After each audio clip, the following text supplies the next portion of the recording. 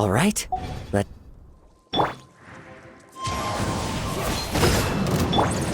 Annihilate!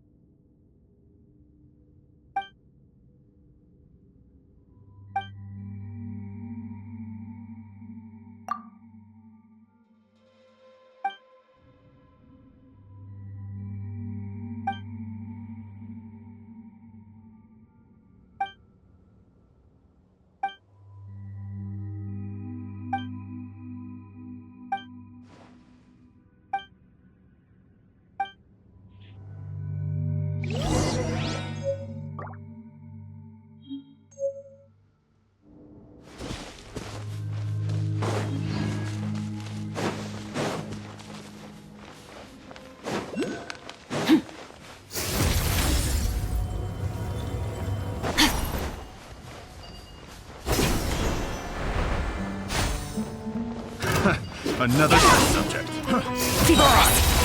Another star goes out!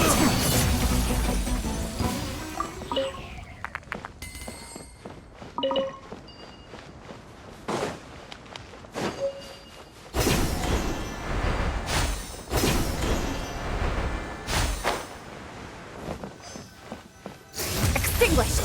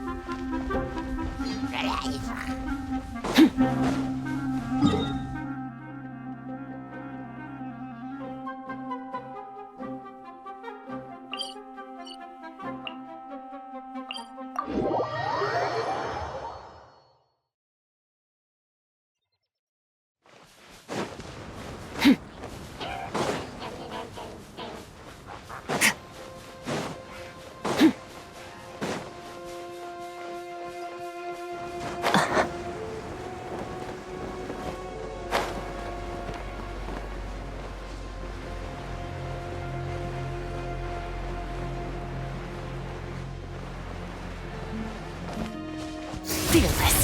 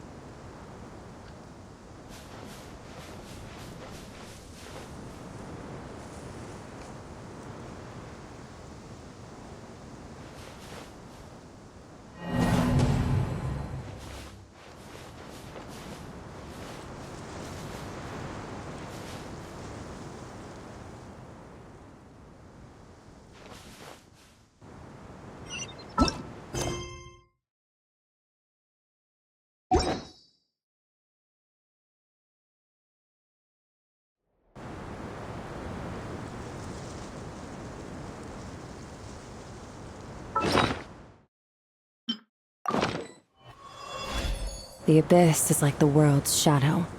It's always there, and it will never perish.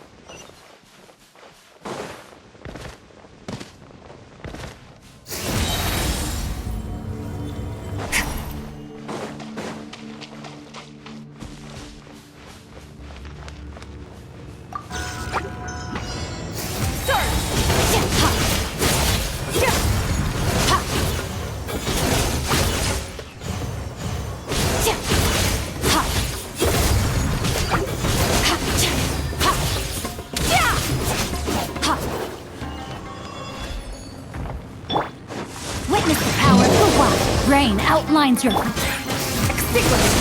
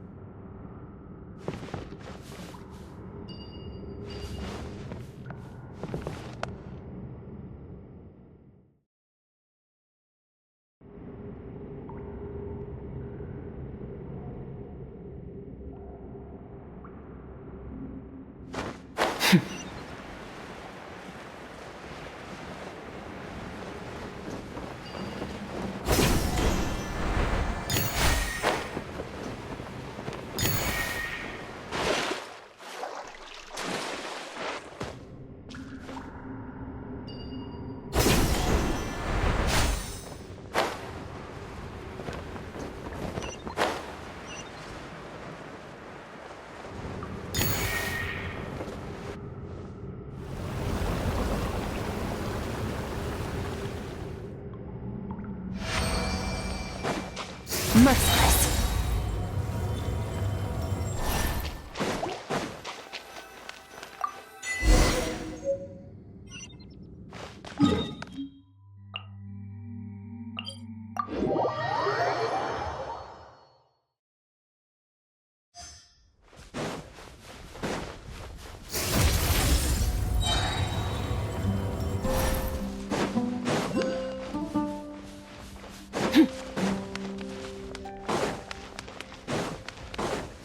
Merciless.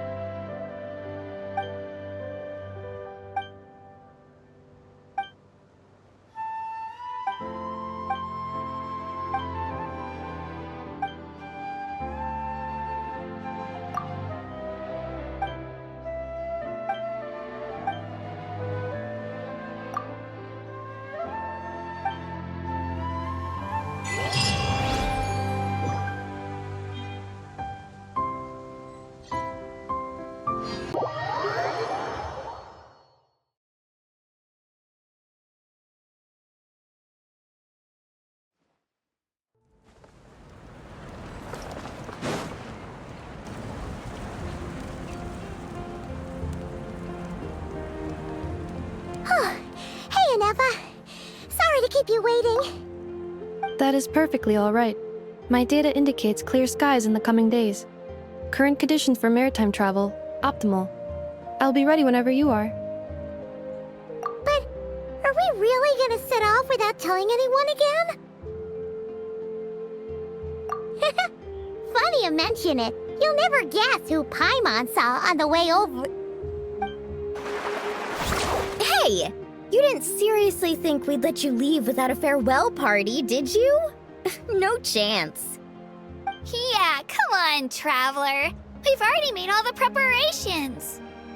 And most importantly, how dare you try and slip away without first paying your respects to the almighty Dragon Lord!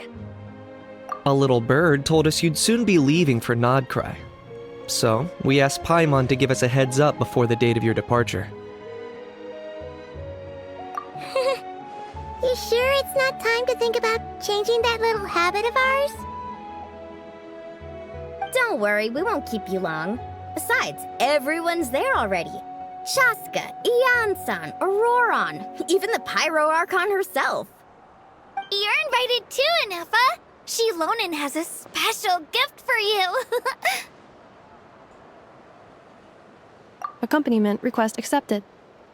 Shilonen demonstrates excellent massage technique. My impression of her is exceedingly positive. Wait, so robots like massages too? Or is it just that Shilonen really knows how you're wired? Alright, enough with the chit-chat. Let's head to the venue. Woohoo! Party time!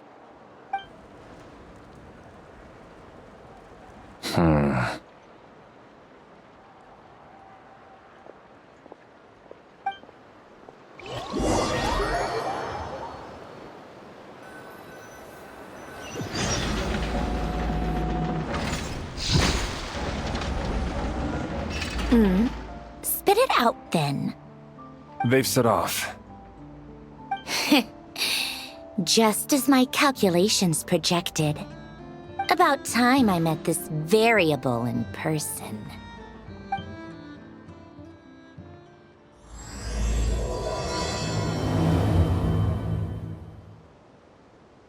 You know, every time we head to a new nation, there's always a point where it suddenly dawns on Paimon. This is it. The next chapter of our adventure has begun. This time, it was the moment she realized she just polished off the very last of her Saurus crackers. Should have stocked up better at the farewell party. In other words, Paimon has marked the geographic coordinates from 2 minutes and 40 seconds ago as the boundary between Natlan and Notcry. This deviates somewhat from the official coordinates stored in my database. Paimon meant more in terms of how it felt on a psychological level. Anyway, what about you, Traveler? When did it really sink in for you? Huh, that actually kind of makes sense. What about you, Inefa? Come to think of it, maybe we should be asking the other way around. So, when you came over to Natlan, what was the moment you felt like you'd left Nodcry? In that case, probably when my sensors could no longer detect the moon's power. The moon? You mean, that one we can all see in the sky? Negative. I was referring to... Here we are. Paimon, Traveler, we have arrived in Notcry. Oh, wow!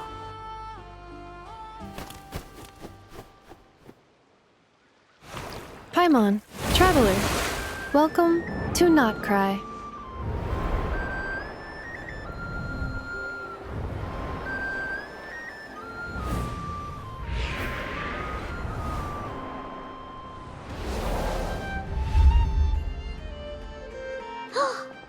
That must be Nasha Town up ahead! That's the place you were telling us about on the way over, right?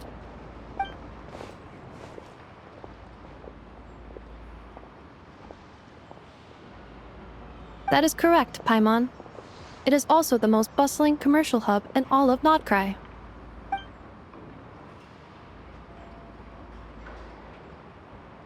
Oh, sounds like the perfect place to start trying out all the local specialties. Huh? Is something up, Traveler? Paimon, This is where our spaceship landed when Lumine and I first arrived in Teyvat. Huh? Are you sure? But how come you've never mentioned that before? Seems pretty important to Paimon. Oh, well, because those memories are really hazy. All I remember is Lumine waking me up and us leaving the ship. But just now, setting foot on this land, I felt something. The kind of power I sensed in those moments. Are you referring to Kuvaki? What now? The locals refer to it as Kuvaki. It is a unique elemental force found only in Notcry, or rather, a pure, primordial form of elemental energy. That is correct. Another similar concept I have found in my database is the primordial sea. Legend has it that long, long ago, the moon that shines in the sky above us once rose from the land of Notcry. Modern geological surveys and meteorite studies conducted in the region have since supported this claim. So, when you mentioned being able to detect the moon's power earlier, you were referring to Kuvaki?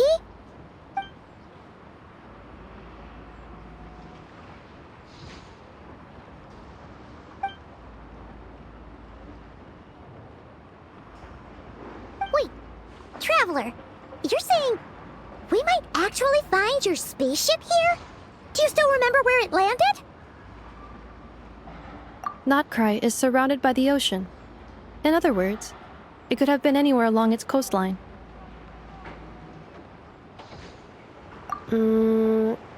Negative. Description still lacks sufficient detail to pinpoint target location. Hey, it's okay if you can't remember everything right away. After all, it's been a really long time. Let's just do what we've always done and keep searching as we explore. Besides, what have you got to fear with your sidekick Paimon still here? I'd be more than happy to help you out as well. Our pleasure. Anyway, just knowing that your spaceship's here in Notcry surely counts as a big step forward, huh? Like we've crossed another boundary? Paimon couldn't have put it better herself. You sure are a quick learner, Inefa.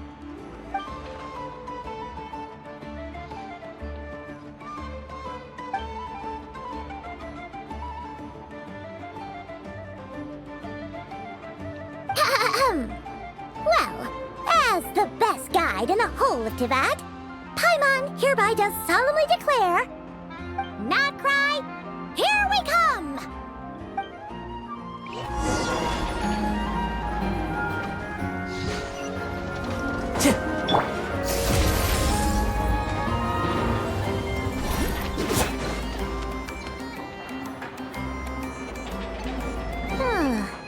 It just occurred to Paimon, if we were looking to put out a missing spaceship commission, or to learn more about Notcry, wouldn't it make sense to drop by the Adventurers Guild? The guild is located in Nasha Town. Simply follow this road and you'll reach it.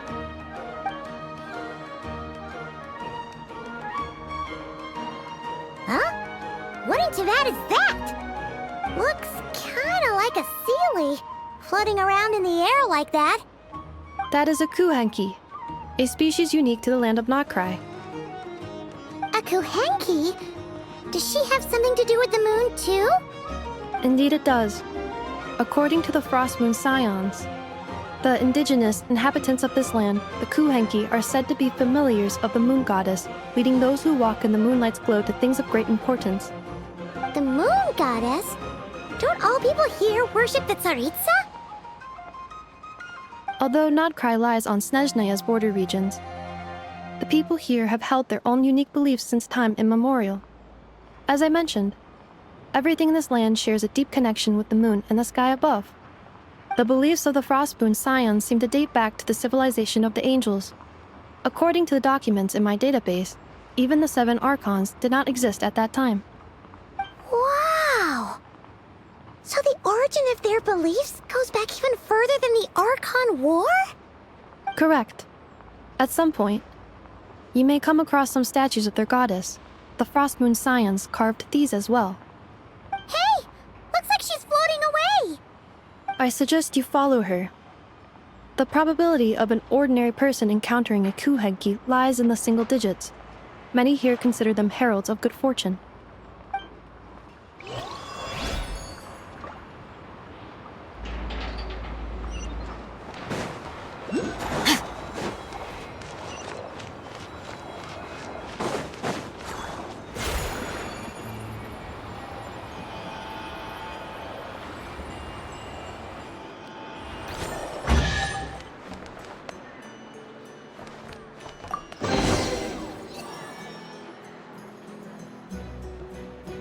Is this a travel guide? Huh. It actually led us to something useful.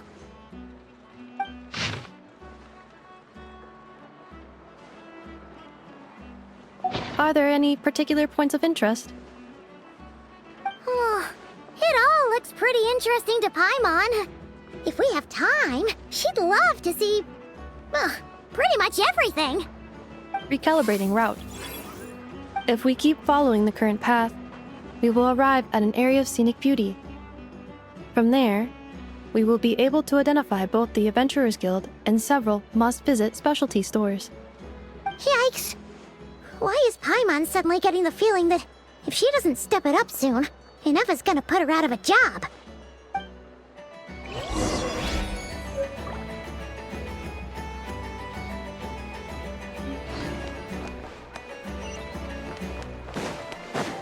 Merciless.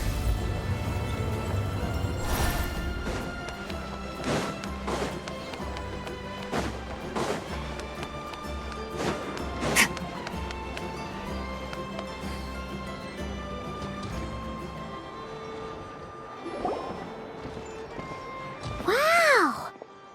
Nasha Town actually looks pretty big from here. Feels a bit different than Paimon imagined, though. Which aspects in particular deviated from your expectations? Well, Paimon keeps hearing people describe Nodcry as an adventurer's paradise. So she kind of thought it'd be a bit more picture perfect somehow. According to legend, there was indeed an era of peace in Notcry's past, the age of the Fae. Tales of those ancient heroes are still told today. One of the most well-known is that of the Lantern Fae. This individual performed many good deeds for Nodcry. The present-day Lightkeeper's nightly lantern patrols are, in part, a tribute to their memory. But then, one day, What happened?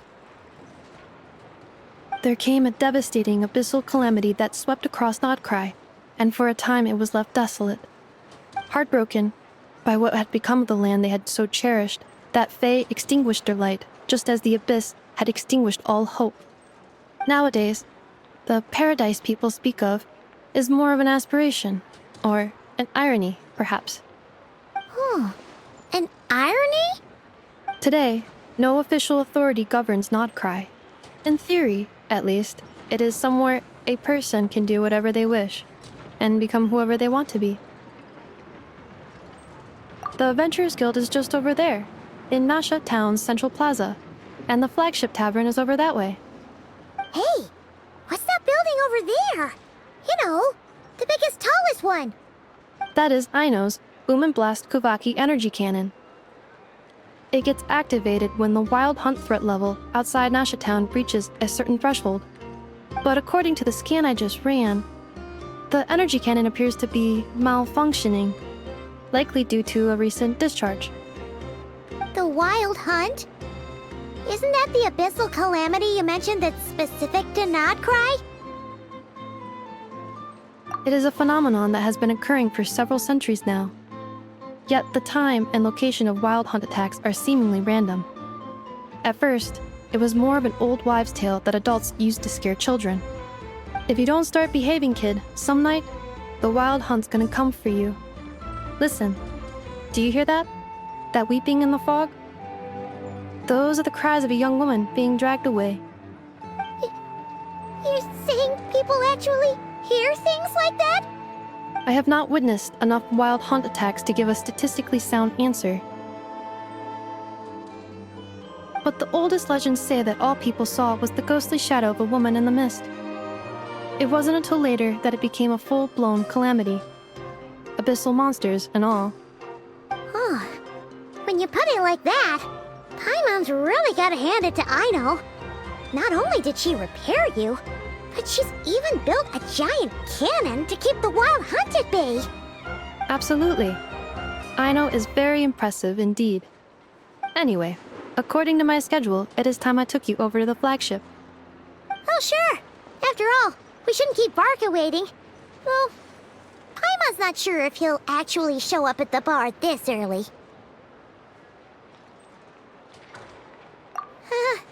You're right about that.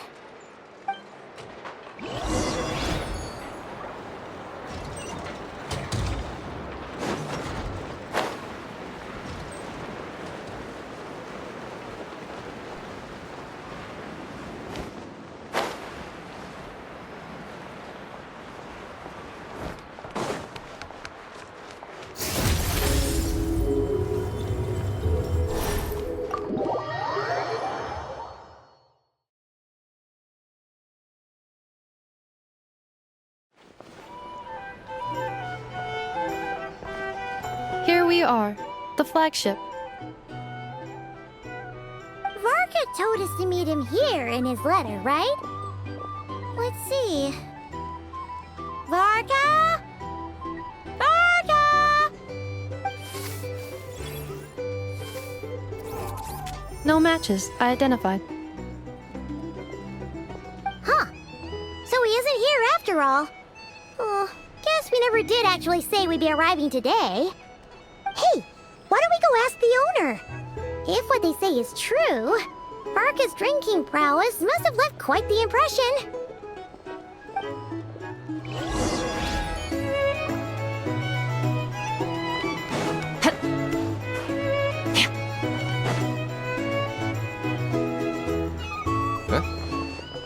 Well, well. If it isn't the ineffable Inefa. Hello there, Demyon. You know each other? Of course! Inefa's a regular here at the flagship. So, robots are into booze too? Not at all. The energy conversion efficiency of alcoholic drinks is very low, and most of them are full of impurities. Still, I can affirm that your berries and fried meat deserve a solid 9.12 out of 10. It has Aino's approval too. Funny that you should mention that. While you were away in Natlan, Varka would come in here every day to pick up a serving of berries and fried meat for Aino. Aww. He must have been worried sick that she wasn't eating properly on account of being so hung up about Inefa being gone. Actually it's 'cause Varka found out that Aino went wild after Inefa left, gorging herself on snacks she normally couldn't get her hands on. So it was more worry that she wasn't getting a balanced diet. I think I might have just put my foot in it. Anyway, since you're back from Natlan, these two must be the ones Varka mentioned. The Traveler and Paimon, yes? Yep, that's us. So, from the sounds of it, you must be a close friend of Varka's too. Varka? Goes without saying. After all, he's the only one around here who's ever managed to stay standing after 10 rounds of the roulette special. Paimon can't believe he's made such a name for himself. Though, guess it's hardly surprising how. Right now? Must be somewhere near Anvantinyarvi. That's quite far from here. Huh? Where's that? It's a lake in the northern part of Nodcry. Word reached him of trouble brewing around those parts, so he took his knights to check it out. Oh. So, we missed him? Varka knew you'd say that. So he specifically told me to make sure you stayed here and enjoyed yourselves. He sends his assurances that everything's under control. Well, if he's that confident, guess our only option is to accept. Anyway, it's not like there's any special cause for concern. He is the Grand Master, after all. Exactly. Plus, not only has he booked you into our finest room, He's paid for it in advance, too. Whoa! That's so generous of him! We might not have met yet, but Paimon's got a feeling that we'll get along with Varka like a house on fire. Oh, and by the way, he also asked me to serve up a portion of berries and fried meat for Anefa. That was prepaid as well. Thank you. No, thank you. I'm the one who should be grateful for your business. Traveler, Paimon, why don't you go ahead and drop off your luggage? I can use this time to go pick up some components that Aino asked me to bring back. Sure thing. Besides, now that we've got ourselves a map, once we're done unpacking, we might as well go for a stroll ourselves. Why don't we meet up again later? Oh. So you no longer require navigational assistance? No worries, we should be fine. We've got a rough idea of our way around town, so Paimon's reasonably confident we shouldn't get too lost. Thank you. This translates into an approximate time saving of 30%, meaning I will be able to see Aino about 45 minutes earlier than previously projected. Oh, right. You must miss her a lot, too. In that case, we better get a move on.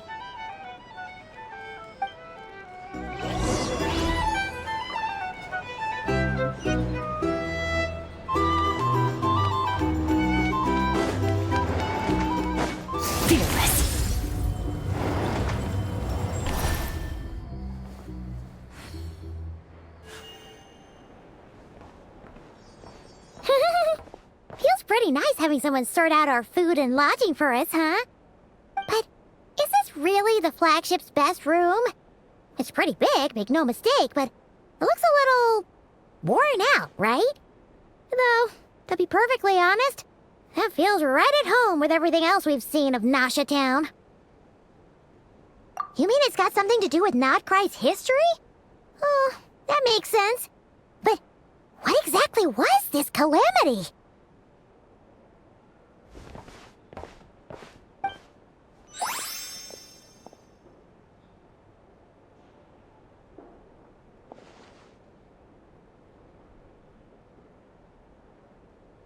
Oh, should we try the berries and fried meat too?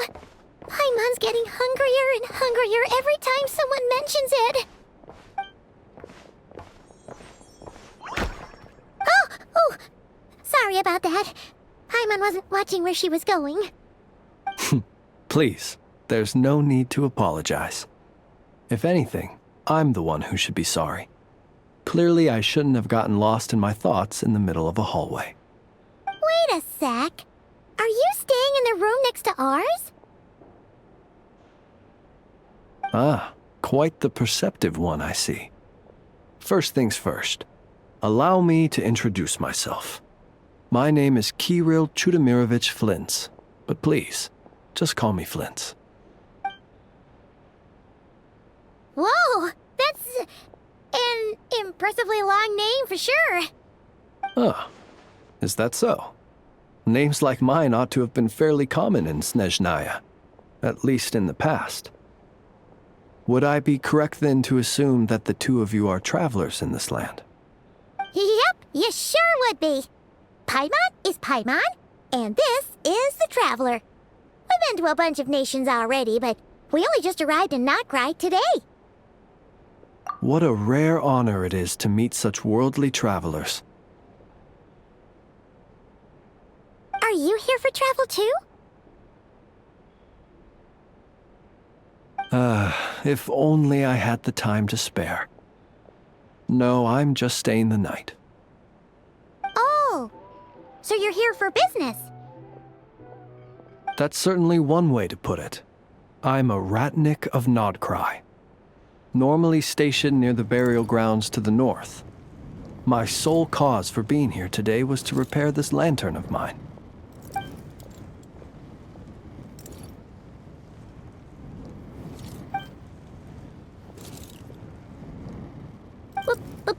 Burial grounds? Your surprise is entirely understandable. Most people cannot even begin to fathom the idea of a life surrounded by tombstones and decay. But if you've heard of the calamitous abomination that is the Wild Hunt, you'll know that in their wake they bring a host of souls tainted by abyssal filth. That then is why we are stationed by the burial grounds, to hold the line where it is most vulnerable.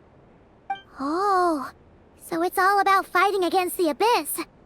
Oh, sounds like a tough job. I thank you for your concern. But in truth, I've long since grown used to it. In fact, I like to think it rather suits me. If anything, I'd say I prefer the peace and quiet of a graveyard to the hustle and bustle of urban life. Paimon sort of gets it now. But even so, she is still pretty sure she could never get used to living in a graveyard herself. For one thing, she'd be too scared to fall asleep at night. Oh, I assure you, there's no need to worry on that account. The kind of ghosts you find in cemeteries aren't too big on talking. But even when they do, they're usually far more discreet than the living. Well, would you look at that? Who'd have thought we'd end up chatting this long? Must have a lot in common, huh? Forgive me, but I must excuse myself, for the time of my appointment draws near. And in terms I'm sure you'll understand, a lanternless ratnik is like a mapless traveler. A serious conundrum indeed. Oh, sure. In that case, you go right ahead. We won't keep you any longer. Not at all. Should the opportunity present itself, I'd gladly continue our conversation another time. You're always welcome to come visit my grave. I mean, the grave I stand watch over. Your visit would bring much-needed light to that place of final rest. Right. Well, if we get the chance.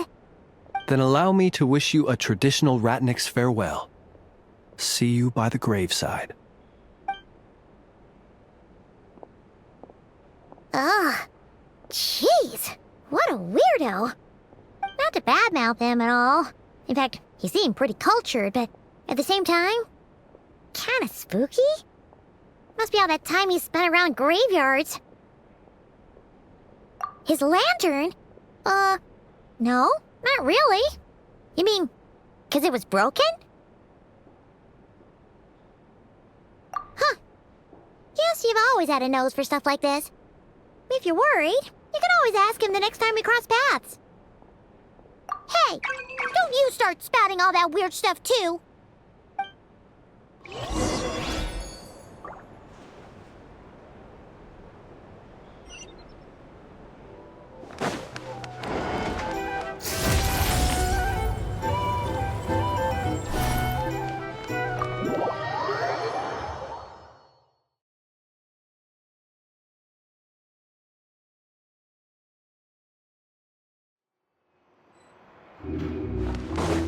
Fearless.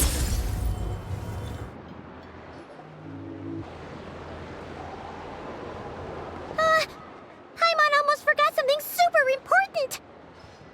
Were we gonna go try out the berries and fried meat? But now, heading all the way back to the flagship feels like such a waste. Please, accept today's boon. Come night or day, may the blessings of the moon goddess shine down upon you. Huh? What's going on over there? Wait, free food? Wow, the people here are so nice! Quick, let's grab some too. Paimon's super curious what their food tastes like.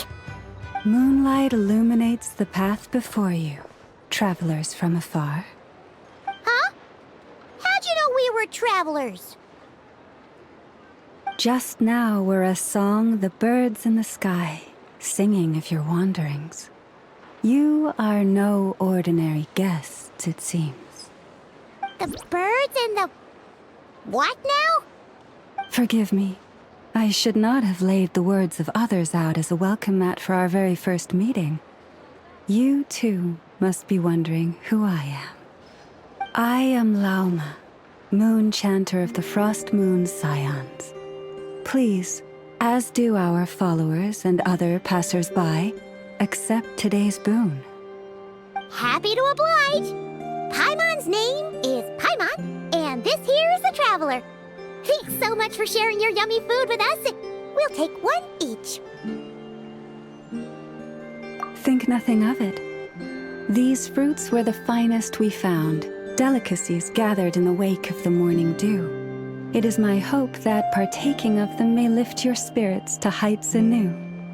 The finest you found? Wow! That sure is kind of you, but wouldn't you want to keep those for yourselves? The first fruit of the harvest must be placed upon the moonlight altar, not as an offering to the gods, but as a spark for lost hunters. For it is the blade of the starving that darkness most easily corrupts. As perhaps you have already heard, we Frost Moon Scions revere and worship the moon goddess. We believe that together, virtue and compassion are the shining light that will lead us all out of the long, dark night. And now, with tides of haughty Fatui swarming into Nodcry, driven by greed and greed alone, more than ever before, we must all unite under the banner of virtue. Ha! Look who it is again. Those unsufferably kind-hearted Frostmoon Scions. Got enough for us too? That's right! 2 servings each! We're starving over here! The Fatui! After what you've been doing to our sacred statues, how dare you even show your faces! Wilhelmina, bestow today's boon upon our guests. You hear that? No slacking now. We'll have the very best you got. But, my lady, they... Please, you two, accept this meal. But remember this. Kindness is the first lantern left to guide those who stumble in ignorance. Come again? Let me finish. But should they still refuse to follow the moonlit path, then by our frosted blades shall we show them its shadow. You! Hey, look who it is. Tch, whatever. Just you wait. We'll be coming for you next. Huh? Where's the meat? Who wants to eat this garbage? Those stooges really are the worst. Ever since they came to Nodcry with all their weird equipment and built that so-called experimental design bureau, our lives have been turned completely upside down. Judging from how they reacted just now, it seems the Fatui already know who you are. Well, we have gotten in their way in pretty much every nation we visited, so we're probably at the top of their blacklist by now. I see. Then, on behalf of the Frostmoon Scions, I thank you for the goodwill you have shown us. Because if they had gotten ahead of themselves just now, I'm sure you would have stepped in to help.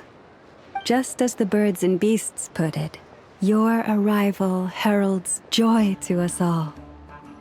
Besides, for a weary traveler far from home, what better respite than to bathe in the moonlight? You will always be welcome at the Frost Moon Enclave, the place we call our home. May we meet again in the moon's gentle glow. These are delicious! So refreshingly fresh! Those 2 Fatui wouldn't know a good thing if it came up and bit them on the shoulder. Looks like Inefa isn't done with her shopping yet, and the Adventurers Guild is still empty. Where should we head next? Good idea! Wouldn't want to let the Kuhenki down, after all. Let's see... Okay, Paimon's got our route all figured out. So, all that's left to say is... don't fall behind! This is Nuts and Nuts. It's mostly a fruit shop, but there's a crafting bench, too. This is the Speranza. one of the travel guide's recommended restaurants. All the waiters here are kids. This is the Vesnici Prolicha greenhouse. Apparently, their flowers are all made of metal, so they'll never wilt away. And this is the Rossum Workshop. If you ever need a weapon made, this is the place to go. And over here, they've got a super tall observation deck. Whoa! Take a look at that! You can see really far out into the distance. That way's north, and that looks like something built by the Fatui? And then over there to the west, that must be the place Lauma mentioned, where the Frost Moon Scions live. So, what'd you think? Even if Enefa kinda stole her limelight earlier, this just goes to prove that Paimon's own tour guiding skills aren't too shabby either, right? Hey, come on! Would it kill you to compliment Paimon? Huh? Look! There must be someone at the Adventurers Guild now! There's already a line forming outside! Looks like we'll finally be able to ask about your spaceship! Oh, or was there anywhere else you wanted to stop by first? Where? Which one are you... Oh... Now you mention it, Paimon's noticed it too. Ugh, better not be who she thinks it is. Anyway, where we go first is completely up to you. Either the Adventurers Guild, or that suspicious-looking shop. A word of warning, though. If we step into that shop, be sure to keep a very close eye on your Mora.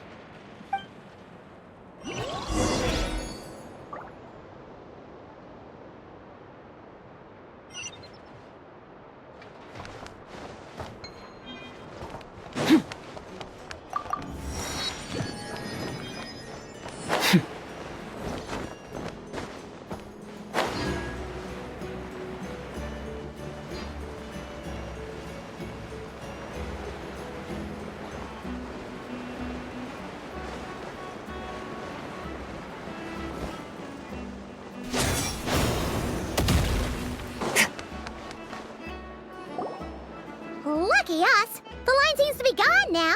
Come on, let's go say hi to Catherine! Hey, Catherine! We meet again!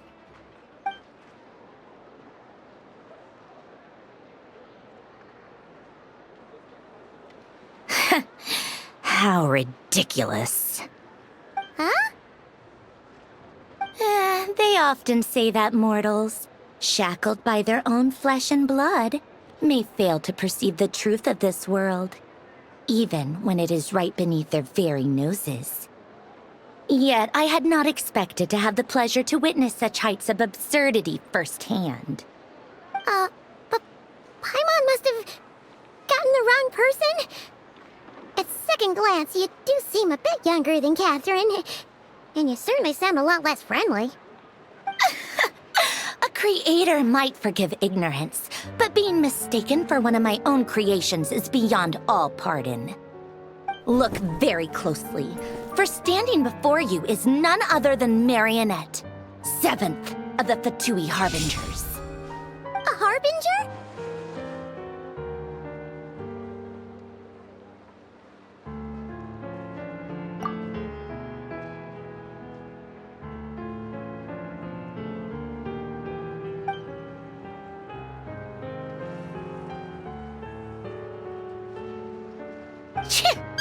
Today's encounter is merely a courtesy call. A friendly warning, if you will. You interfered with my work once before, with that little robot. I let it slide. After all, it was nothing more than a distraction, a side project at best. But we are in Nod Cry now, and as such, I strongly advise you not to stand in the Fatui's way. Otherwise, the next time we meet, I might just have to drop all this meaningless etiquette. Oh, please. You've got some nerve coming out with barely veiled threats like that. You're the one stirring things up here. Oh, perhaps you have misunderstood. Just because Nod Cry lacks a ruler at present, that does not mean it should not be ruled. We Fatui are simply establishing a new order. Yeah, right. More like shady experiments, judging by your massive creepy research facility. I've said what I came to say. What you do next, only you can decide. So why don't you start by using your already limited processing capacity to calculate your even more limited options? And, being the refined young lady that I am, I shall indulge you just this once. Ad Astra Abasask. Welcome to Nod Cry, Dominion of the Fatui.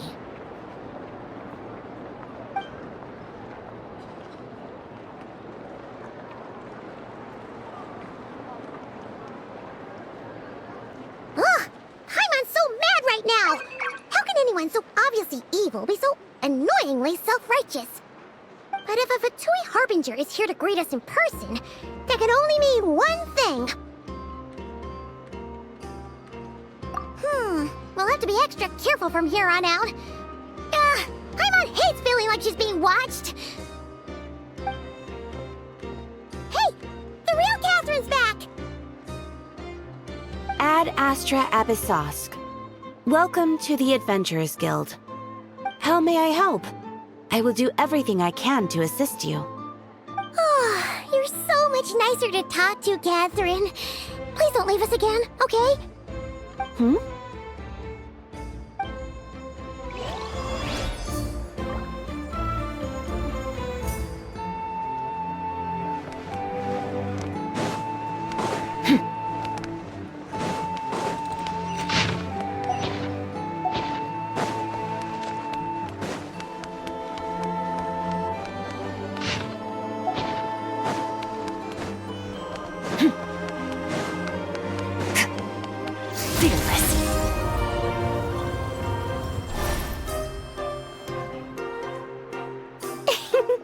Please, here you go.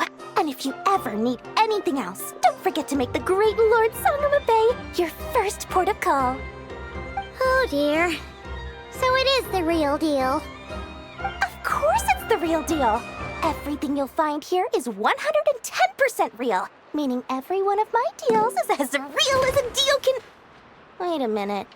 Well, if it isn't my two most valued clients! And with no small thanks to your munificent patronage. Come. How could you just sneak into Nod Cry like this without telling your dear Lord Sangama Bay? If I'd known earlier, I would have made an absolute pulled out all the stops to ensure that your boat ride over was as comfortable as humanly possible. Thank the Archons we didn't tell you. Oh, come now! You know as well as anyone how impeccably and conscientiously above board I am when it comes to doing business. Well, regardless of whether that's true or not, the main issue here is that we had no idea you had a branch in Nodcry. A clever merchant always has a backup plan, or two, or three up their sleeves. As the saying goes, a rabbit with many burrows fears not the hunter's arrows. A merchant with stores galore hears no debtors at the door. Since you're both here in Nodcry, would you care for some of my finest local souvenirs? Whatever you're looking for, I have it. Or if it's Sumeru you're missing, I've got that covered too. We literally just arrived. Do we look like we're on the hunt for tourist trinkets to take back for our friends? My, your high-minded tastes never cease to impress. In that case, I know just the thing. You must be on the hunt for something like this? What's that? Your hat? Information, of course. Information about Nodcry, locked securely in the otherwise impenetrable vaults of the Lord Sangama Bay's brilliant mind. I knew it! I just knew you'd appreciate the value of my wares. On the back of all our pleasant dealings in the past, I'll even take a hit by throwing in some insider info for free. Wow. You sure are feeling uncharacteristically generous today. What do you mean by uncharacteristically? I am the most generous person forget it. Anyway, the long and the short of it is this. The moment I set up shop in Nodcry, it struck me how many different factions there were, all competing against each other for power and influence. Well, as they say, there's no time for business like a crisis. Things got even more turbulent after the Fatui pulled down 2 ancient moon's remnants. People began to catch a whiff of the coming chaos. And the more troubled the waters, the greater the potential profit. Not at all sorry to interrupt, but we're not here for Mora. Oh, really? But surely it was the tales of an adventurer's paradise that brought you here. The chance to take your very own slice of all the latest and greatest business opportunities? In that case, what would you like to know about?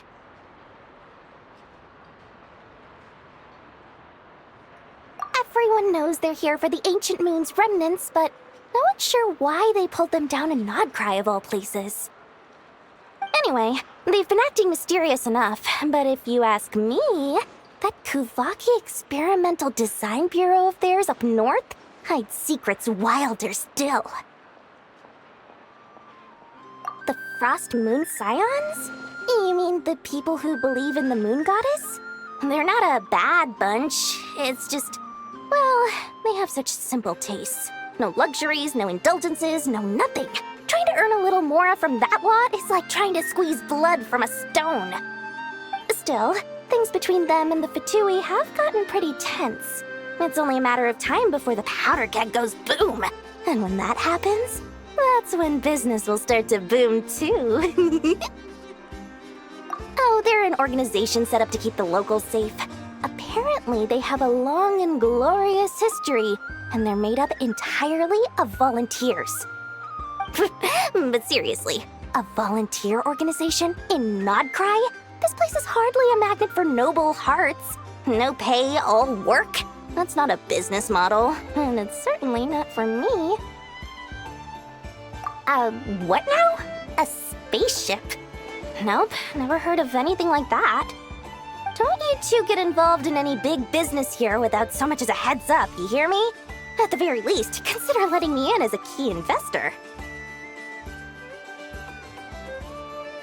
Oh, I almost forgot to mention. Sooner or later, you'll no doubt end up doing business with some other merchants in Nodcry. And someone's bound to mention a place called the Curatorium of Secrets. Listen to my advice. Do not, under any circumstances, go there, no matter how much trouble you're in. The Curatorium of Secrets? What do they get up to there? Just a place that handles all kinds of disputes. But the owner will charge you an absolute fortune, and she has a temper to match.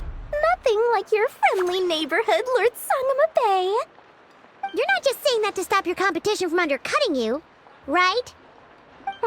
When did that little pipsqueak get so sharp? And after I gave them all that info for free just to win them over. What do you mean? Of course not. I'm only thinking about your wallets. I mean, on behalf of your wallets. You're really not convincing anyone, you know. All right. Business is a cutthroat business. I won't argue with that. But I'm not lying about that boss lady. Not only did she make it into my top 3 people not to mess with in Nodcry, she's also in my top 3 people most eager to trade in favors. Seriously? It feels like you're just bad-mouthing your rival now.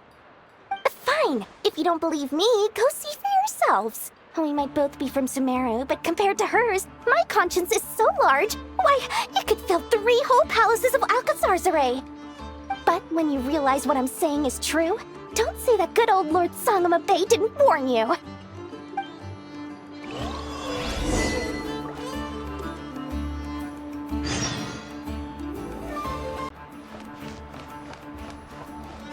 Merciless.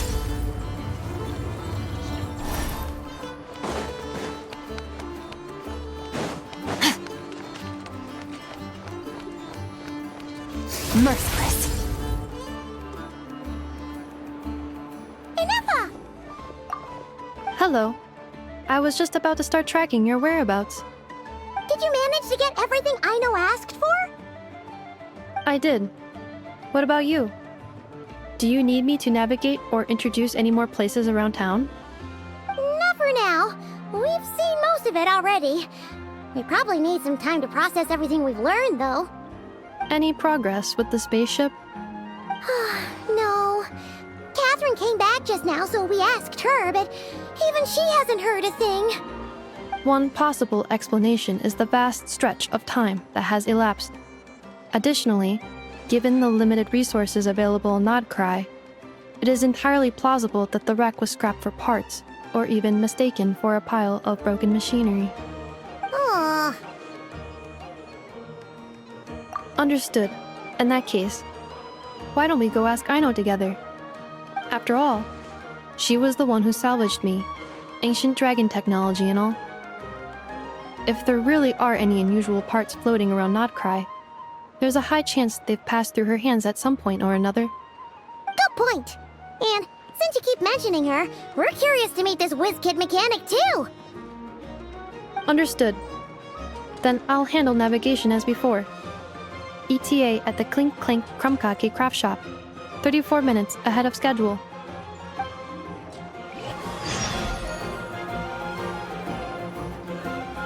Merciless.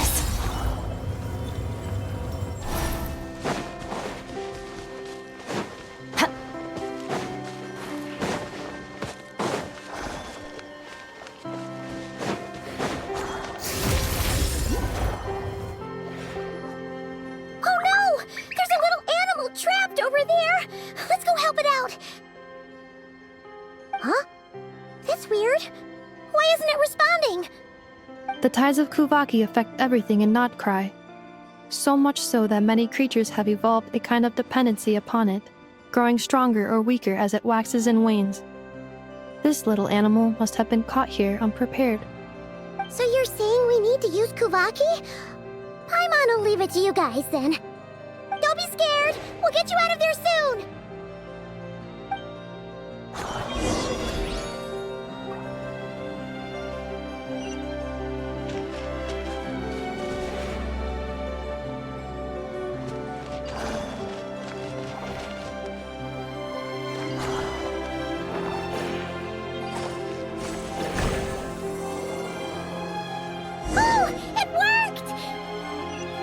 Off you go now, little one. Don't go getting yourself caught again.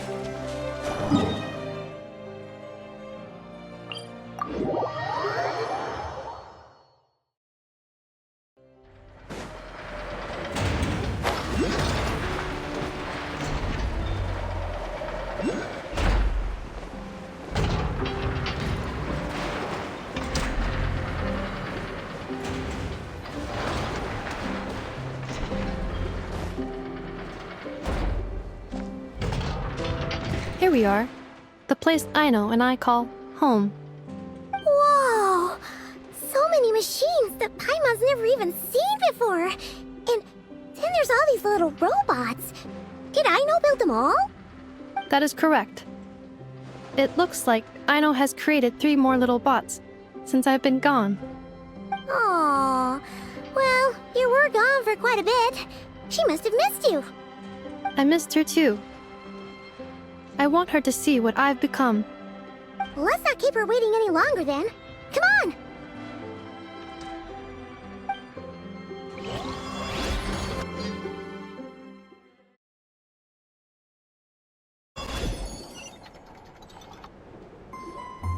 Aino, I'm back.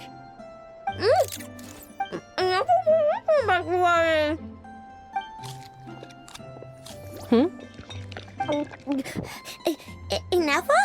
You're back significantly earlier than I expected. Like, a whole 30 minutes at least. Everything went very smoothly, which saved me quite a bit of time, so I...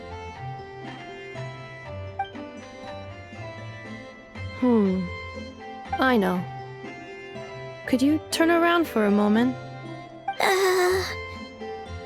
Aino?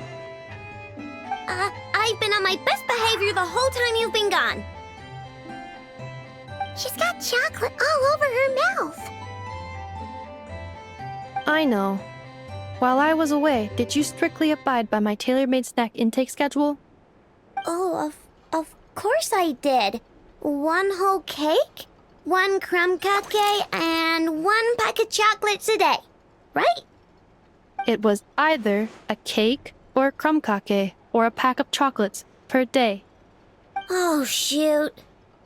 When did you finish the snack stash I left for you?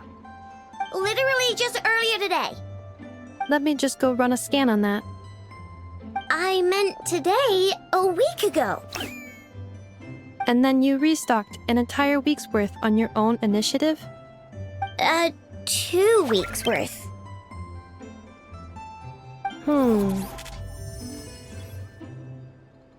Why does Paimon feel like the roles in this household are pretty much the opposite of what she imagined? Calculation complete. Aino's recommended snack calorie intake for the next 4 weeks. 0. Ah, no fair! You're a meanie, Nefa. This is what happens when you break an agreement. Oh, come on! Don't do this to me! I only ate a teeny bit extra every day. Just a teensy, weensy bit extra. That is objectively not a teensy bit extra. Aw, seriously? If you'd only arrived half an hour later, I would have had everything cleaned up and you wouldn't have noticed a thing. But now that I think about it, you even said you'd come back a bit earlier than you did, so I wouldn't have to worry. But then, you were away so long, and I was so worried about you. And that's the only reason I even... Oh. I know. I am very sorry to have kept you waiting. I'm back now. Welcome home. Oh.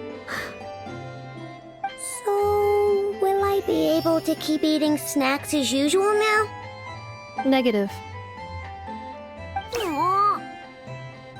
Aww. Okay. Well, given that I am later than I initially projected, I'll let it slide. But just this once. Thanks, Nefa! You're the best! I know. Allow me to introduce. It's the honorary knight and Paimon! I know. Uncle Varka talks about you guys all the time.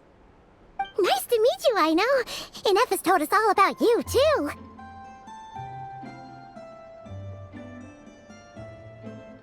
Huh? Really? She actually said that about me? Well, she's not wrong. Oh yeah, so, you're here to see Uncle Varka, right? A couple of days ago, he suddenly said he had to head out on business, and that he might not be back for a while. He asked me to let you know if I saw you. Yeah, we heard about that at the flagship. Did he say what he was doing? Nope. Just told me to take good care of you guys and make sure you feel right at home. Oh, shoot. Please, take a seat.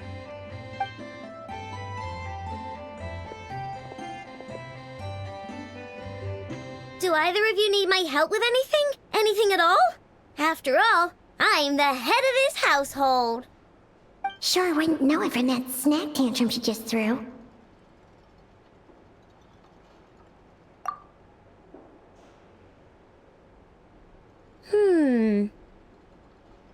A spaceship, huh?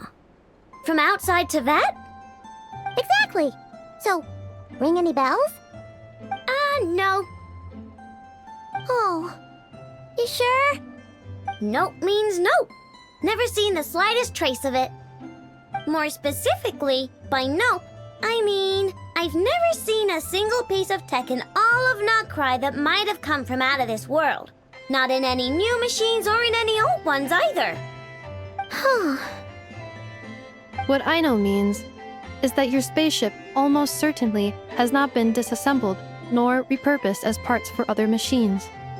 Oh, so that's what she was getting at. Yep. I've taken apart pretty much all the fun stuff in this city at one point or another. But I don't recall ever seeing any components that were anywhere near that special. So, either your spaceship crashed somewhere it's never been found, or someone did find it and then hid it really, really well. But who would even do something like that? Beats me. Maybe someone who thought they could stash it away for a rainy day. Just like how I sometimes hide snacks in the...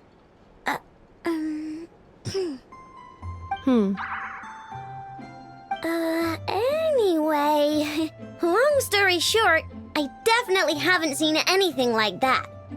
Besides, sounds like it would practically be ancient history by now. If anyone still has any leads on what really happened, it'd be the Frost Moon Scions. The Frost Moon Scions? Huh? Haven't heard of them yet? Didn't Inefa tell you about their rituals? There wasn't enough time to delve deeper into their history and traditions. What kind of rituals are we talking about? I've never actually seen them myself, just heard bits and pieces here and there. They say that each of their moon chanters has had access to an ancient relic that lets them see the true past. Not sure exactly how it's meant to work. I can't get my head around anything that can't be explained by either machines or science. And to tell you the truth, I don't like it much either. Looks like we'll have to try our luck with the Frost Moon Scions. Aw, leaving so soon? Sure you don't want to hang out a little longer? It's getting late, I know, and these two still need to head over to Hisi Island. It would not be convenient for them to linger much longer. Aww. Alright then. Don't worry. We'll be sure to drop in on you as often as we can. Really? You promise?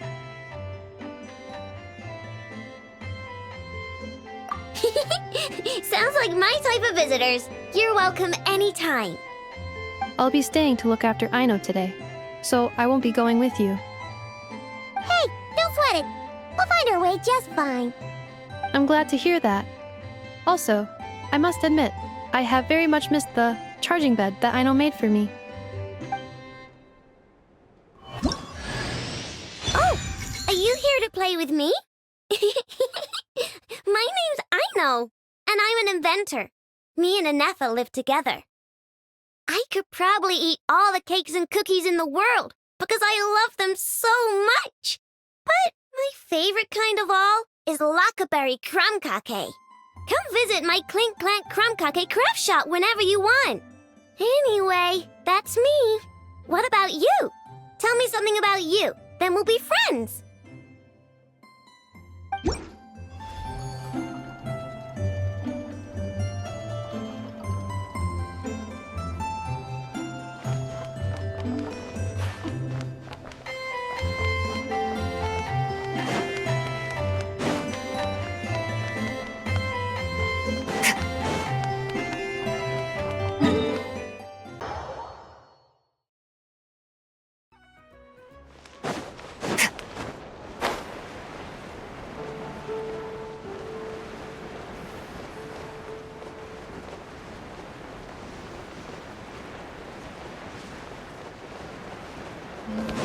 Fearless.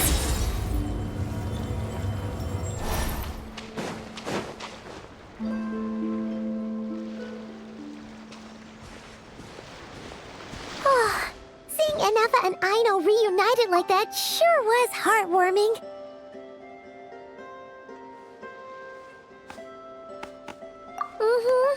We should definitely hang out with them more in the future.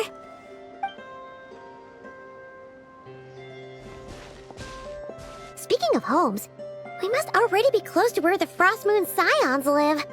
The vibe here feels different, just like the scenery.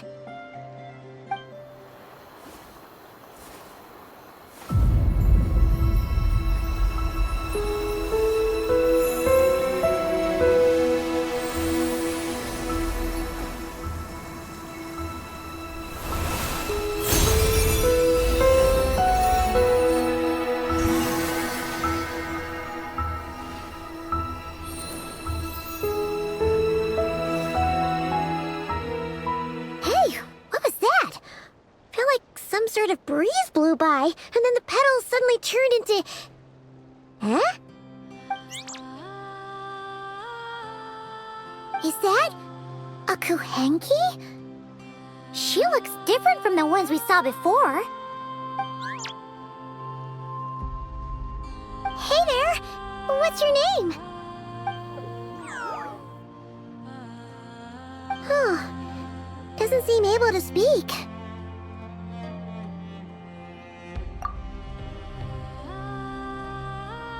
No idea what she wants. Unless you want to stop, maybe we should just keep moving?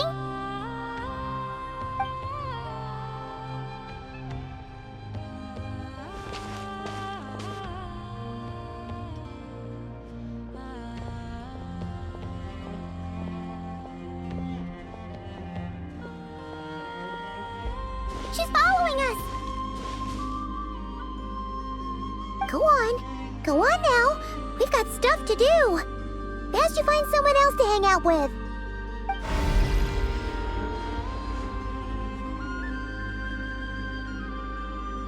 Hey! Don't make it sound like Paimon's some kind of meanie. Paimon had no idea what she wanted, okay? Ugh. Anyway, next time Paimon sees her, Paimon promises she'll be nicer. Seeing as we're on our way over to meet Lauma anyway, we can ask her about it while we're there.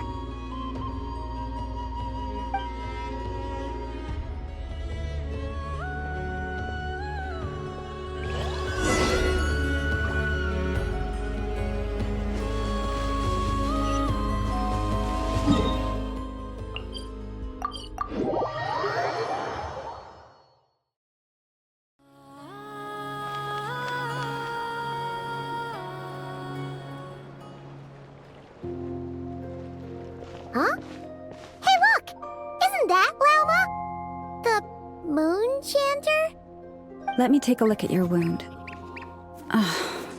You must be more careful. Doesn't matter how much of a rush you're in, your safety always comes first.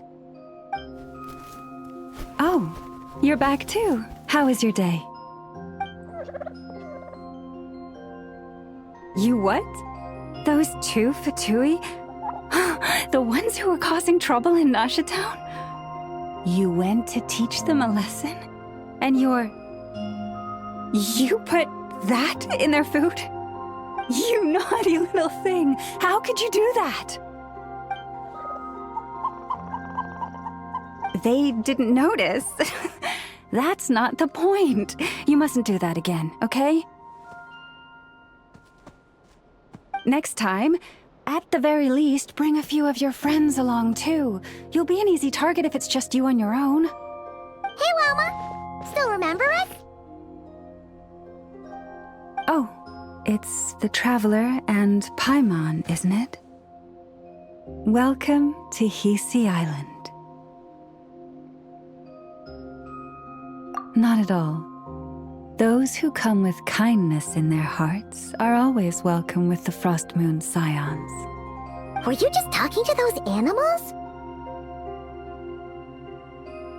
I was indeed.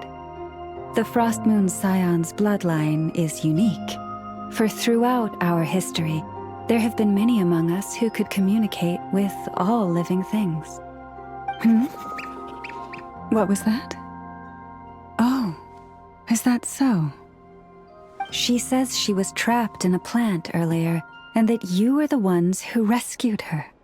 She wants me to thank you on her behalf. Oh, it was nothing. Barely lifted a finger.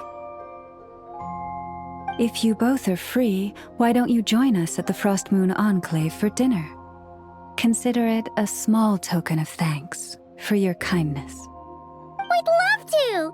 And actually, we had something we wanted to ask you anyway.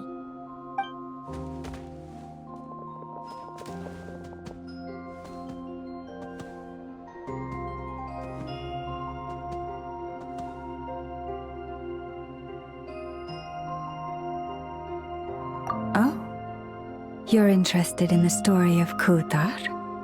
Kutar? Yes. Kutar is our moon goddess. The moon maiden who guides us.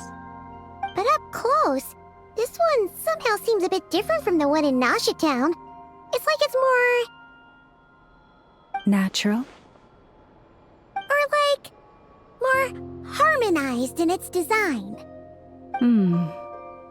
That is because ever since the Fatui arrived in Nodcry, they have been modifying and defacing our statues as they please. These statues were made by the Frost Moon Scions who settled here hundreds of years ago, crafted from the very finest Lunasol stone. Not only is this stone exceedingly rare, but it also brims with Kuvaki. I suppose the latter must be what caught the Fatui's eye. For a time, we put up fierce resistance, but now, this is the only one left that still retains her original form. We heard they even pulled some ancient moon's remnants down from the sky. That's right. The two largest remnants landed in Nodcry, one here on Hisi Island, and the other on Paha Isle. The Fatui built their research facility on top of the remnant over on Paha Isle, but they've had their sights set on the one here, too.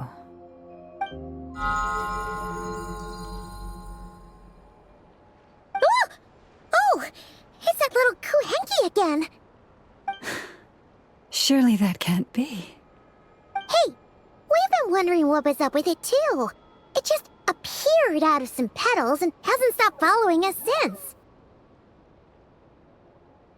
No, that is no ordinary Kuhenki. These we name Luonnotar, beings born from the moon goddess's blessing. Can you understand what it's saying?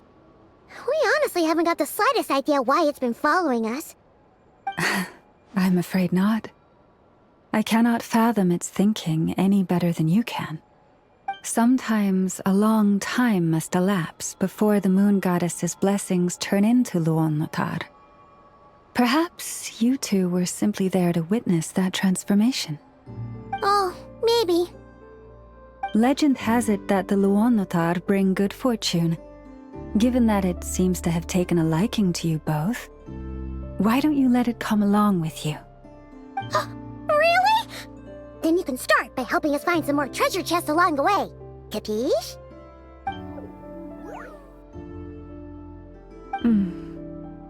Twilight approaches. If you would hear more of the moon's story, then let us make our way to the Frost Moon Enclave. Beneath the gentle moonlight, I shall share this tale in full.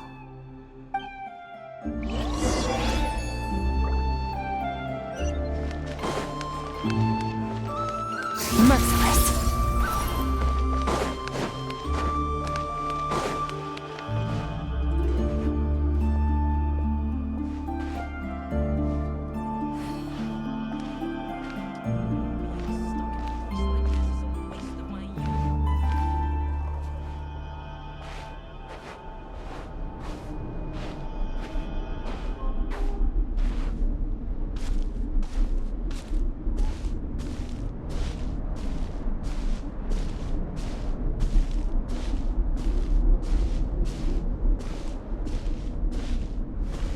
Oh, Lady Lauma, you're back.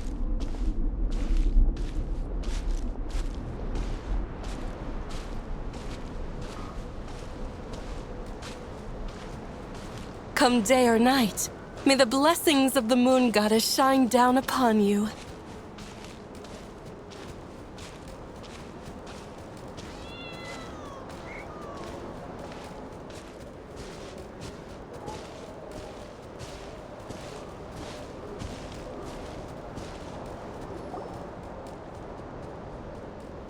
Lauma, you have returned. Wilhelmina, this is the Traveler and Paimon. Kindly arrange for 2 additional dinner settings for our honored guests. Of course, my lady. Wow! Everyone along the way here pretty much saluted you. Are you, like, super important around here? I am but a moon chanter, one entrusted to convey the moon goddess's will. Nothing more. She's just being modest. The Moon Chanter holds the highest rank among us Frost Moon Scions. Lauma is our leader. Wilhelmina? I know. I'll send word to the kitchen. 2 meals coming up. Whoa! Paimon had no idea you were such a big shot. It is merely that the unique traits of our bloodline have manifested themselves especially strongly in my person. That is no accomplishment of my own. Please, follow me this way.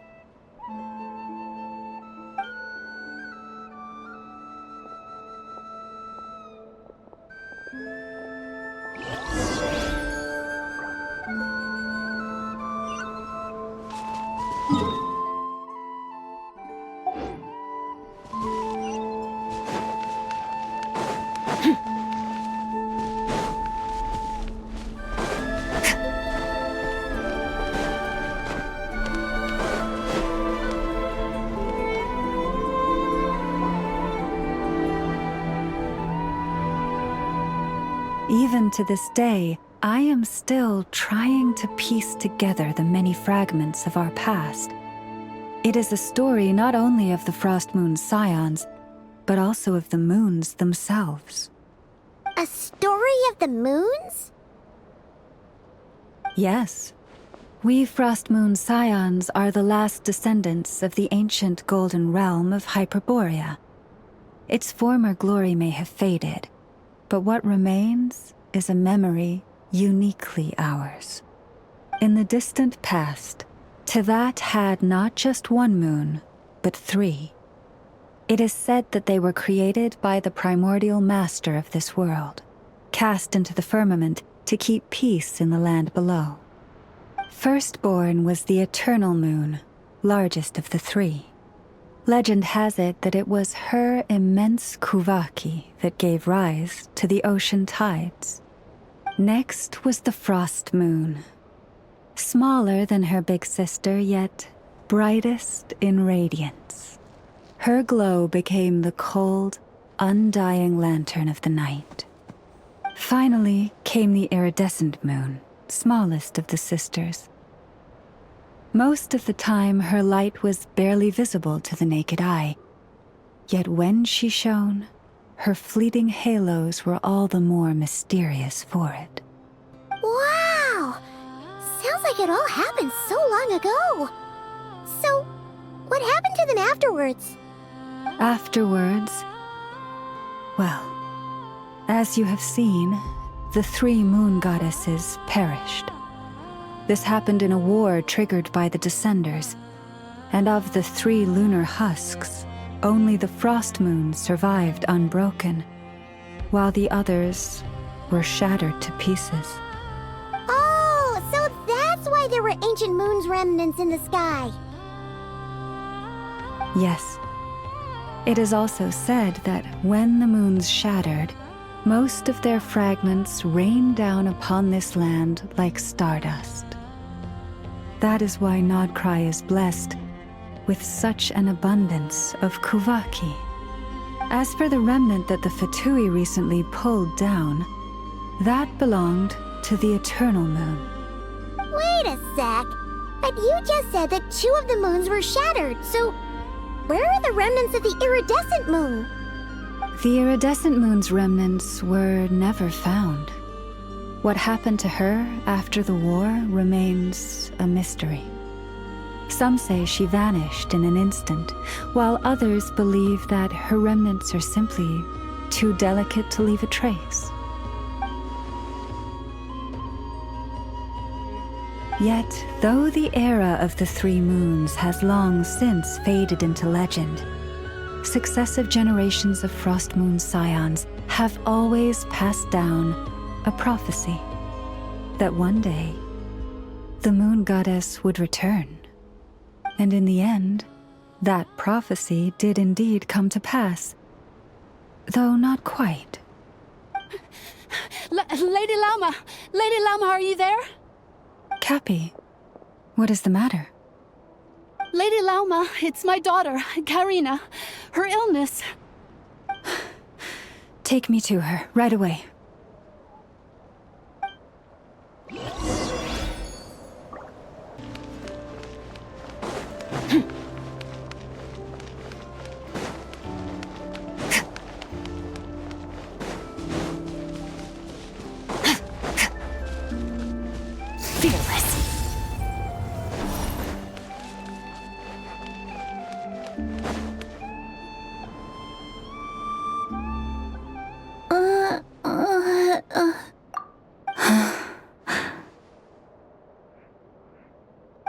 Her sensitivity to Kuvaki is flaring up again.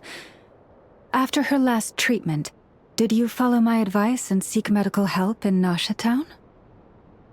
But those doctors are all Snezhnayan. They're outsiders, compatriots of those brutes who invaded our homeland.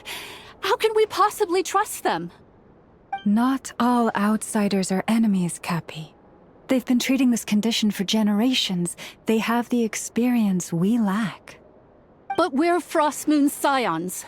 Should we not remember what the outsiders did to our moons? Surely the Lady Kutar will reward our devotion. But Cappy, Kutar is long... This isn't the time for a debate.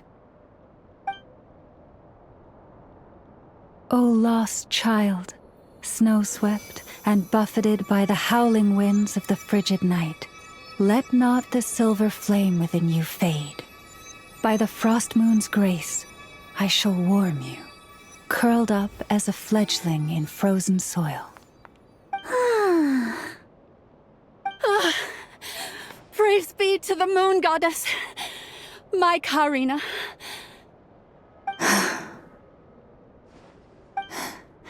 Remember, she must take powdered laka berries daily. It will ease her symptoms.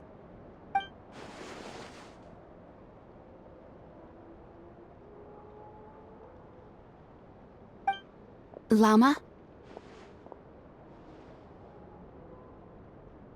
Philomena, what is it? Dinner is ready. I see. Cappy, let her rest here for the night. I'll have someone bring her a blanket. All right. Thank you so much, Lady Lauma.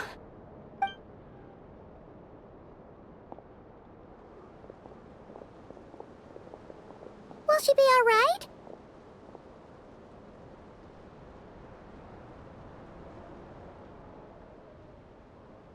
Yeah. If there's anything at all we can do, please don't hesitate to ask. Thank you for your kindness. For now, though, Karina should be fine. She'll be feeling a lot better tomorrow.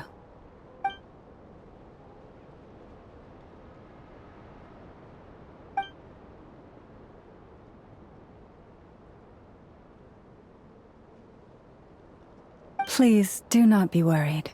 Come, let us head to dinner. I believe you still have some questions for me.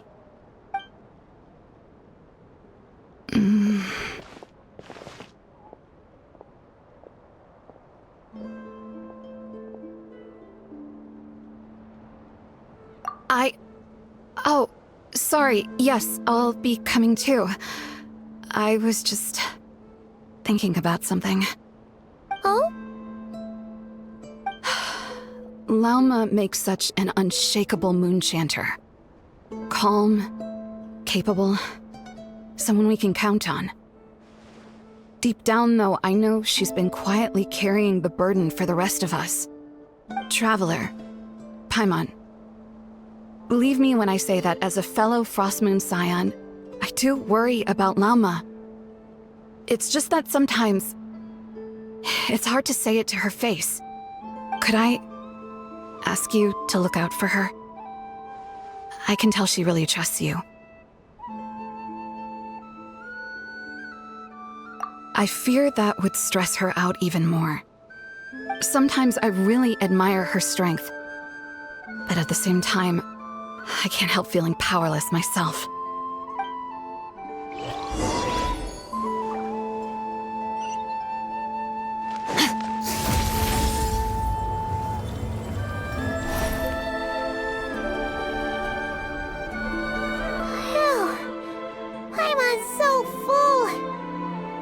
even better than the stuff you gave us before.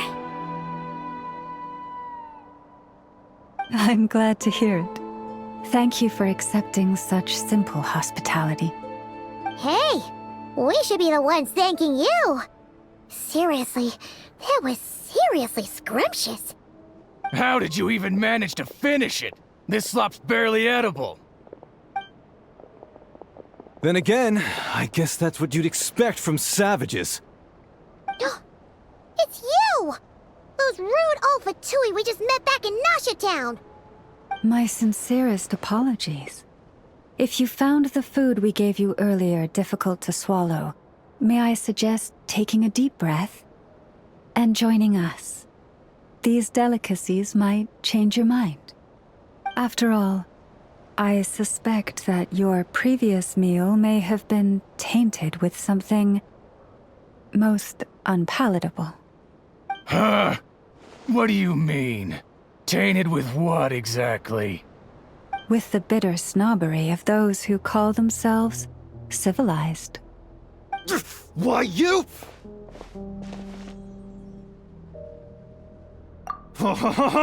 Looking for a fight? Sure, I'd be more than...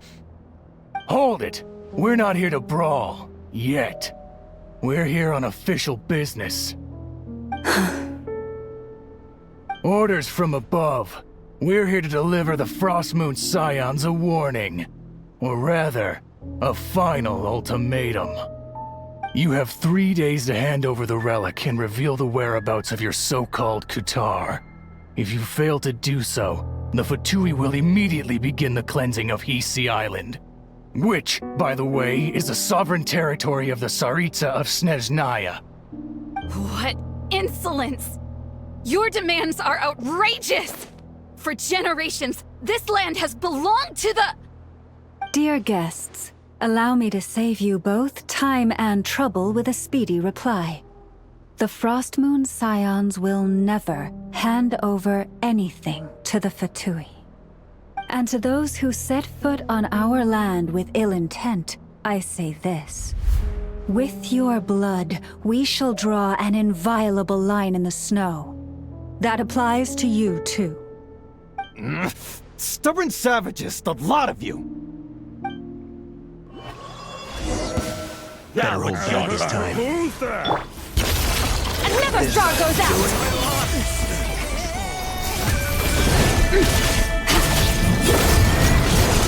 You're pretty sharp. You'll pay for this. Mark my words.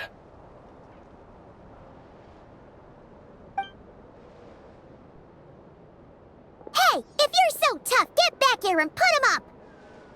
Huh. Guess all they're good for is running away. I'm so sorry. You've had to put up with far too much unpleasantness today.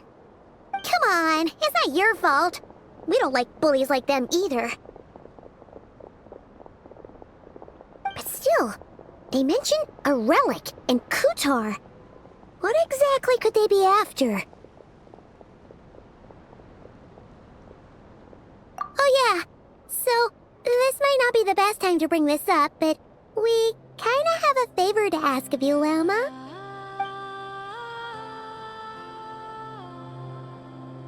I see. So your questions concern the sacred relic too. Please, do not hesitate to speak your mind. Unlike those insolent intruders, you walk in the moonlight with open hearts. You stood by us when we needed your help, so it's only right that I return the favor. But let us continue this conversation somewhere more fitting. As it happens, there's something I'd like to show you, too.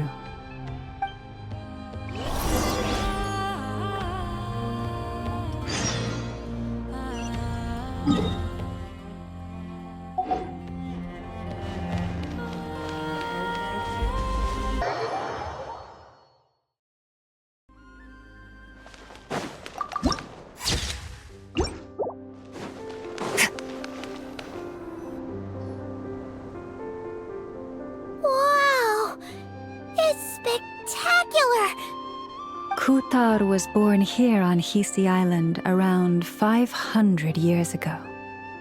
As it just so happened, a priestess of the Frost Moon Scions witnessed the moment of her birth. Instantly realizing that this was the prophesied rebirth, she quietly recorded the event and carved this statue to honor that miracle.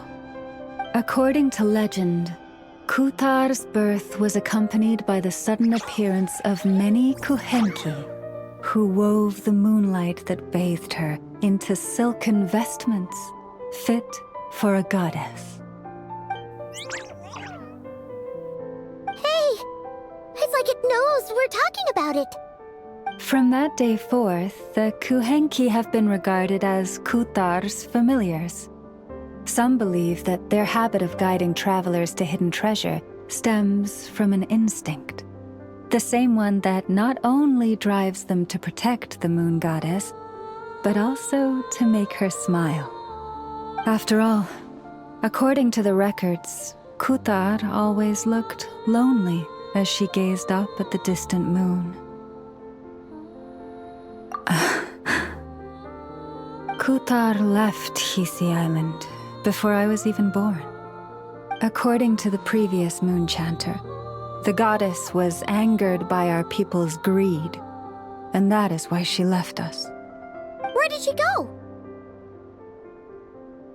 No one knows what happened after she left. But just a few months ago, after those 2 ancient moon's remnants fell from the sky, she was spotted on Hisi Island once more. And the Fatui have been harassing and threatening us ever since. Judging from what they've said, our moon goddess is actually their missing harbinger, Columbina, the damselette. The damselette? But isn't she number 3 amongst the Fatui harbingers? So she's actually the moon goddess. Why would she join the Fatui then? That too is a question I've struggled with. But even at the best of times, understanding other people's choices is difficult, let alone those of a goddess. Plus, forgive me, there I go again, rambling on about our history. But you came here to ask about the sacred relic, didn't you? Honestly, Paimon's not sure which part she's more curious about now. Since ancient times, the Frost Moon Scions have had in our possession a special fragment of the ancient moon's remnants. A piece in which I sense a power unlike any other. Successive generations of moon chanters have all detected a divine presence within it. We call this unique remnant the Moon Marrow. We heard you can use it to see what happened in the past. What is it in particular that you seek from the past? Well, basically, to cut a long story short, the traveler here is actually from outside of Tibet. Oh.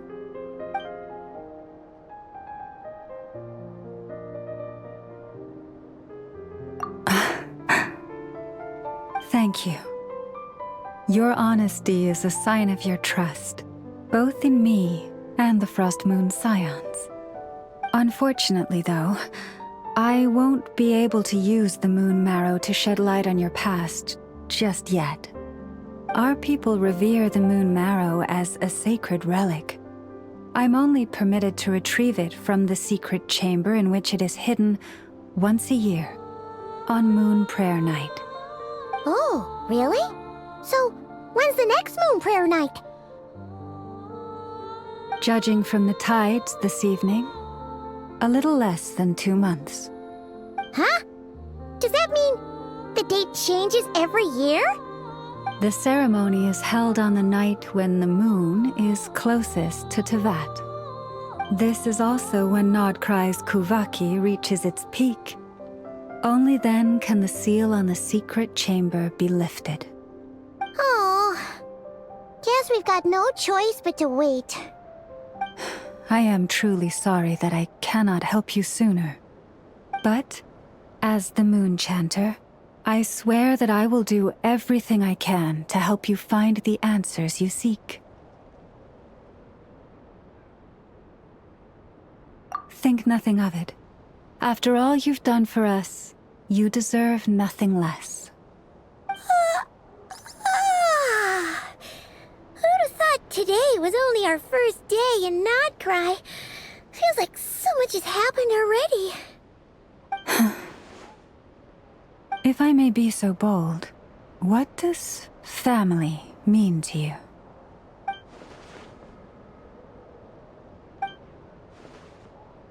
If you are aware of something, a secret that could hurt your family, would you be honest with them? Or try to hide it?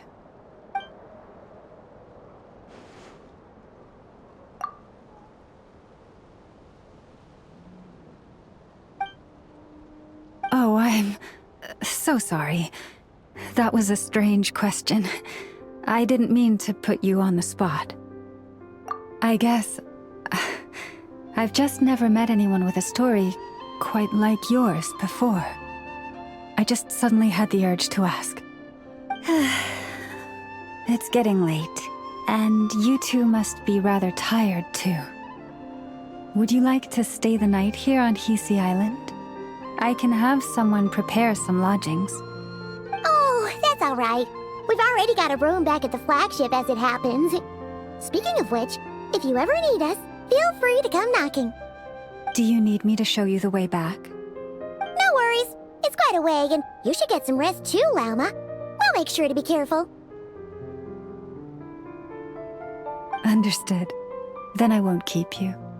May your first night in Nodcry pass in stillness and peace.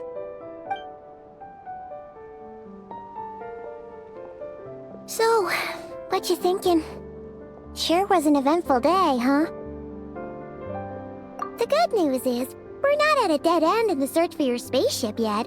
We can always learn more about this place while we wait. The usual drill, huh? Paimon's really getting sleepy now. If she gets too tired to fly back, you carry her, okay?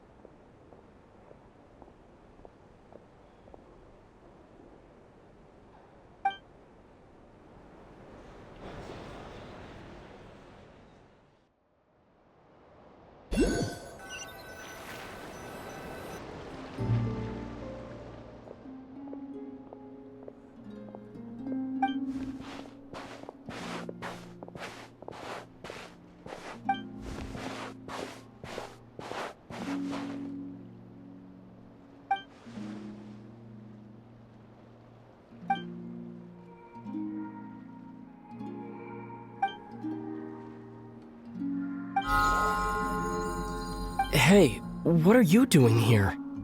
These flowers. I remember. When you first appeared, there were flowers like this all around you.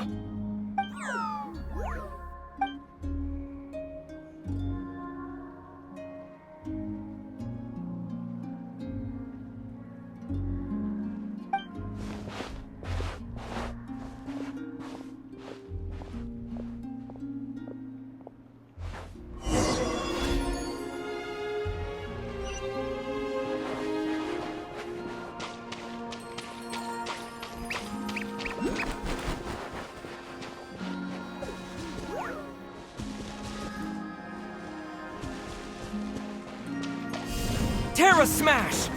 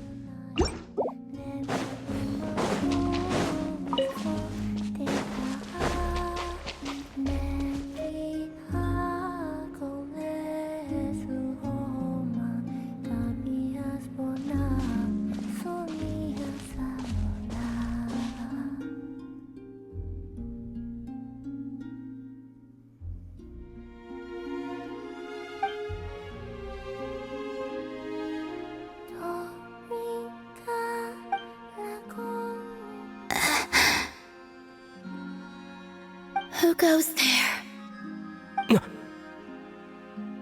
How did you get in here? I am but a passing traveler. I followed your song here. I'm very sorry if I've intruded. The Kuhenki. She brought you here.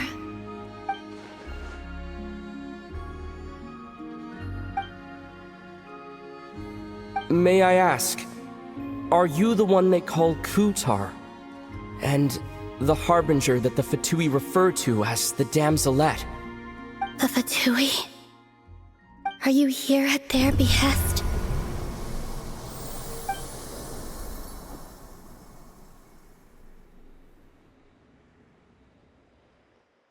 Please don't get me wrong.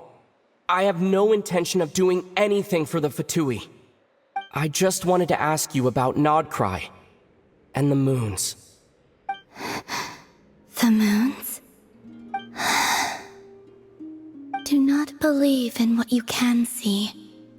What truly matters is what you cannot.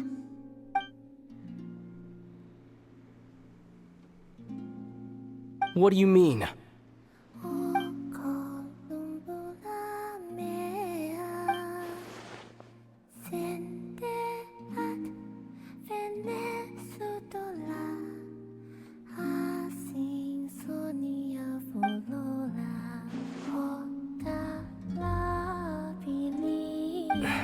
Listen, I'm the Traveler.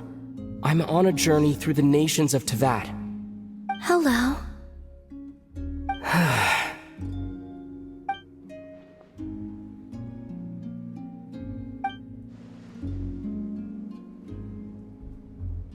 Could you tell me your name?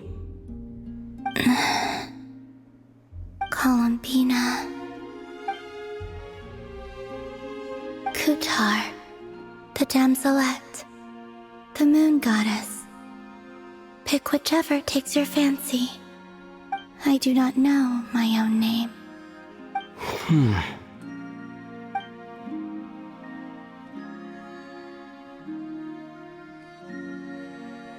Then, Columbina.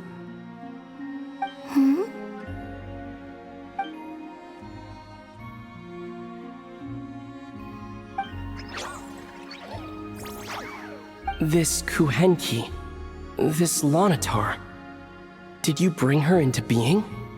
Come here, little one.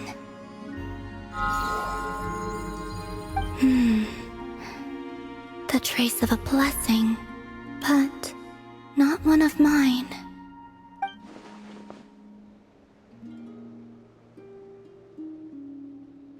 People always assume I can do many things. Assume I have done many things. But I haven't. All I ever wanted was to.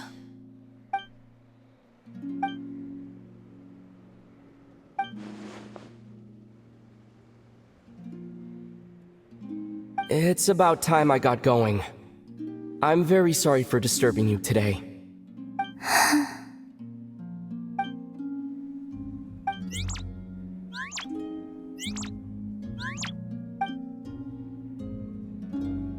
Columbina, that Kuhenki. Oh, you're leaving?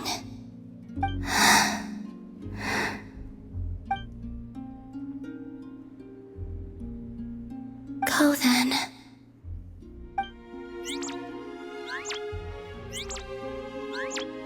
Goodbye. Take care. The moon can be treacherous.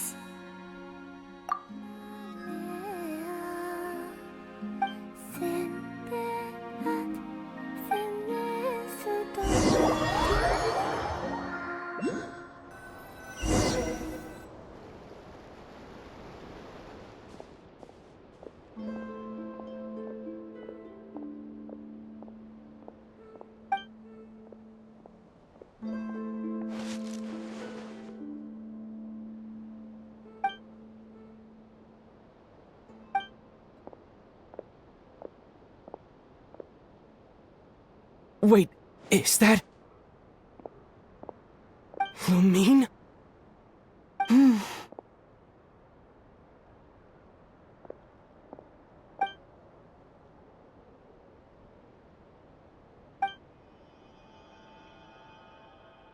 Lumine!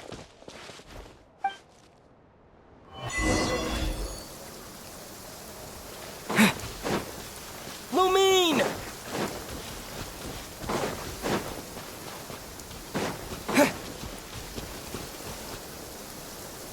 Lumine! Ether, it's you.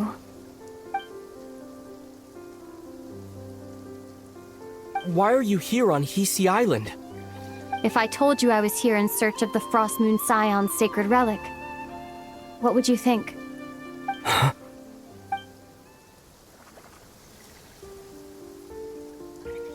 Are you also here to uncover the truth about our past?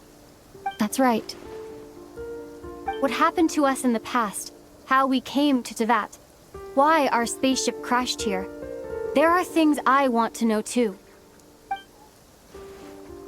But I'm not about to sit around waiting for another 2 months to find out.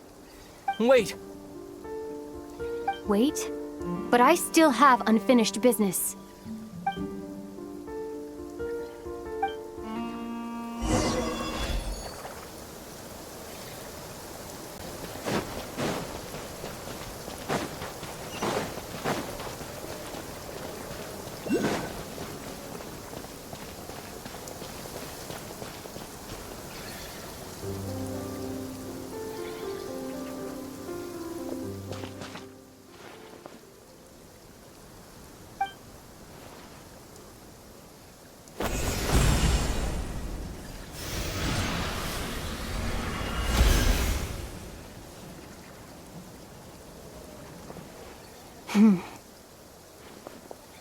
Hold on a second. What's wrong? That's the Frost Moon Scion's sacred relic. We can't just... Use it to get to the bottom of all this? We should at least get their permission. You barely even know her, yet already you hold that moon chanter in such high trust? What do you mean? She told you that the seal can only be broken on Moon Prayer Night, when the flow of Kuvaki is at its peak, yes? You heard all that? Watch this. Huh? But...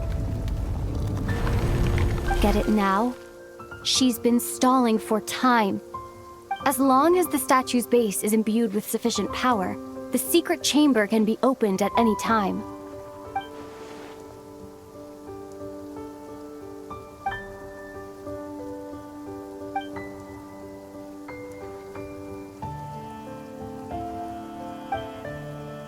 Is it such a sin when I don't put all my cards on the table for you, but not when someone else is doing it? It's not like that. Is it? Lumine, you've got it all wrong. This whole time, I've wanted to ask you, what happened to make you like this? I admit, I've been having trouble accepting it. But after all this time apart, I've finally come to terms with who you are. Willful side and all. I trust you. I still do. Through all the worlds we've traveled, you've always been there by my side. If there are things you can't explain yet, I can wait while the journey goes on. I'll wait as long as it takes. Until the day you're ready to talk. Ether.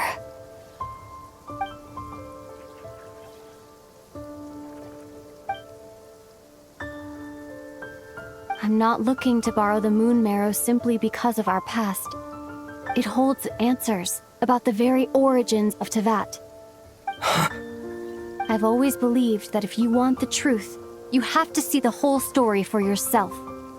I'm not asking you to trust me, Ether. Just don't try and stop me. If this choice weighs on your heart, then let me go in alone. Forget this meeting ever took place.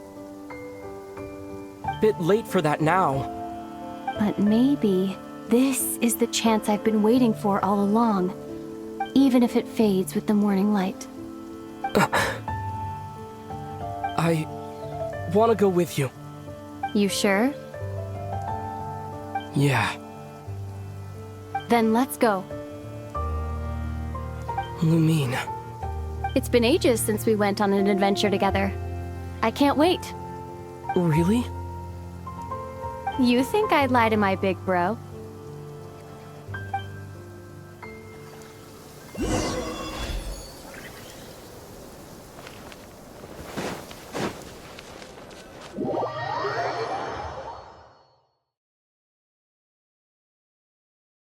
From what I understand, the path ahead is likely to be full of trials and challenges. A deterrence against intruders, and a test for those who truly seek entrance. I doubt the two of us will have any problems. I agree.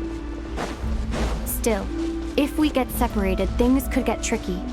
Best we move together and watch each other's backs. Even the sound of your footsteps takes me right back. As a warrior, as a traveler, as my big brother. Looks like this is the first trial.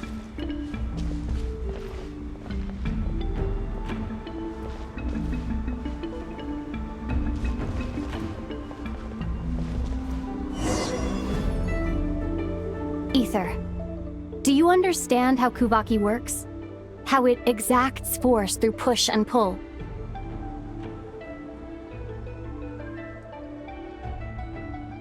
Okay, I'll leave it to you then.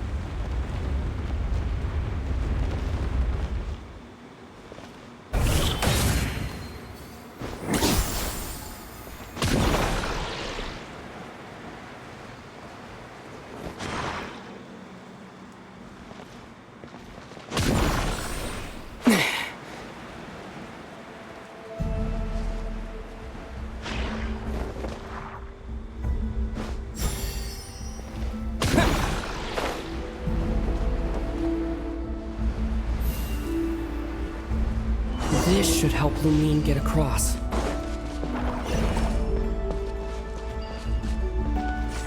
Lumine!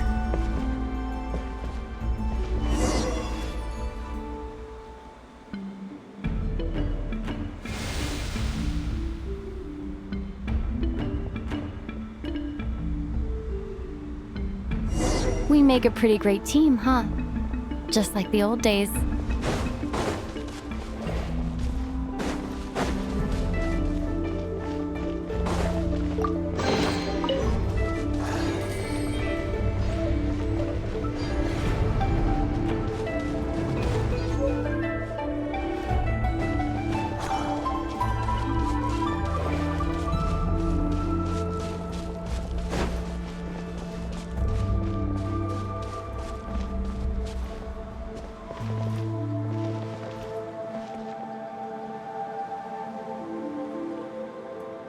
A wide open space.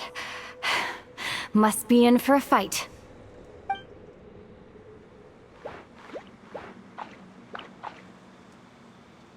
Was that it? What a letdown.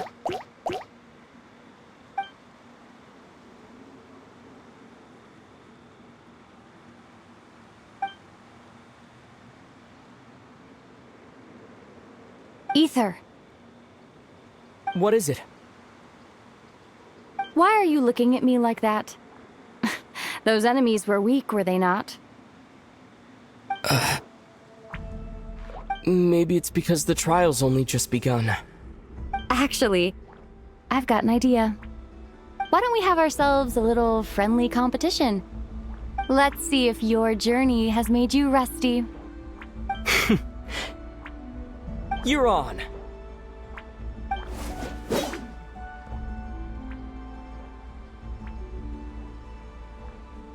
I won't lose to you, Lumine.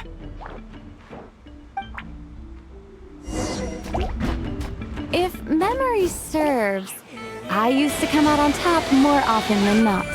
You sure you're all right? Seems your memory's slipping, Lumine. Save it. We'll know who's stronger soon enough. Let's see what you've got.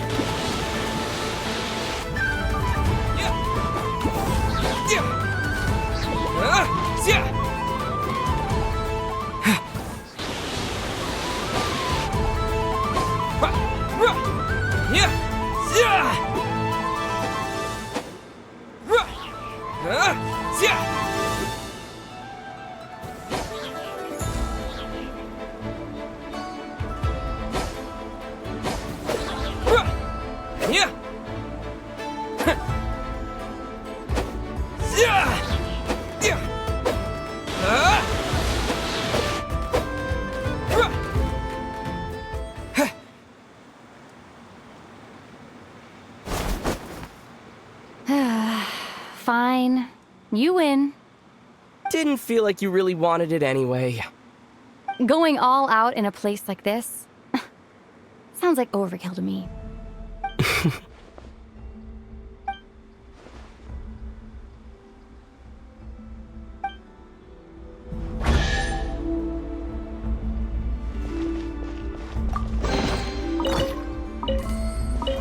Let's keep moving.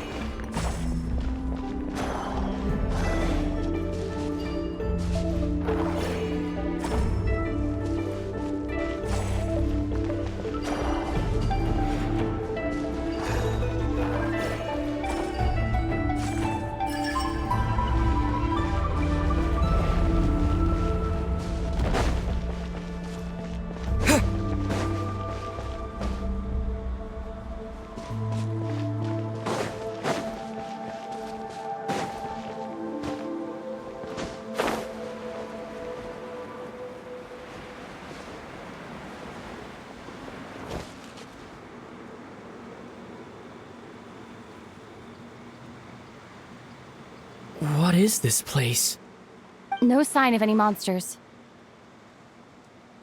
Feels like a ritual site. But something's missing. It's ahead. Inside that thing that looks like a mirror. I can feel it. But maybe it's sealed within. Can you open it using Kuvaki? Apparently not. Do you think it might have something to do with the Frost Moon Scion's bloodline? Lumine? If this is about strength of blood, what could possibly stop us? Let me give it a try. Why don't you check around for other clues? Sure.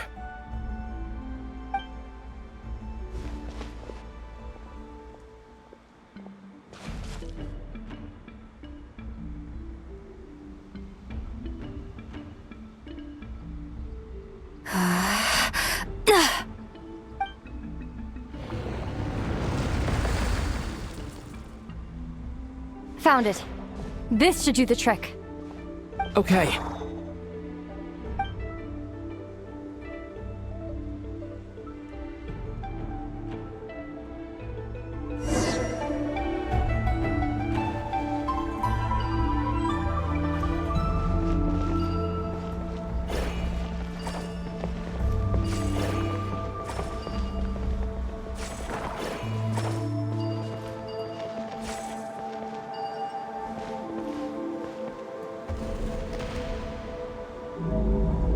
Yep, that got a reaction.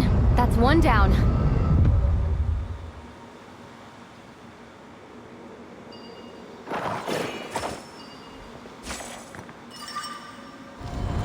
Nicely done.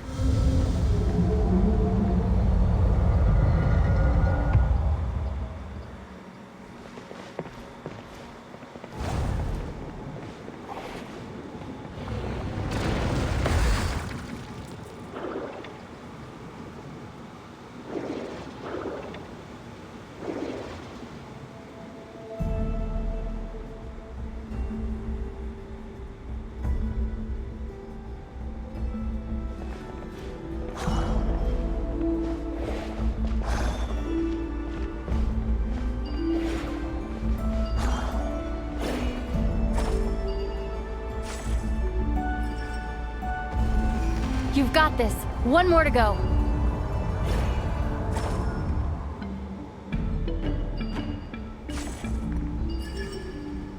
Good work, Ether.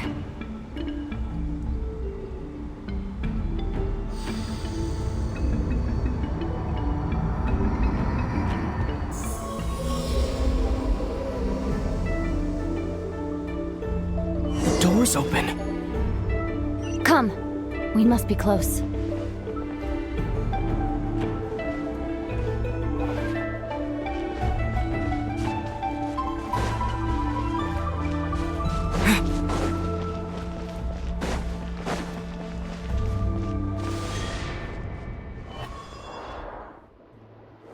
Stay on your toes now.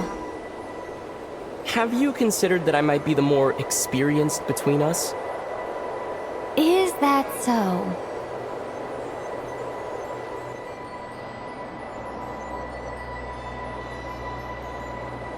So, will you be heading off again after we're done here? Maybe, maybe not.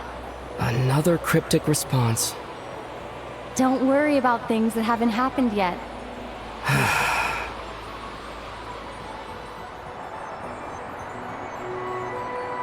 At the end of all this, what do you think we'll find? Whatever it is, we can handle it. What about the end of our journey? That's not something we need to worry about right now.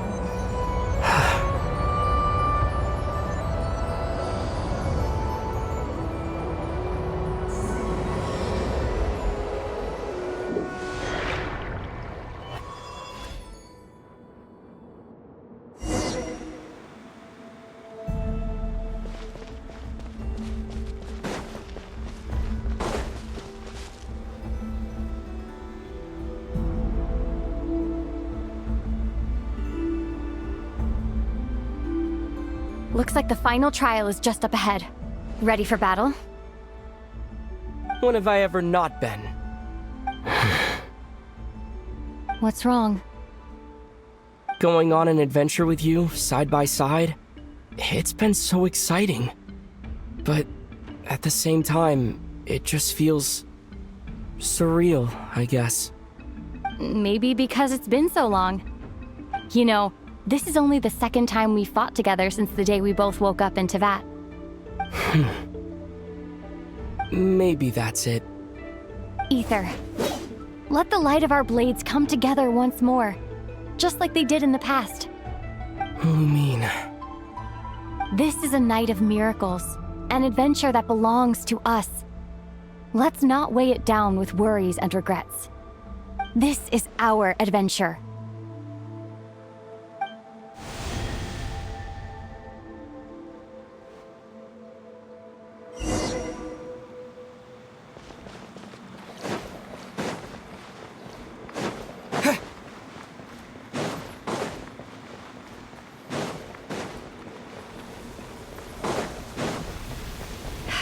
Here goes nothing.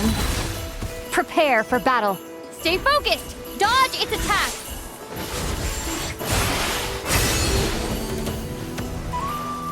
Yeah! Don't forget to heal yourself! Now's our chance!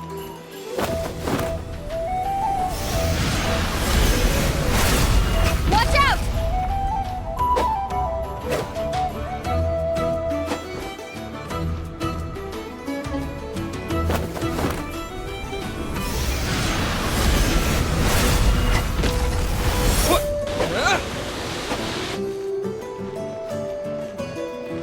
Stay focused!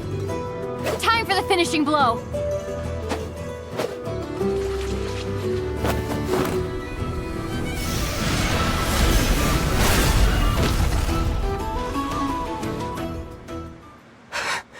It's over. Nicely done. Flawless execution. Couldn't have pulled it off without your backup. Not too shabby at all. As for what you were saying, yes, I should have come to see you earlier. Or at the very least... Spent more time with me going on adventures like this. something like that. Instead of just running off and expecting you to follow my trail. Wait a sec. That's not an official apology, is it? That goes without saying. Come on. Time to claim the treasure we came for.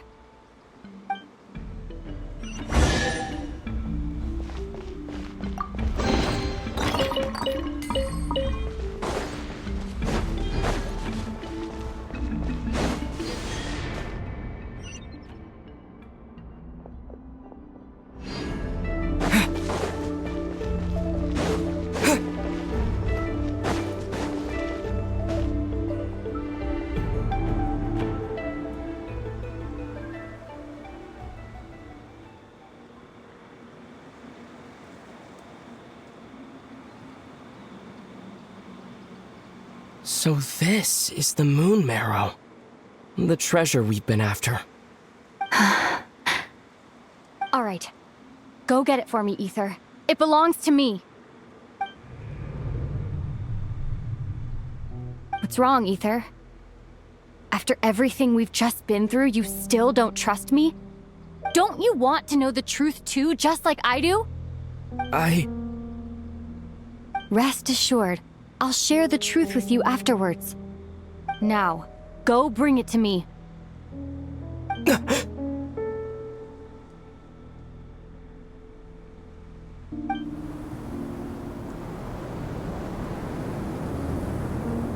What's going on? Where did this fog come from? Lumine!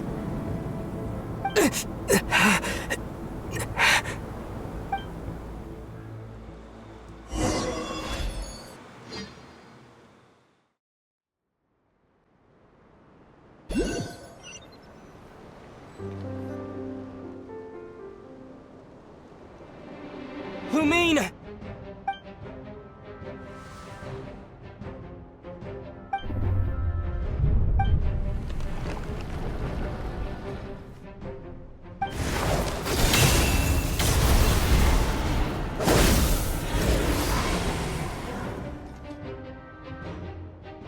Lumine! Huh? What are you doing here? Yes, we ran into each other at the flagship this afternoon. I'm honored you still remember.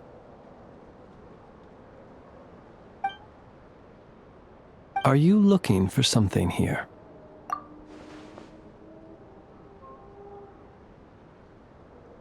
And you just happened to end up surrounded by the Wild Hunt.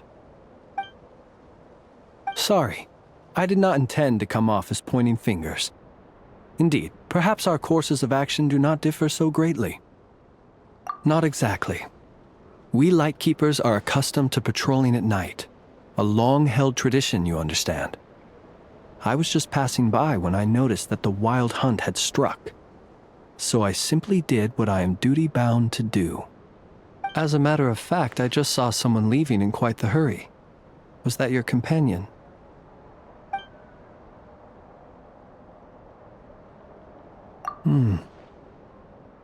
Perhaps I should take my leave now. After all, my patrol isn't over yet. Nodcry is a dangerous place to be at night. I'd advise that you head back soon as well.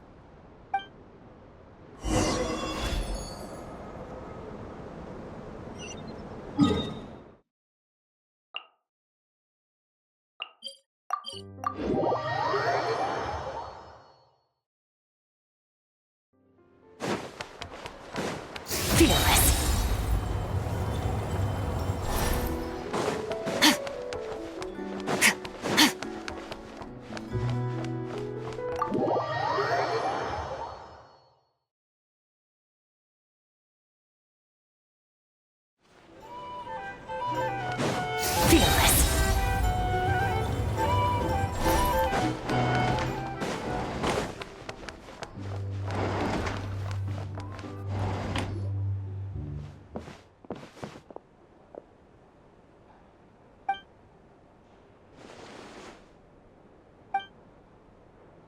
Woke up and saw you were gone, so she made you a cup of berry juice to help you sleep.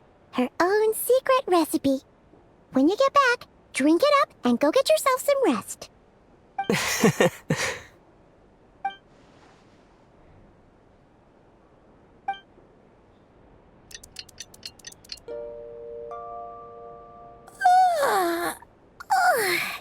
Good morning? If now still counts as morning.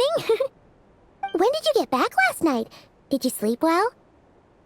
Good to hear. So, where'd you wander off to on your midnight stroll? Anything interesting to see in Nodcry at night? Oh, really? Come on, don't leave Paimon hanging. All right. Guess we'll have to feed your stomach before we feed Paimon's curiosity. Let's go grab something to eat while we talk.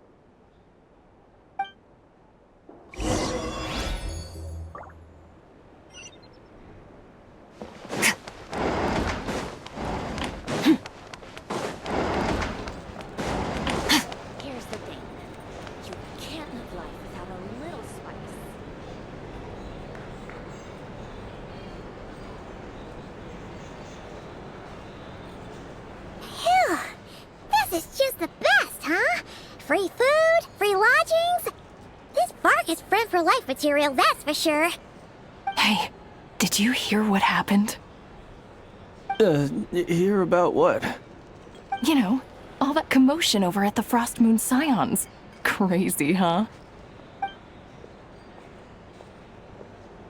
Huh? What happened? See what I mean? Completely oblivious to what's going on around you. The sacred relic of theirs. It's been stolen. Hey, slow down! Paimon knows you're hungry, but you don't have to worry about her stealing your food. At least, not today. What? Was it those Fatui? No idea, but the news has already spread right through Nasha Town. What did their high priestess... what did they call her again? The moon... something... Anyway, what did she say about it? What could she say? She's the one who discovered it was missing.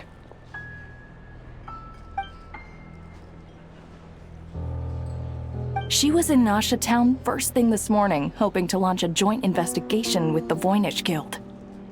Whoa! Did you hear that? Lauma and the others, their sacred relic's been stolen! Who in Tivat would even have the nerve? Paimon bets it was that bunch of good-for-nothing, rule-breaking, troublemaking fatui!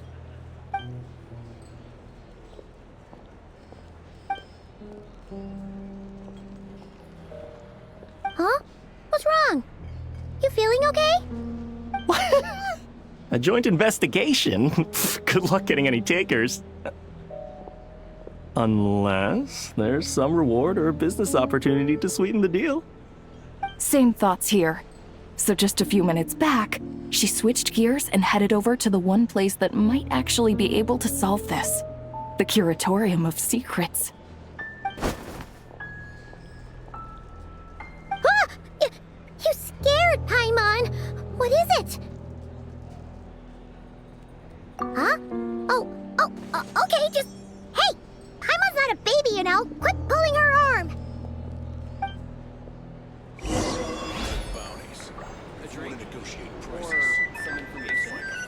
Our drink record?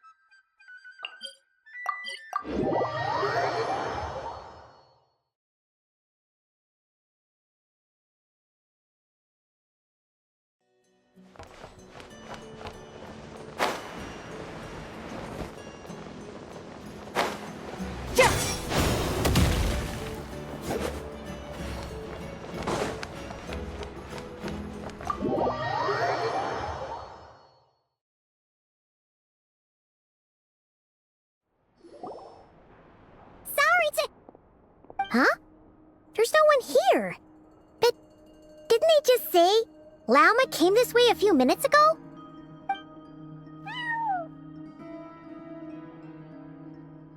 No one except for a cat watching over the front desk. Excuse... meow? Are we supposed to check in here?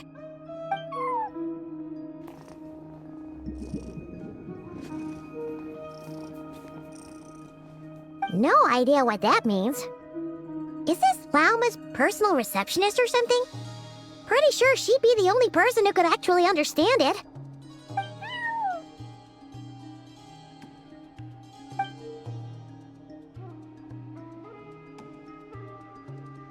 Huh? It's heading into that room! But why not? Like I told you already, that's just... Huh? Another client.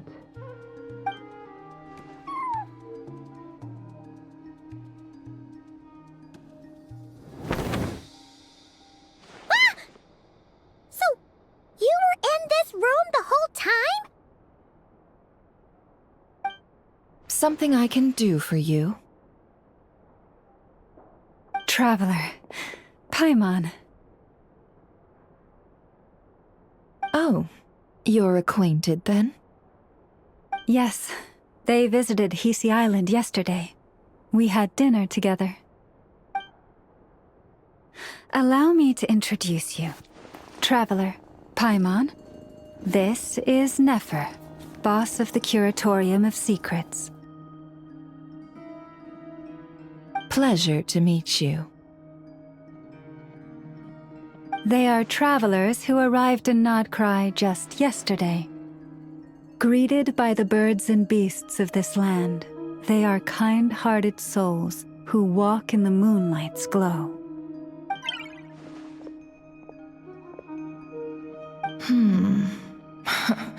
Interesting. Thank you, Lauma, but you need not have introduced them. They are great heroes, renowned throughout the nations beyond our borders. Oh, really?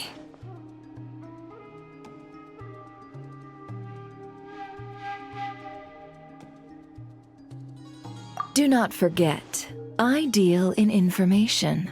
Just because most people in Nodcry pay scant attention to foreign affairs, that does not mean the same goes for the Curatorium of Secrets. They're the heroes everyone was talking about before. The ones who saved Natlan during the Abyss crisis.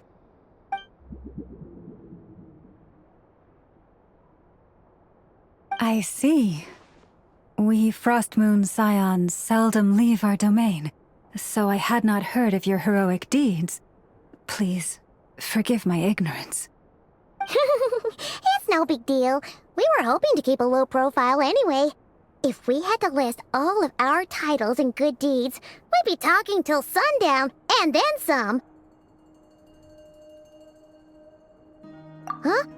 What's wrong? Still not feeling great?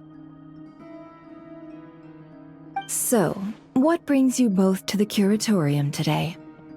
Oh, so basically, we were just eating when we overheard people talking about how the Frostmoon Scion's relic had been stolen, and then he dragged Paimon over here. I see. Ah, I see. So you came over here because you were worried about Lauma. A combination truly befitting of great heroes. Strong at arms and pure of heart.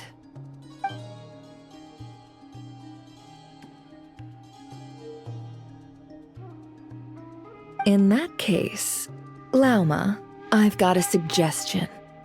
Why not ask these battle-hardened heroes to take the commission for you? Honestly, it's a little beyond the means of such a modest establishment as ours. Your modest establishment? Unable to handle a commission?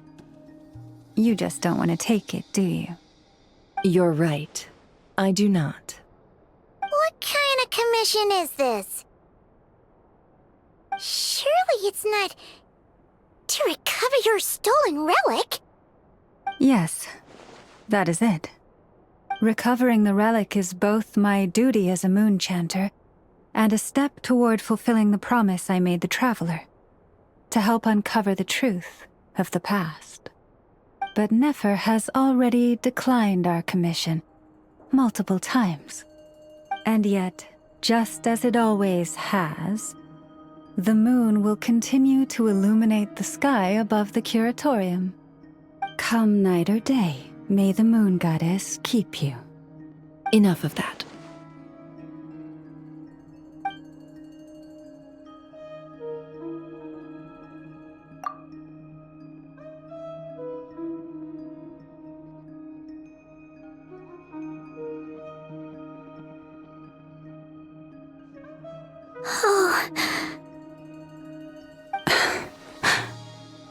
So, according to him, he never came into contact with the relic.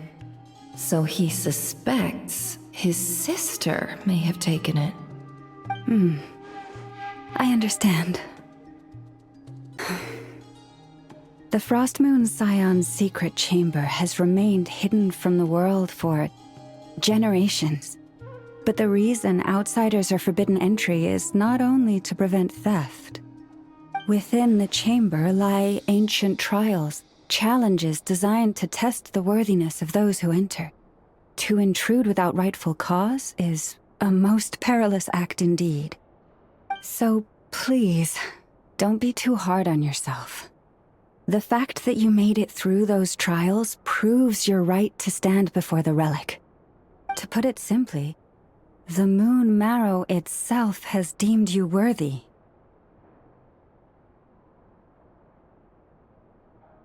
No. Your honesty tells me everything. You never sought to take the Moon Marrow for yourself. As for what happened at the end, I suspect the Chamber's protection mechanism may have been activated.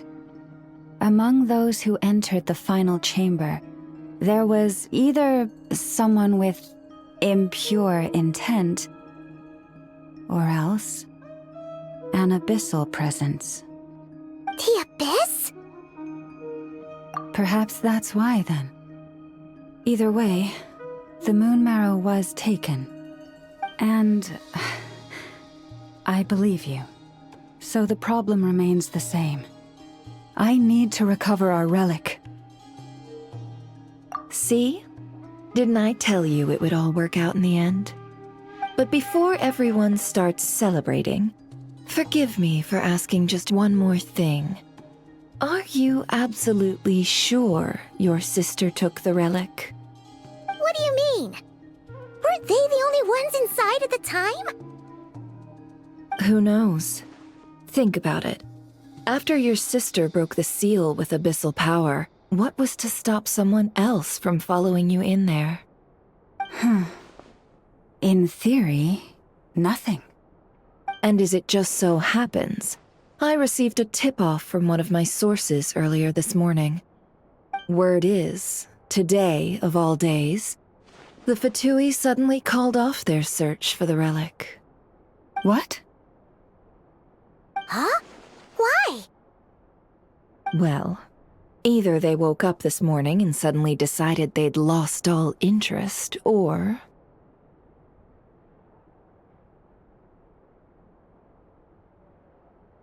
Exactly. Are you wondering if your sister might be in cahoots with the Fatui? Which is why I asked, are you absolutely sure your sister took the relic? Or to put it another way, do you really know your sister?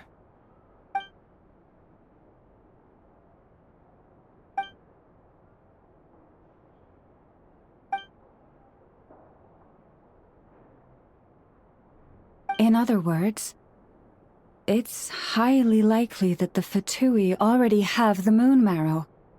So, basically, all we need to do is find our way into that Fatui research facility, and we should be able to get to the bottom of this, right? Congratulations, you've found your answer.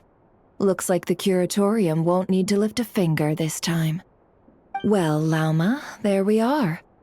On behalf of our long-standing cooperation and the great hero by your side, I'll waive your consultation fee. But just this once. You're really not planning on helping us? I think I've helped more than enough already. If we're to stand any chance of infiltrating that facility, we'll need the help of a specialist. Just so you don't get the wrong idea, let me make myself crystal clear. The Curatorium of Secrets has always striven to abide by a policy of strict neutrality. We do not take sides with any faction in Nodcry. I cannot help the leader of the Frostmoon Scions sneak into a Fatui facility. That would make me their enemy. When one of their harbingers asked me to help them infiltrate your territory, I gave them the same answer. No. All right, I understand. But I do have one final request. I promise it's my last. It had better be. No matter who it is, I want you to help us persuade the next person who walks through that door to join us. What is she up to? You're that desperate for help? What if it's a member of the Fatui? It doesn't matter. You're welcome to tell them everything, even about our plans to infiltrate the Experimental Design Bureau. All I'm asking is for you to say one thing, just one thing to help persuade them. If you do that, I promise I won't ask you for anything else. Made up your mind? Fine. Fine, I'll play along with your little game. Besides, as long as I'm not personally involved, no one can accuse us of taking sides. Boss, I'm back!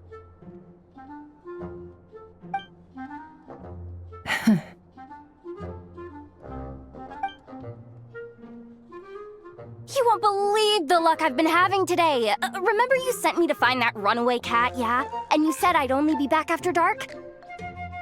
Well, guess what? Right after I left the house, this big ibis flew over and the missing cat was right in its claws. And once it got close, it loosened its grip and... Boss, you're meeting clients. I'm so sorry. I'll get out of your way.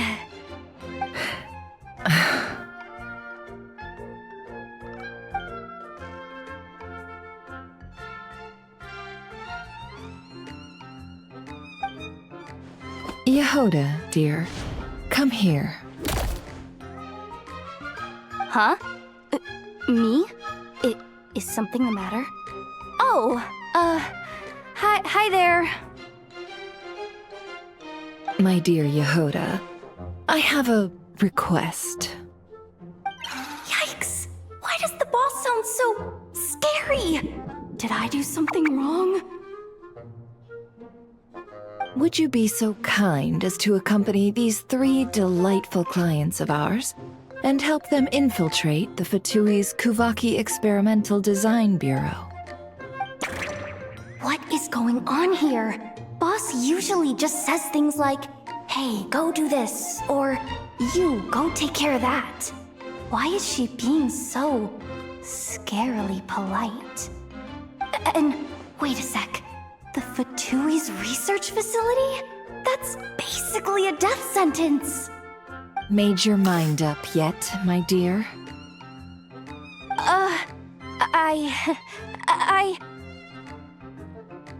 What is up with Boss today?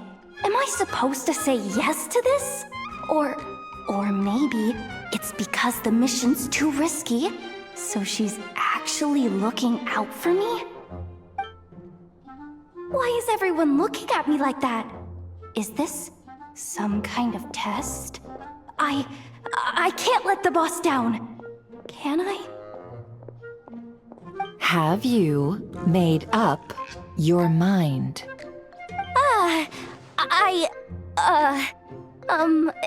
That's... Sure, why not? Really? You really don't mind helping us? Huh? Oh, yes. I mean, no. Of course, I guess I do. Oh, thanks so much! We owe you big time! On behalf of the Frost Moon Scions, too, thank you, Yehoda, for your help. What the? Seriously, what just happened? Why does the boss look so fed up? Oh no, was I supposed to turn them down? All that mentoring, time spent teaching her how to deal with different factions. In one ear and out the other. Never. You got what you wanted. You promised that was it. I know this goes against your principles. I won't forget the favor. Trying to get me to change my mind now? Of course not. I just wanted to say thank you. So, thank you. Oh. Yehoda, we'll leave the planning to you. Let's discuss the details elsewhere. Huh? Oh, okay. Oh, what have I gotten myself into? Oh, by the way, Yehoda, before you go... What is it, boss? You're fired. Huh? Effective immediately. As in, this exact moment. The curatorium will take you back, of course, but only once you've completed this commission for our 3 clients. What? Is there some issue? Well, here's the upside. Without me taking a cut from your commission, you'll earn more. Seriously? Can someone explain what's going on here?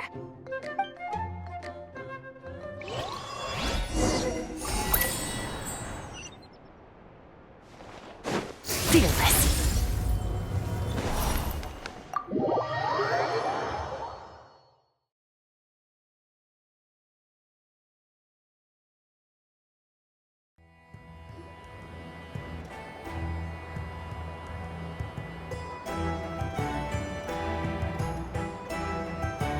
Are we sure Yehoda's alright? She looked totally crushed just now. She'll be fine. She's just in shock. But one thing's for sure. The curatorium's professional standards are beyond question. The fact that she only requested 1 day to prepare says it all. As an apology, I'll ask my animal friends to help her out more often in the future. Also, Thank you for being honest with me. It means a lot. Was it really, though? As far as I see it, trusting your family is never wrong. In this case, let's call it a misjudgment. But the truth is, we all make mistakes every now and then. What matters is how we deal with the consequences. So, in return for your sincerity, there's something I'd like to share with the two of you as well. Oh? What is it? Perhaps it is something best said under the moon's gentle light. Would the two of you meet me on Hisi Island tonight? Oh, it does sound important. You're right, there's too many people here. Somewhere quieter makes a lot more sense. Thank you both for understanding. Then let us meet beneath the moonlight.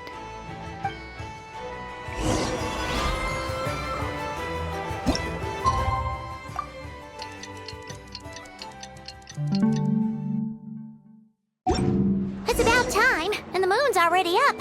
Let's head over to the place we...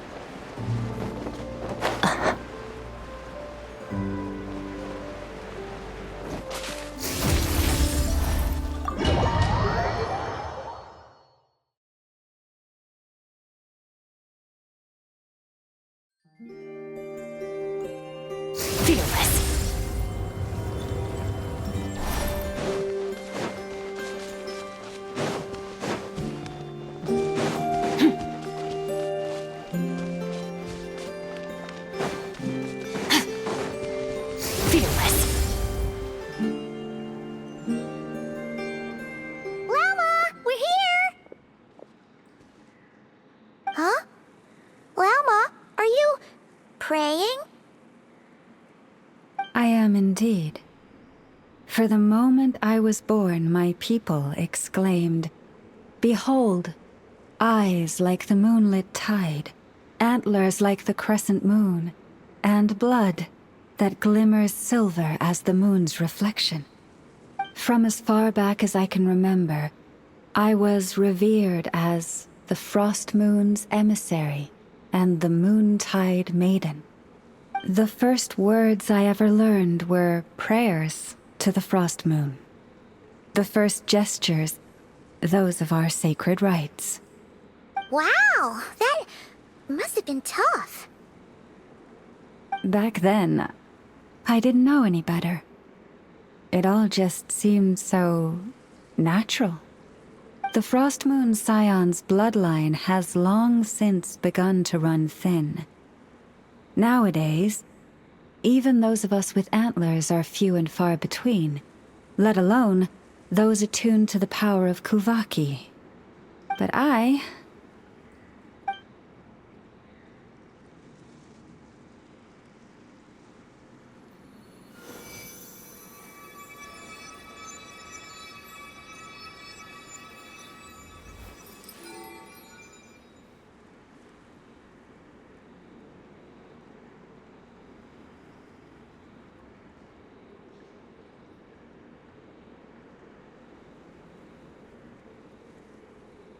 Whoa!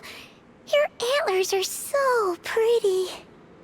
They say it's an extraordinarily rare condition. Once in a century, if that. I am unusually sensitive to the moonlight, as well as to the Kuvaki's ebb and flow. As a child, I could barely sleep because of it. Oh no! It was that serious? To others, fluctuations in Kuvaki are something you easily get used to, like a gentle tide lapping away at the shore. But to me, That same tide is a towering tsunami, a surging swell crashing against me. Of course, as the years went by, I learned how to suppress my senses and my power, enough to keep it all from overwhelming me. But because of that, I also had to walk the path of concealment. Concealment? From the moment I was first taught to pray, my kin would point up to the night sky telling me, "That, Lauma, is the frost moon, the last of the moons, the sole surviving truth." But I would ask them in response, why? Why can't I feel anything from it at all? Later, I came to understand that they simply could not tell where the real tide was coming from. They couldn't sense it. The true moon beyond the sky's veil.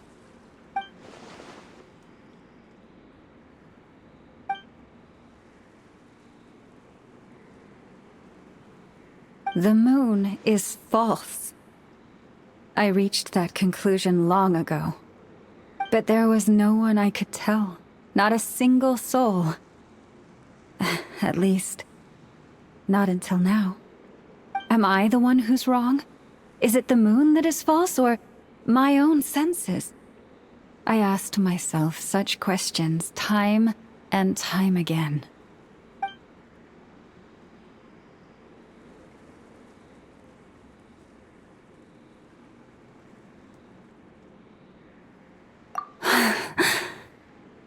Thank you. When you called yourself a descender, I had a feeling you might be able to confirm what I had always suspected. And now that you have, it's exactly as I imagined. I feel relieved. Oh, Paimon kinda gets why you couldn't tell anyone now. It's not easy to change people's minds on something they've believed for hundreds of years. That's what I meant by concealment.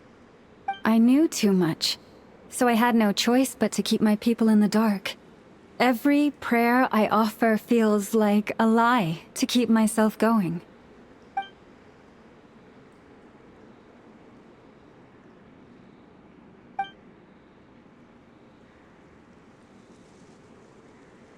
You've already met our Kutar, haven't you? Huh? When was that? And, more importantly, when were you planning on telling Paimon?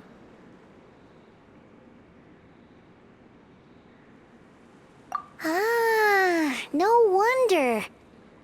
What did you think of her? What exactly do you mean by up in the clouds? I understand what you mean. She is quite indifferent to the world outside herself. But I find it hard to hold that against her. Yes, it was shortly after the fall of the ancient moon's remnants. I asked her what the Frost Moon Scions meant to her, and why she left in the first place. Yeah? So, why did she? Perhaps it's better if you ask her yourselves. Things tend to get lost in translation when you speak on someone's behalf. What I can say for certain is this. Even when I had no one to confide in, I still had a family. I still had the Frost Moon Scions. But that girl, born beneath the moonlight, perhaps she's never felt she had either. The truth is, though, she might have had it all. If only the Frost Moon Scions hadn't let her down.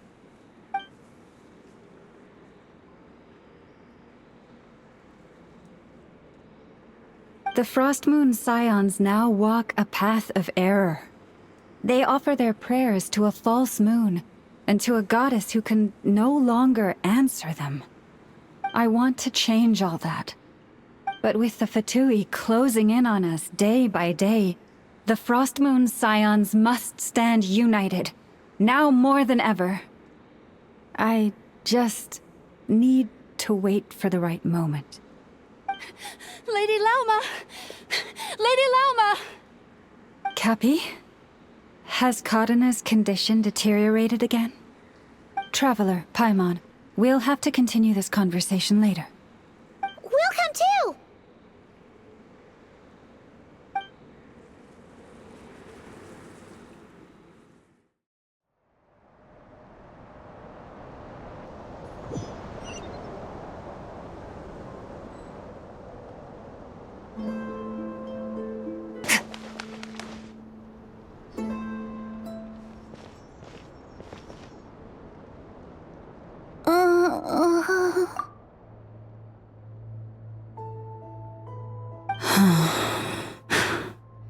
Why?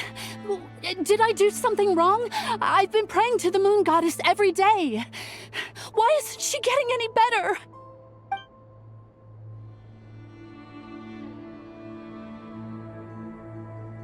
Cappy, I need you to wait outside. I'm about to start her treatment.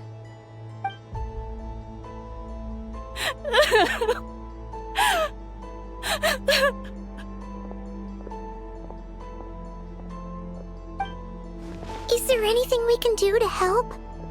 Just don't be alarmed by what you're about to see. And please, don't let her mother see it.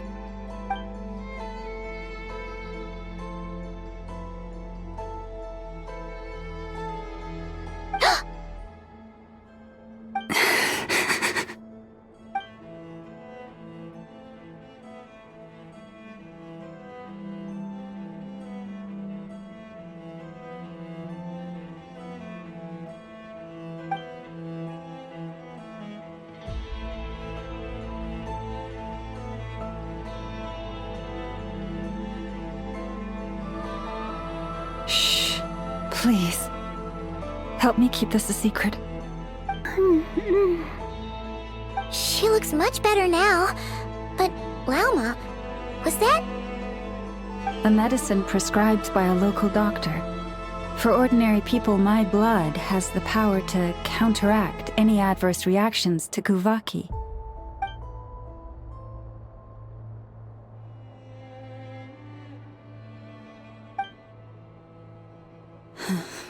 So, now you know another of my little secrets. I had hoped to guide the Scions out of error before Karina's illness reached this stage, but clearly, I was too late.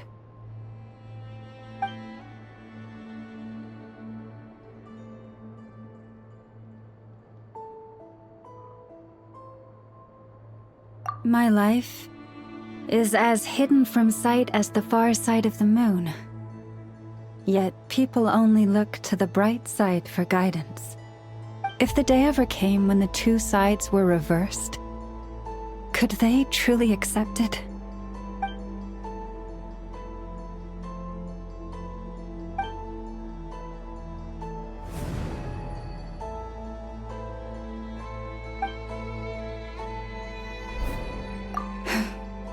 Hearing you say that puts my heart at ease. And if there's anything we can do to help the Frost Moon Scions, just let us know. Our priority, right now, is reclaiming our relic from the Fatui. But I now understand that the day I will tell everyone the truth is no longer far off.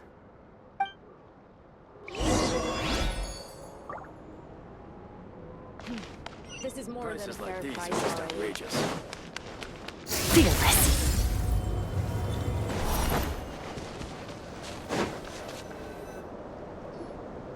Wow! Paimon would never have guessed Lauma had all that bottled up inside. Hey! Watch your step! Ah! What's wrong? Oh, you scared Paimon. You scared me there too. Almost stepped right into one of my traps. A trap? Why would you leave a trap somewhere like this? Well, it's not like this is a main path. And besides, we Frostmoon Scions would recognize it instantly.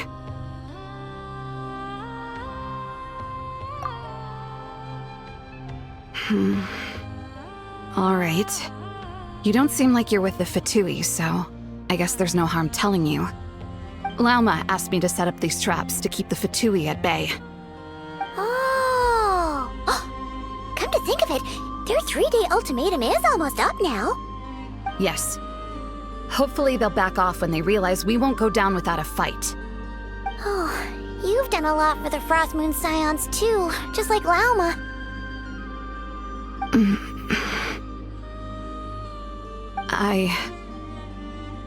Philomena? It's nothing. I was just wondering if any of this is really worth it. What do you mean? Our people. So many are stubborn, stuck in their ways, clinging to a truth they refuse to even question. Do they really deserve everything Lauma's doing for them?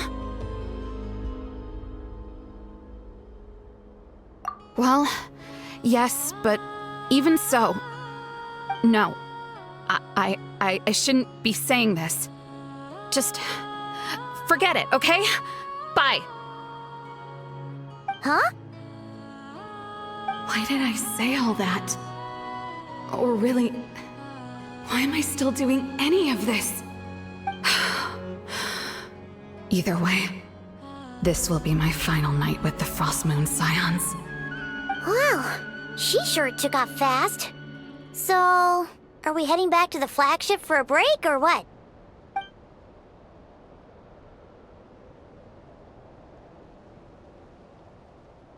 Wait, you're not thinking of visiting that damsel light up in Cloud Cuckoo Land, are you? Huh. Given who she is, pushing her won't get us anywhere. Hey! Why don't we... Let's bring her something tasty! If she doesn't want to talk, we'll have to win her over with food.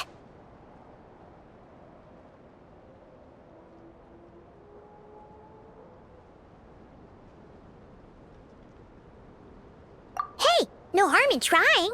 At the very least, it shows we're trying to be friendly. Let's see... How about Ineffa's 9.12 out of 10 berries and fried meat, the Frost Moon Scion's boon of the day, and one of your signature dishes? Your choice! Should be a good mix of meat and veggies. There's bound to be something she likes.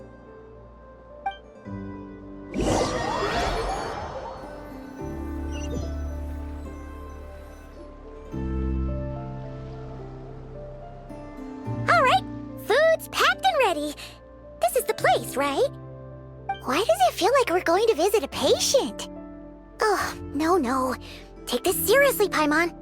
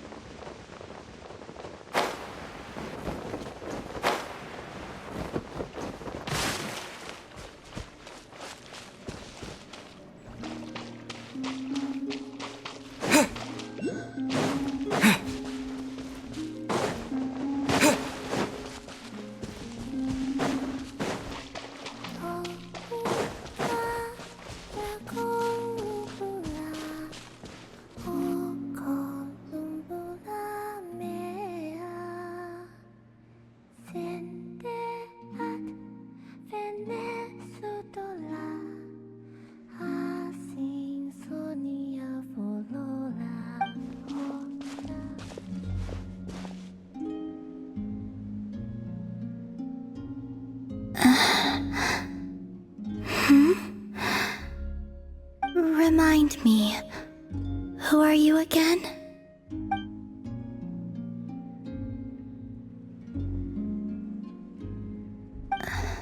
A different one floats by your side today. A different one? What's that even supposed to mean? Ugh, there goes Paimon's perfect conversation starter. Hi there! Paimon is Paimon, and this is the Traveler.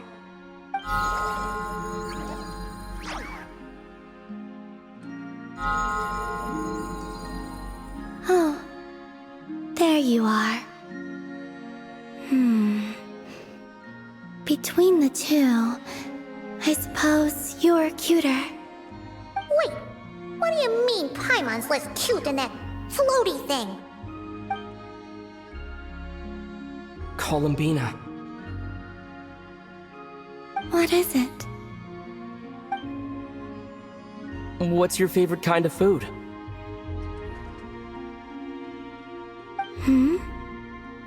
Is this a treat?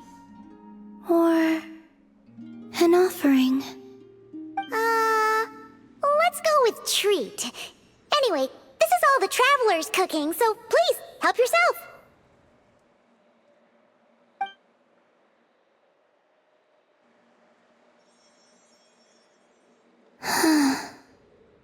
Oh, that wasn't exactly a yes, but she didn't turn it down either.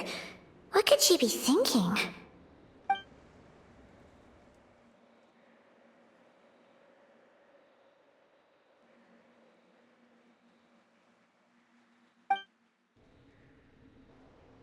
So, what do you want to ask? Hey, she's actually playing along! Quick, now's our shot! You know the moon in the sky isn't real, don't you? I know there is only one moon in the sky. It is simply that some can see it, and some cannot. What does it mean to you?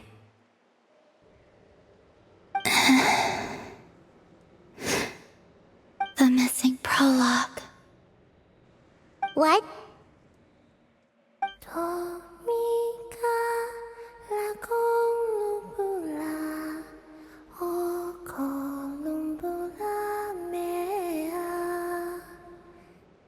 Huh? What does that mean? Isn't she going to explain herself? Can you tell me more about that melody? You were humming it last time, too. It must be important to you.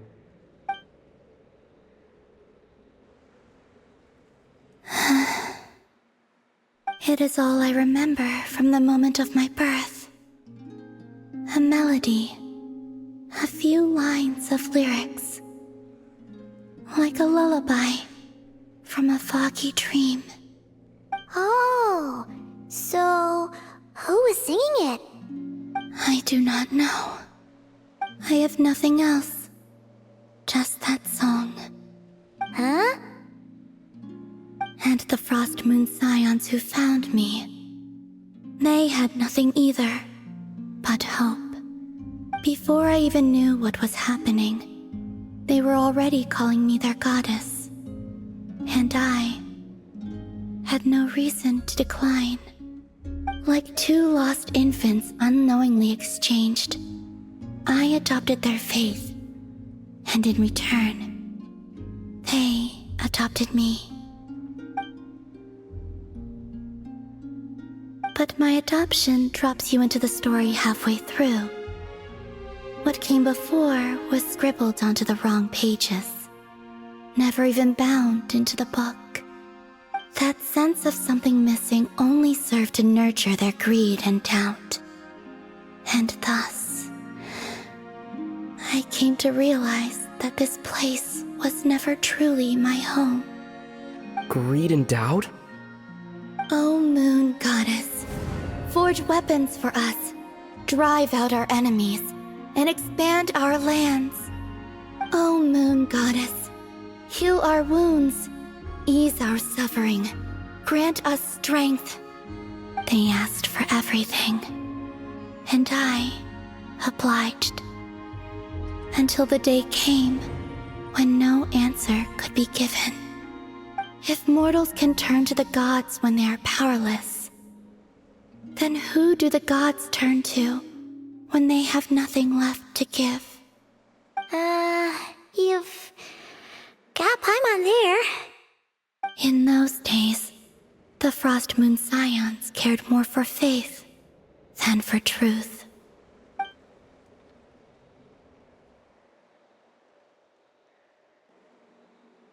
Reality rewrote the sky in words I could not understand. I did not want to read a tampered version, so I simply stopped looking. The real beginning of my story lies up there, on the moon, forever beyond my reach. Like a message carved for blind hands, sealed away where no fingers can find it. Huh. So that's how it is.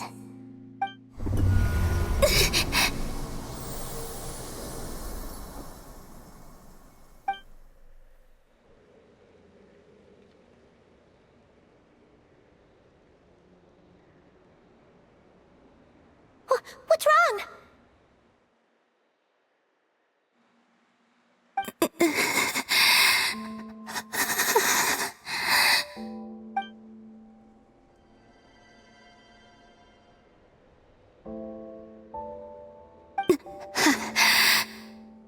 You should go. What, now? But you really don't look well. Did something just happen? Is there anything we can do to help? No. Aside from answers, I have nothing else to give you in return. This is the price of running away from home a second time. Running away from home?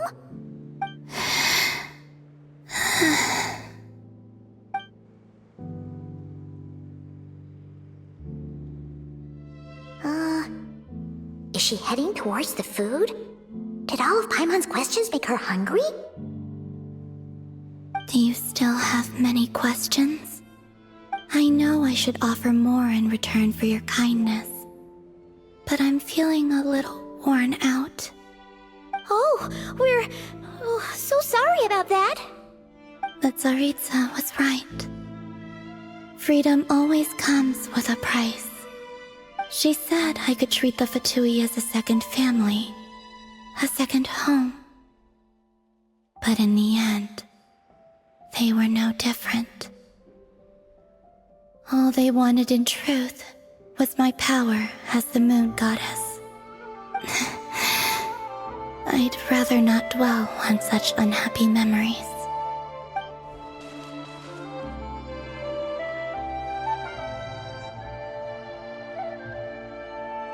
I have fulfilled my promise to the Tsaritsa, though it has used up much of my power.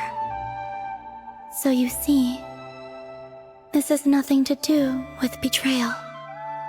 So, you're just staying here for now, resting and recovering your strength? Yes. What about these flowers?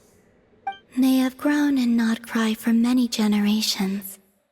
They're highly sensitive to the ebb and flow of Kuvaki.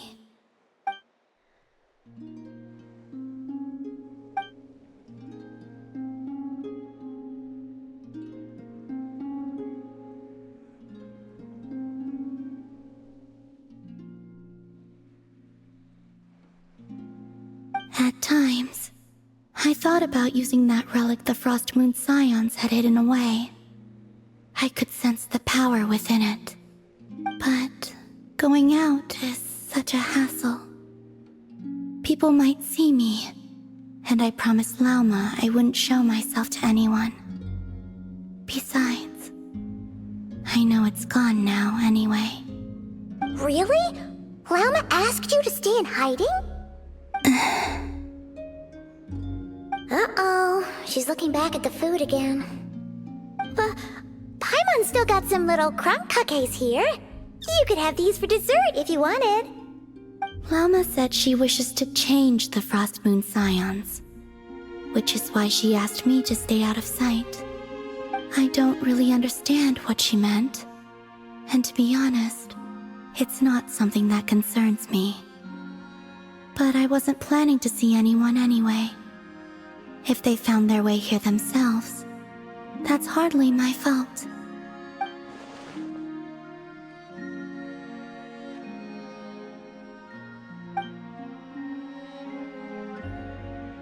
Lauma, the Maiden of the Grove.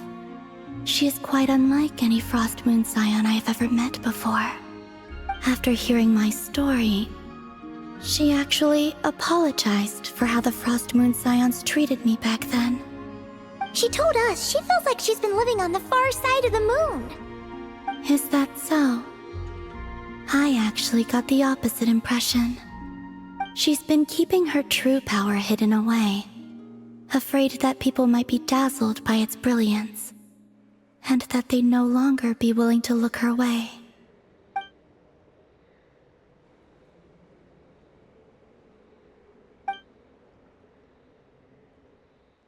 So what do you wish for now?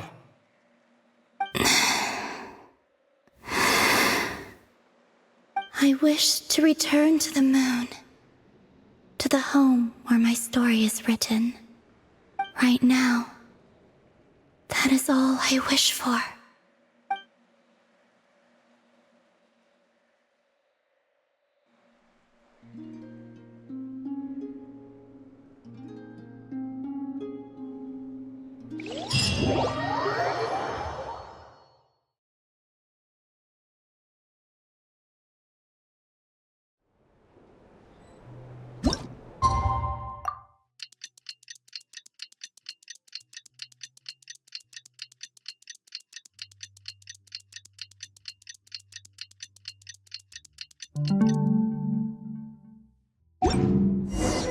Tonight's the night we infiltrate the Fatoi's Experimental Design Bureau.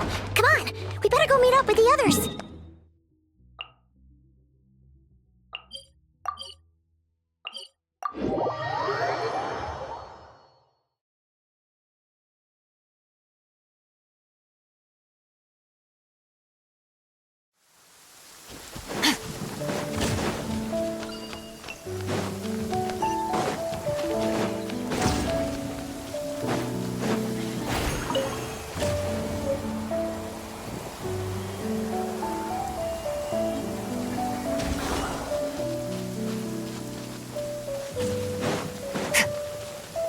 Merciless.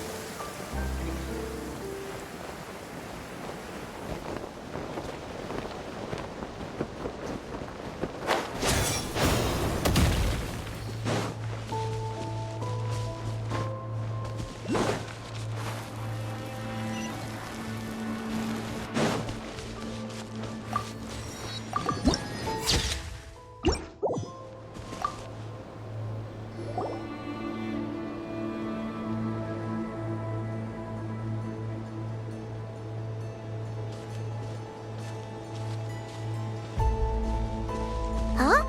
How come you're here by yourself, Lauma? Where's Yehoda? I haven't seen her. Seriously? Don't tell Paimon she's ditched us on our first mission together. I don't believe so.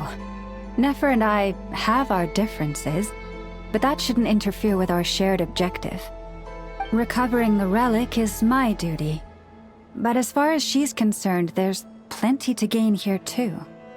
In Nodcry, it's common knowledge that the Curatorium has a nose for profit and opportunity. The same way aphids flit from flower to flower in a never-ending quest to make honey. Huh. Sounds like you know her pretty well. Still, Yehoda sure is taking her sweet time.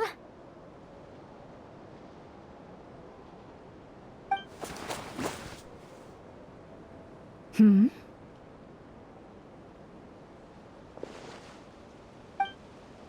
Huh. I believe we may have misjudged and underestimated Miss Yehoda. Huh? What do you mean? As a former employee of the Curatorium, I'm confident that she possesses both professionalism and integrity in ample measure. Huh? What was that noise? The sound of a wavering conscience, perhaps? Whoa! Something just fell down.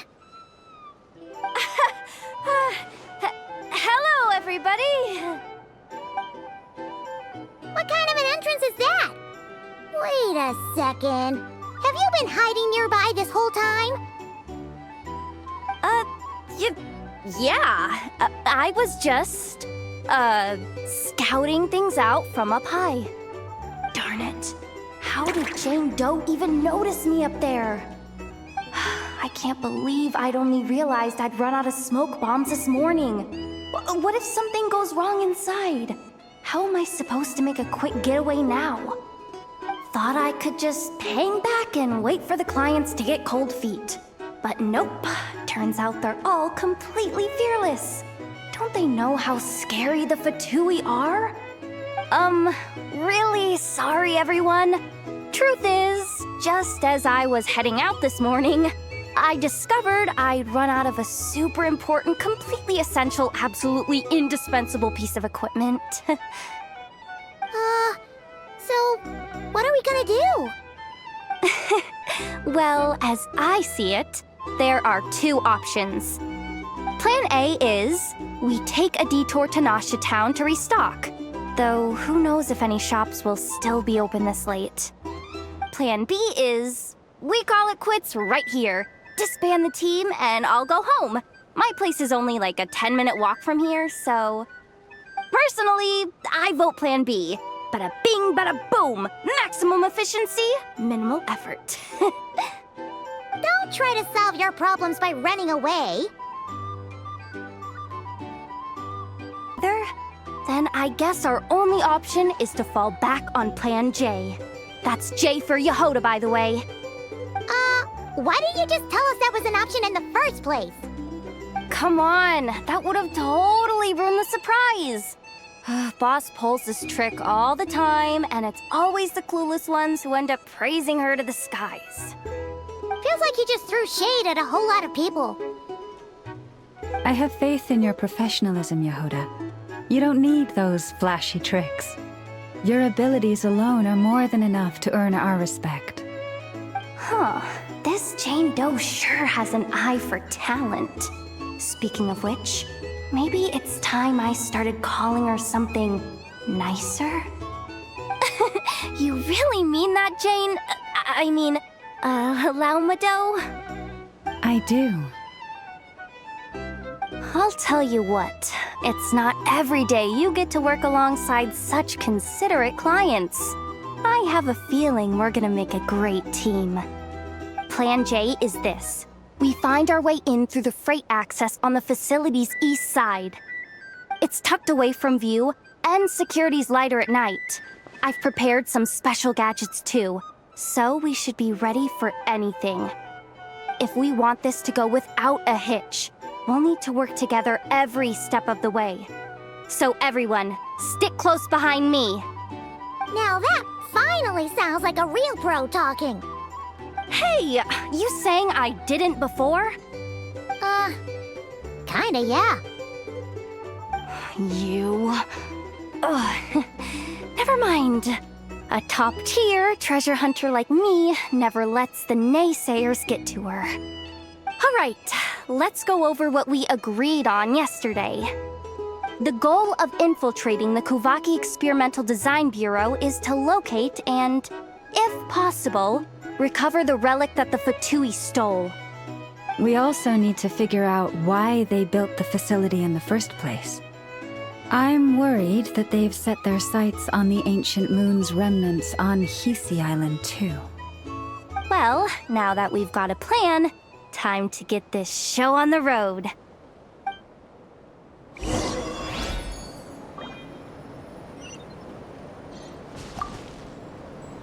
Everyone ready?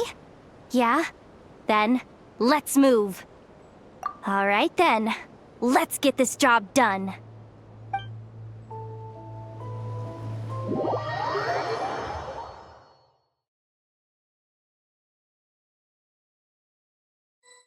Go, go, go! But make sure you stick to the side.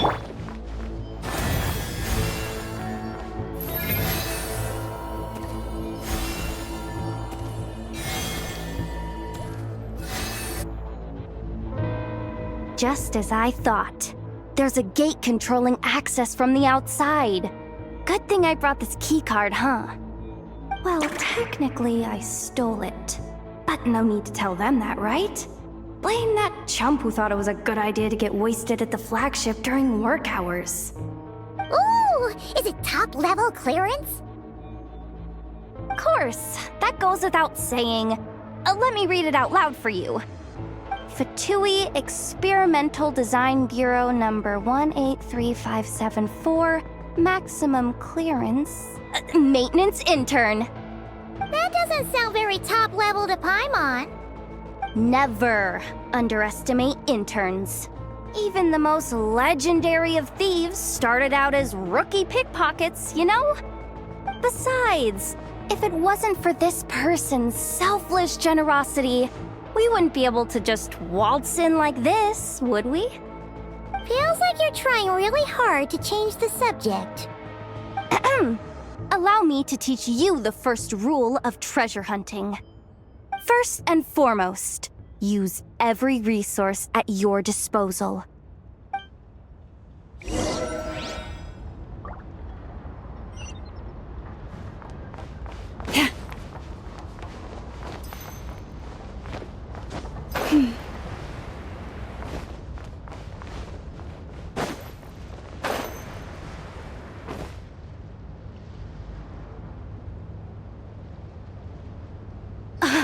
I get it now.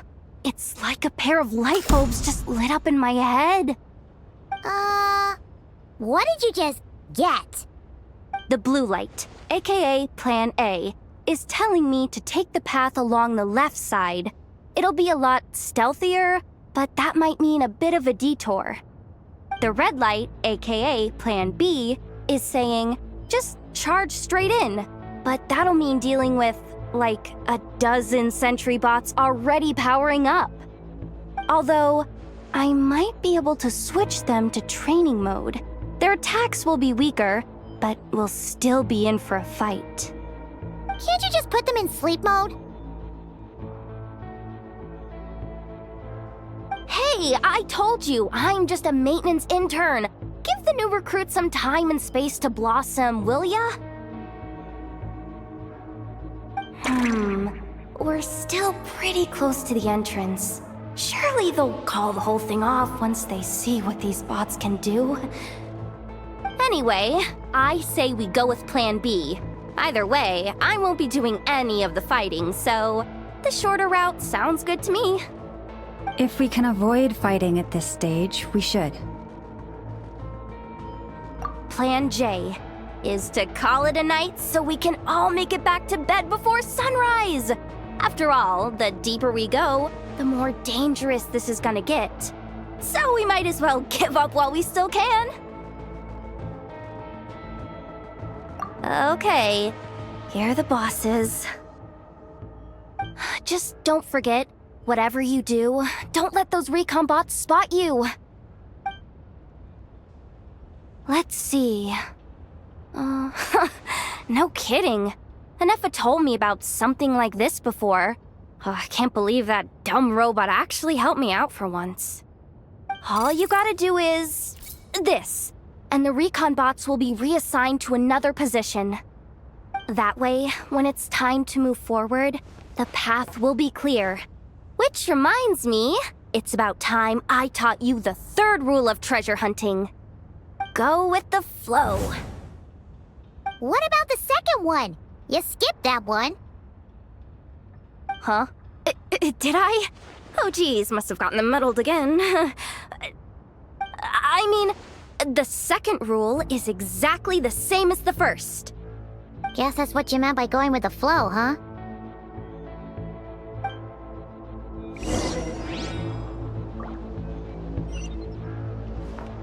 You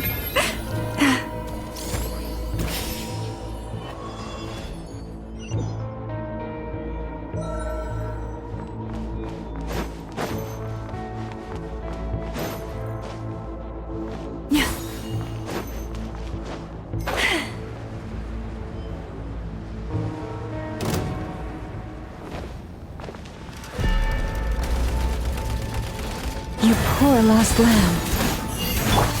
Water jet! Yeah!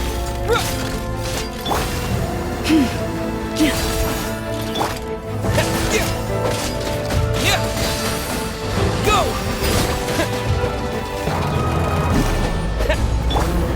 Forest, protect us. By the frost moon of old.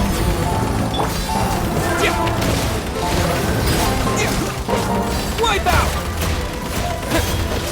Yeah! Yeah! Yeah!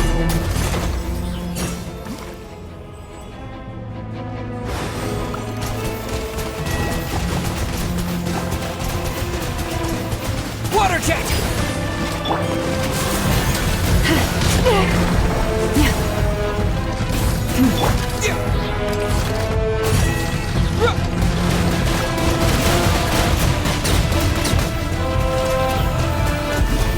Water jet!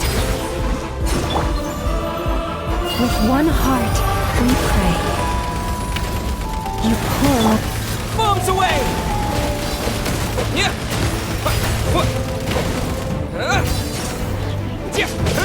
Yeah! Leave this place.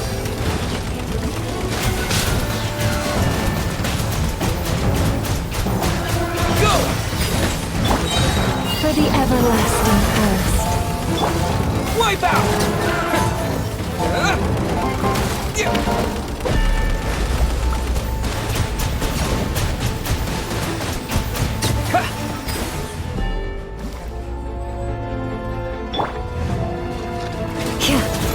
Forest, protect.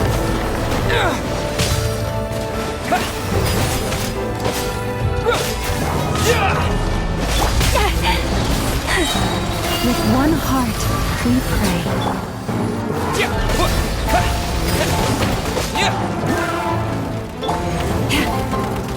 Leave this.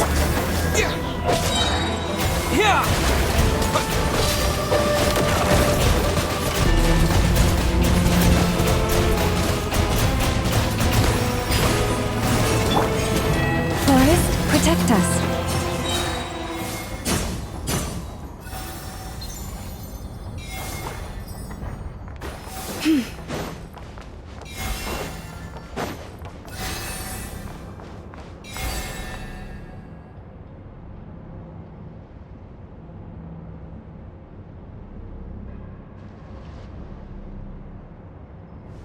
Shh! There's someone up ahead! Has the lockdown been initiated? Move it, soldier! The cargo has already been transferred. The lockdown procedure is complete, Commander. That sector is now fully sealed. The night shift. Just our luck. Don't they usually handle deliveries during the daytime? There's not supposed to be anyone here. We've come this far already, and they're really trying their best. If I suggest backing out again, it's not gonna look good. Come on, brain. Think!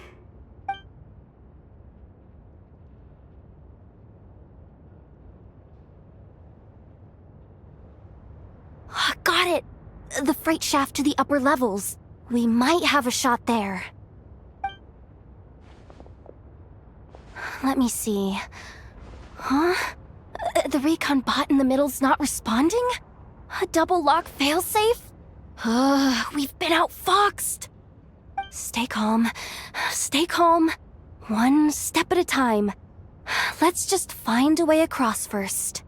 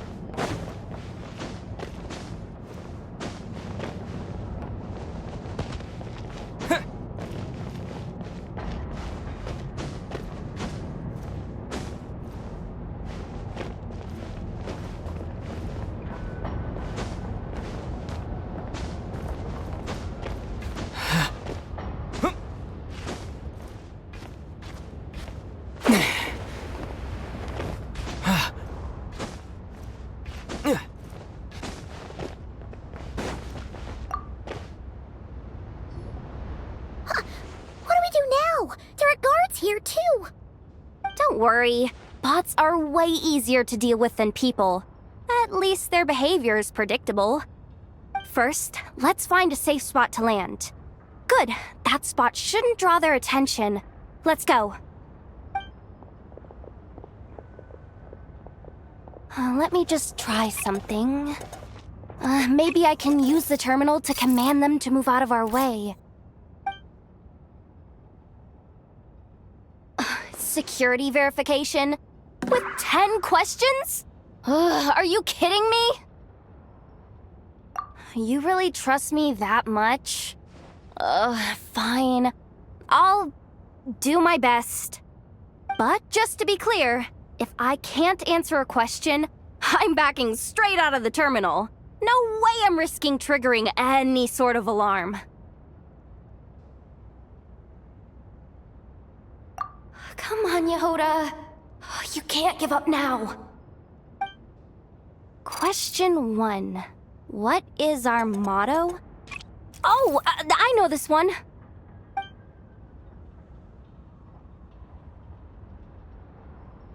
Question 5. The name of the harbinger in charge of this facility. Let's go with, Sandrone. This one should be... the Pale Star Edict. I've heard one of Boss's informants mention that before. Final question. Enter employee ID. And it's timed? Okay. 183574. Confirm. I actually got them all right? Oh, what a miracle. Not bad, Yehoda. Not bad at all. Guess you're an official maintenance intern now. Hey, that could be my personal plan B if I can't get my job back. Just kidding. The Fatui are awful. The bots have taken the command. They're moving off. Let's get going while the coast is clear.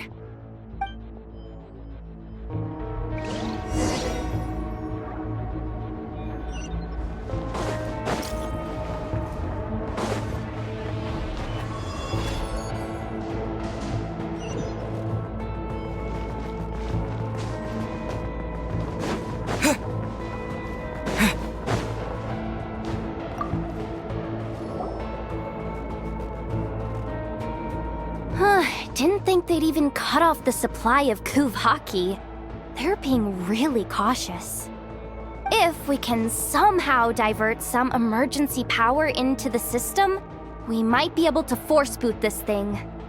What do you mean by force boot? How do I explain this? It's like dumping a whole bucket of water into an empty pool, so that the little ducky gets to swim around again. You should probably just ask Aino instead. So, we just need to find that bucket of water, right? Paimon thought your explanation was great. Kinda adorable. In a childish sort of way. Hey, you could have just skipped that last part. Here, bucket, bucket, bucket. Where are you hiding? Judging from the concentration of Kuvaki, over there.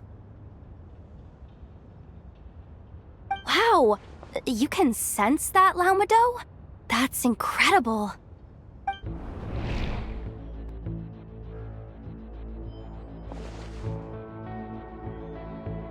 Let's move the recon bots above them out of the way first.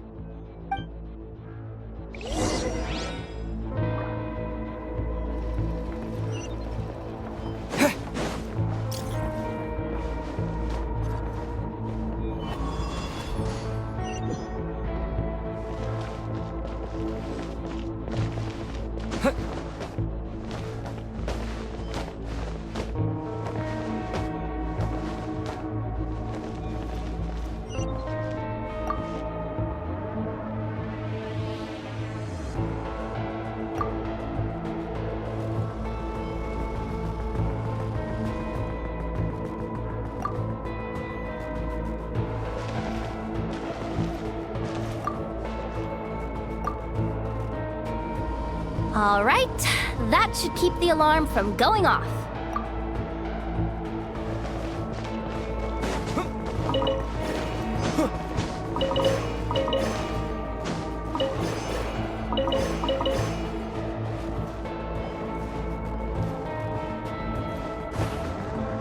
Time to plug in the charging component.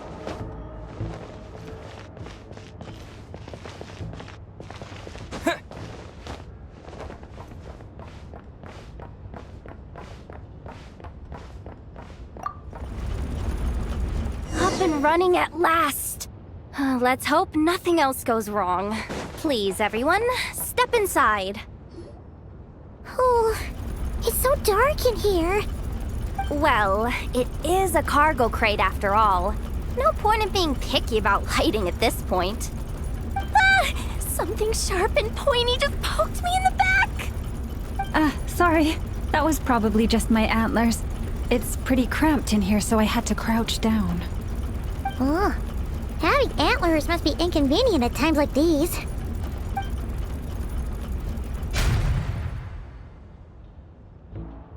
Ah! What's going on?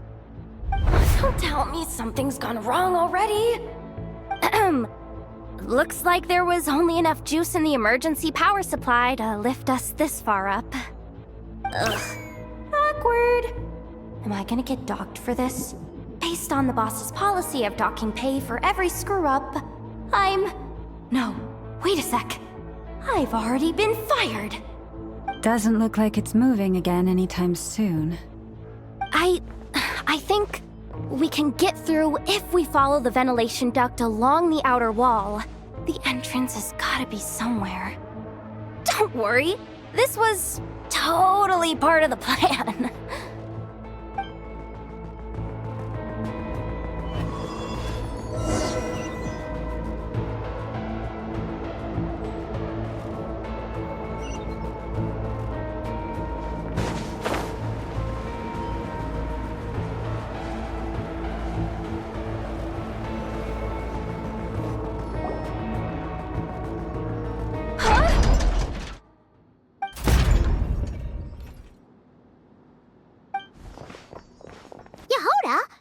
How'd you end up outside? Looks like she slipped out at the very last second, just before the gate shut. Impressive reflexes, I must say.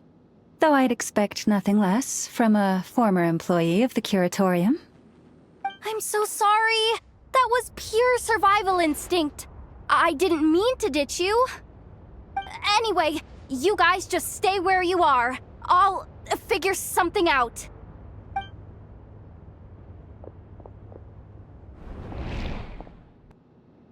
Hey, there's a terminal nearby. Hang tight! Can you hear me now? The duct security protocol has been triggered. The gate must have dropped when it detected a living presence. Wait, so we're trapped in here? I'm checking what I can do from this end. Watch out for the laser up ahead. What laser?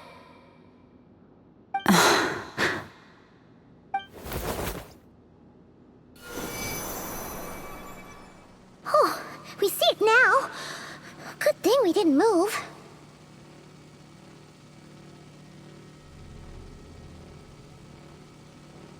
Got it. I think I understand the situation. Hang in there. Just one moment. This is killing me, but I think I've got it. I can try adjusting the direction of the Kuvaki flow inside the duct. If I've got this right, you might just be able to dodge the lasers by utilizing the Kuvaki's pull in reverse. Oh, Paimon thinks she gets what you mean.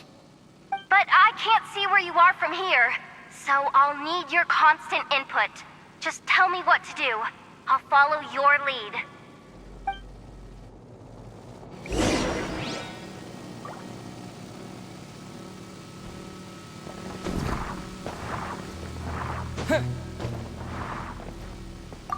Like this, right? So, wanna grab dinner after our shift? Okay.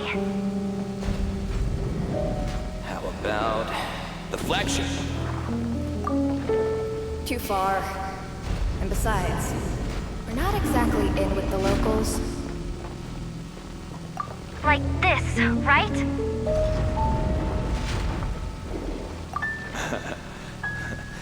Then how about the staff cafeteria? Brimming with bright ideas, aren't we?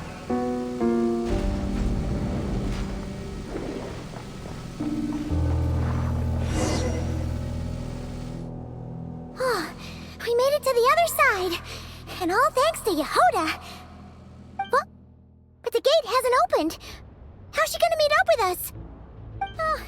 Yehoda! No irregularities detected in the duct. Confirm. Confirm. Confirm. Ugh, just confirm the command already, you useless excuse for a terminal. You piece of robo-junk, you mindless pile of scrap! What the? Insufficient clearance? Of course, I don't have the clearance! You oversized... Ow! Go with the flow, Yehoda. Go with the flow. If the others make progress, that's great. But you can't bank on it. You've never been one to depend on others. So it's about time you stepped up to the challenge. Deep breaths. Stay calm. My priority right now is getting my hands on a high-level access card. That way, I can override the security protocol. Senior maintenance staff. Only they can access the core sector. But hey, there's always someone careless enough to hide a spare key under the flower pot by the door. Which means there's a good chance there's a duplicate lying around somewhere in the control room. Even if I can't get into the control room myself, doesn't mean I can't rely on some external help. If I can take control of one of those guard bots, maybe I can use it to search for the access card. This is crazy, Yehoda! You're all alone. You've got nothing. And yet, you're charging ahead like fear's a foreign concept. Maybe that's exactly why. 'Cause I've got nothing left to lose! Confirm! Am I a genius? Whoa, this feed's super clear. Oh, this is gonna be a piece of cake. Wait a second. Oh, this thing's not a guard bot. It's a janitor bot.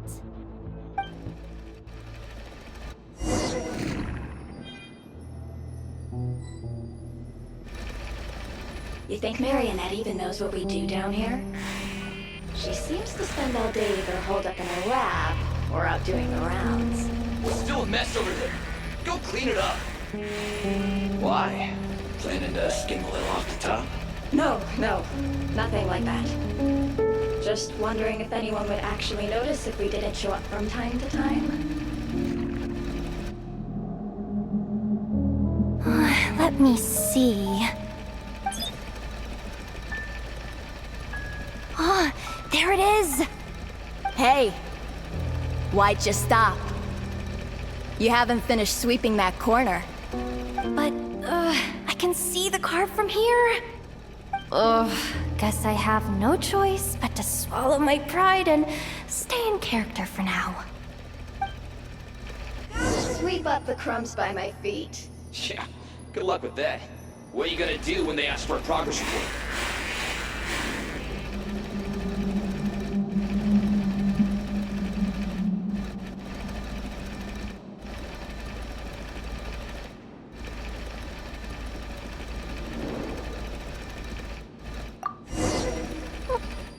Sucks, though.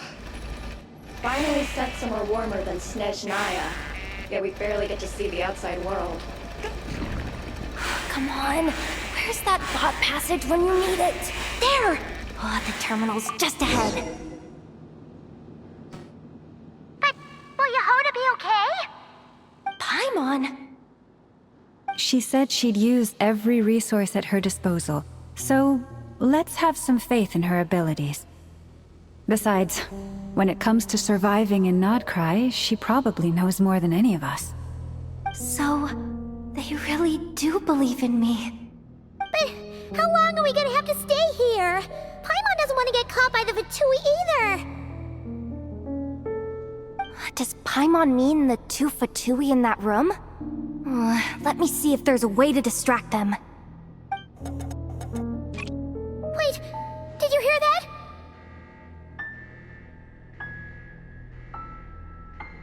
Huh? The alarm? What's going on? Let's go check it out.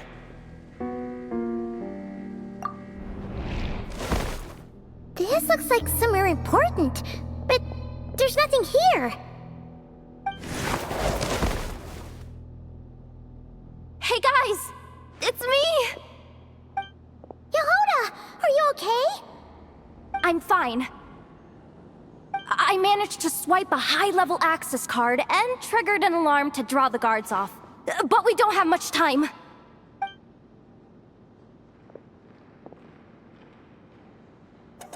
Alright, looks like we can control the elevator. Come on, hop in. Let's take it further down.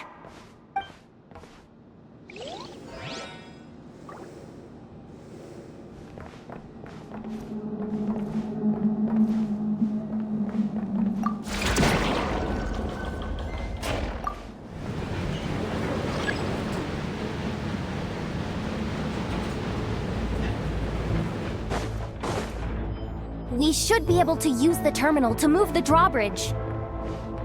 Here's the access card. I'll keep watch while you handle the controls.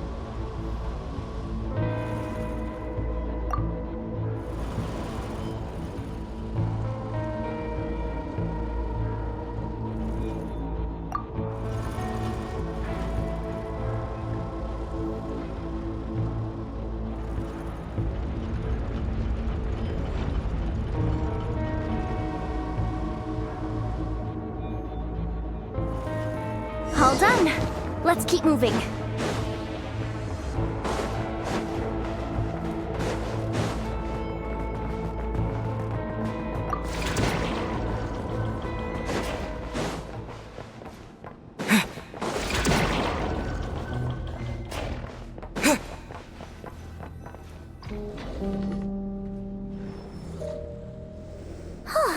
There's no one here! That's good news for us. Let's head inside.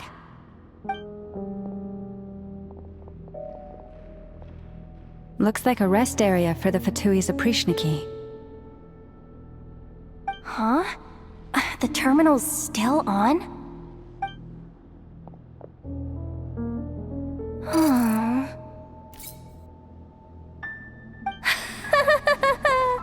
Looks like that good news is now half good news, half bad news. What do you mean? Well, it seems like that alarm I just triggered was so high level that even the guards in the rest area went to investigate. That's the good news, by the way. And what's the bad news? The bad news is that once they realize it was a false alarm, they're bound to circle back and check this floor. And then we're toast. So we've got to move fast here. If you need me to run a quick search, say the word. Analysis of Kuvaki extracted from the moon marrow suggests that its energy core bears some close relation to the power of the former Three Moon Sisters. It is suspected that there is a link between the Frost Moon Scion's hidden relic and the shattered remnants of the Eternal Moon. Come on, none of this is important right now. Just tell us where you hid the darn thing. Access denied. You do not have permission to view this data? Even with a high-level access card? Who does have permission then? Zaprishniki. Huh? The terminal's still on?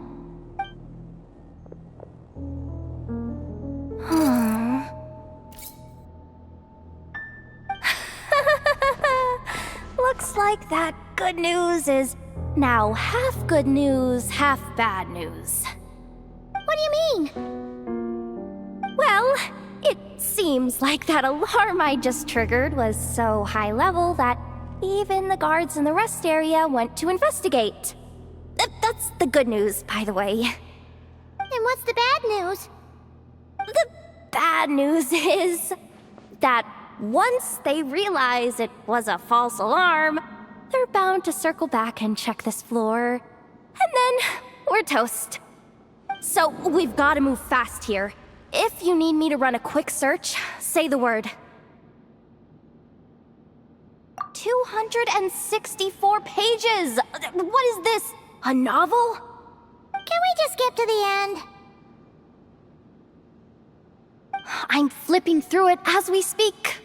Kuvaki, a weapon. Huh, seems like the Fatui and Snezhnaya are trying to harness the power of the Light Realm to build some kind of weapon, the target of which is... Seriously? Insufficient clearance? Again?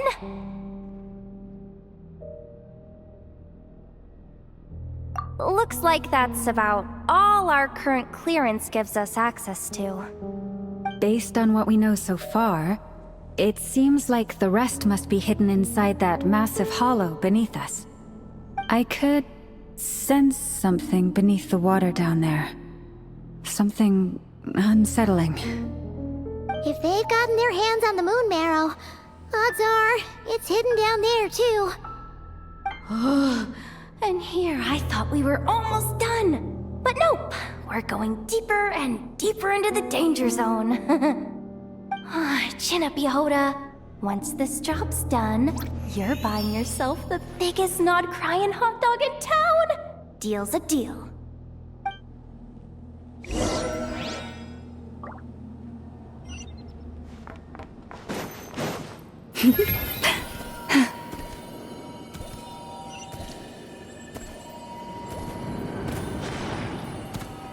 Oh, Forest, take my broken crown. Maybe I wasn't meant for this world.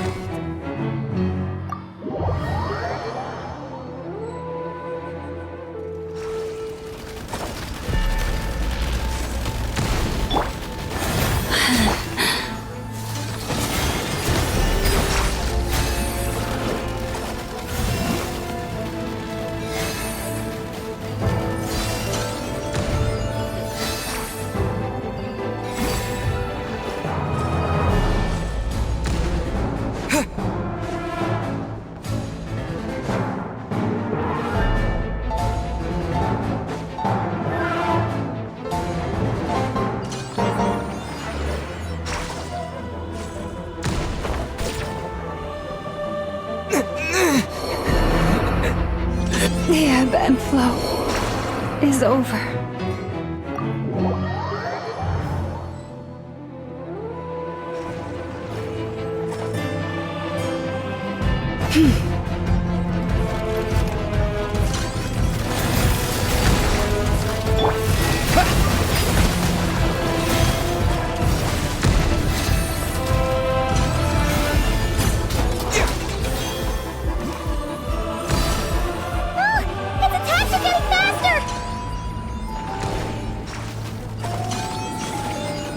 Almost there.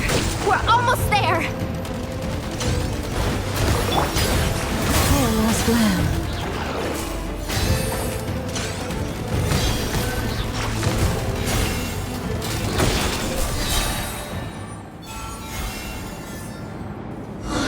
finally down. Quick, let's hurry down to the lower level before we're spotted.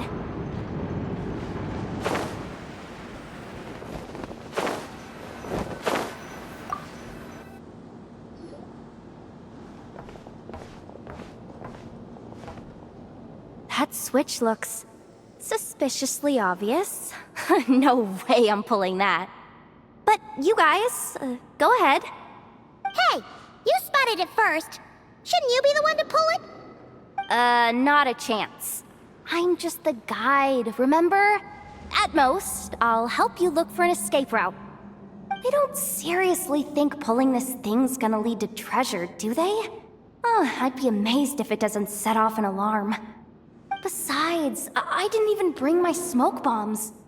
Which reminds me of the actual second rule of treasure hunting. Better safe than sorry.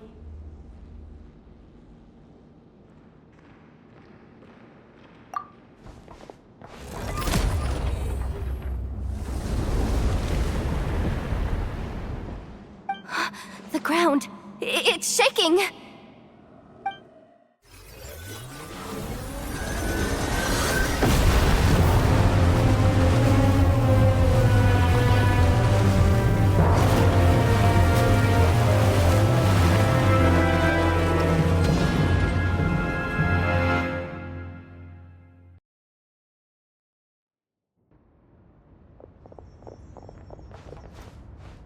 Wait, did the surface of the water open up? This is bad. This is really bad. I'm getting put on the Fatui's blacklist for sure. Don't worry, Yehoda. You've helped us so much. If they try anything, we'll protect you. Aww. Come on, I was just kidding. I'm tough, okay? Just haven't had the chance to show off my fighting skills yet. Me, afraid of the Fatui? Ugh, not a chance. I suspect the relic is hidden down below. Yehoda, your commission ends here. I am truly grateful for everything you've done for us. You don't need to put yourself in any further danger. I'm coming with you. This has nothing to do with the commission, or the danger, or whatever. This has already gotten way out of hand, so I'm coming too. End of story. Aw, she's blushing. Hey! Zip it! Why'd you keep staring? Oh, you looking for a knuckle sandwich or what? Oh, come on, move it already.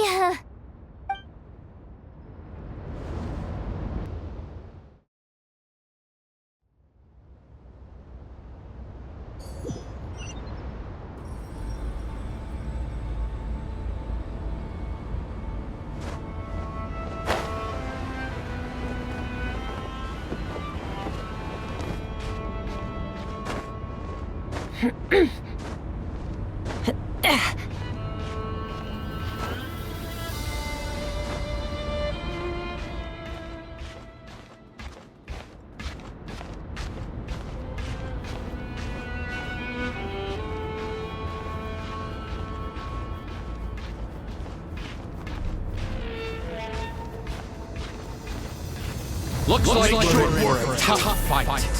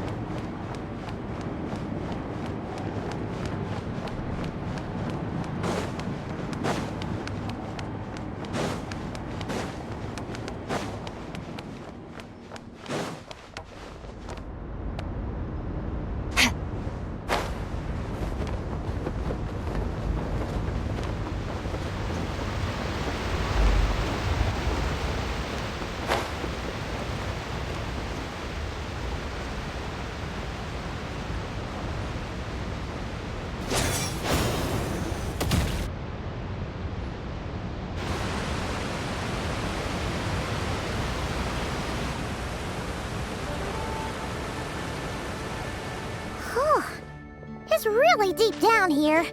What is this place? We're standing on another fragment of the ancient moon's remnants. So this was the source of the Kuvaki I sensed earlier. Wait, what? So the Fatui had it hidden underwater this whole time? This gigantic thing?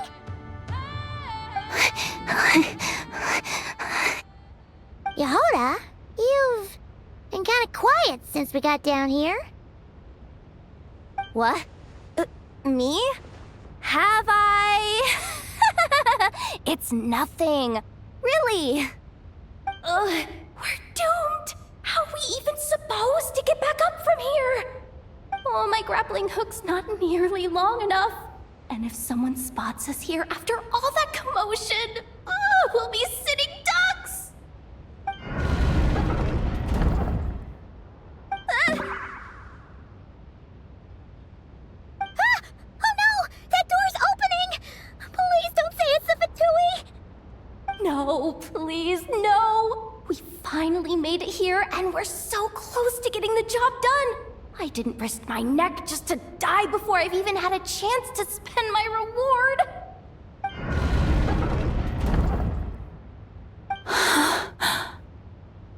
What happened? Why did the underwater barrier open? How could this be? Huh? Lauma? And... you guys... Wilhelmina? What's going on here? Looks like... there's no point trying to hide it anymore. What are you talking about? I thought you might come, but I didn't expect to see you here so soon. Forget it. The Moon Marrow isn't here. You... joined the Fatui? Yes. When? The day I could no longer bear to live a lie. At first, the Fatui wouldn't accept me. But then, one of their harbingers noticed me and said she'd give me a chance.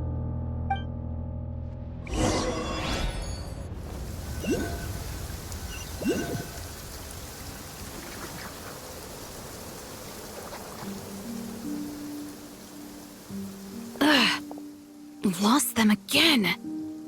That harbinger told me to follow the blonde traveler who might visit the Frostmoon Scions. Easier said than done, though. The animals are on alert at night.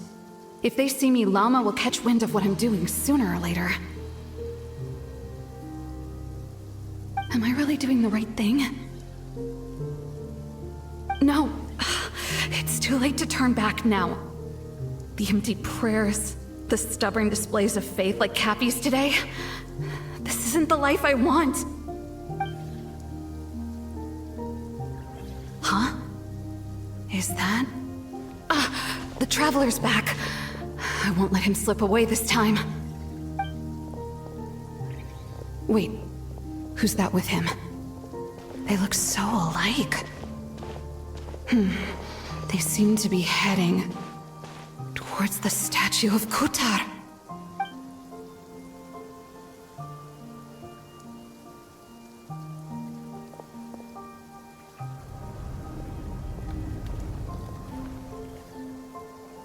They've opened the secret chamber?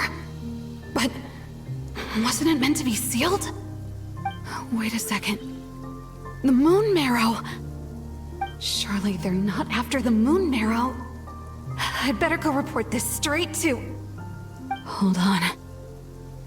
If they do actually make it to the final room, then maybe I'll be able to get my hands on the relic. The one thing the Fatui have been after this whole time. If someone's going to take it, it might as well be me. This could be my ticket to joining them.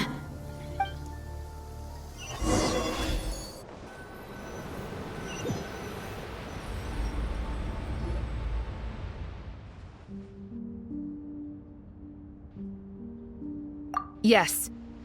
And in your final moment of hesitation, I took the chance. And then you gave it to the Fatui? But when we talked to you before, you seemed so genuinely worried about Lauma. Because I thought she was as fed up with the Frost Moon Scions as I was. We grew up together, Llama. I know you were chosen to be the next Moon Chanter when you were just a child. They never gave you a choice in that. I saw the look in your eyes when you were treating that child. That sense of helplessness. Surely you too must see that this blind, inherited faith of ours is simply holding us back. If our prayers are never answered, then why keep praying? Do they really deserve all of your devotion? Or are you trapped by the responsibilities they imposed on you? So those are your reasons for wanting to leave the Frost Moon Scions? Isn't that reason enough? When we pray to the moon, we do so to show our gratitude for the life it granted us long ago. It reminds us to strive for something higher within ourselves. But I know that's not what you want to hear. You're right, Philomena. I have indeed kept secrets from you.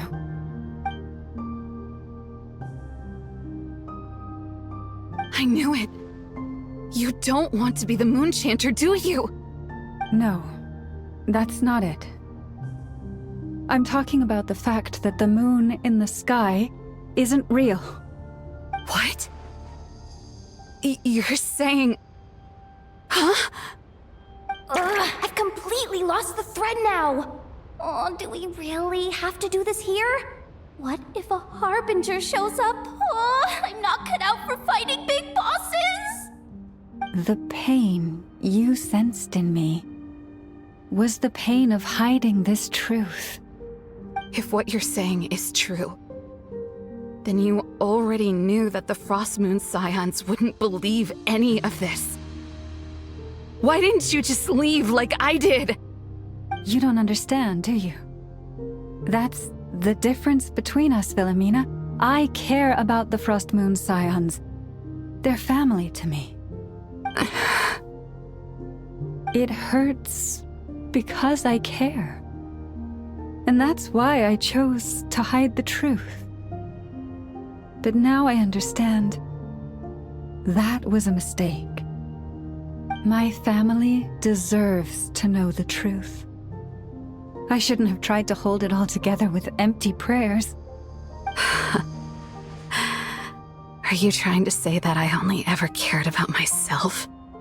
There's nothing wrong with that in itself. No one would have tried to stop you from leaving. But you did not have to stab us in the back like this. We've been spotted! I knew it. I just knew it. Oh, what now? If a Harbinger shows up, I'm out of here. No darned relic is worth dying over. Looks like I misjudged you, Llama. I didn't think you had it in you to stand up to your fate. Turns out, you are a great Moon Chanter after all. But you were right about one thing. I haven't considered Hisi Island my home for a long time now. Bosses, time to go. I will change the Frost Moon Scions, Philomena, as soon as the new moon rises. Then I guess I won't be around to see it. Say, Lauma, what happens to those who betray the Frost Moon Scions? May their antlers be shorn with silver blades, and let them be cast into the long night of unknowing.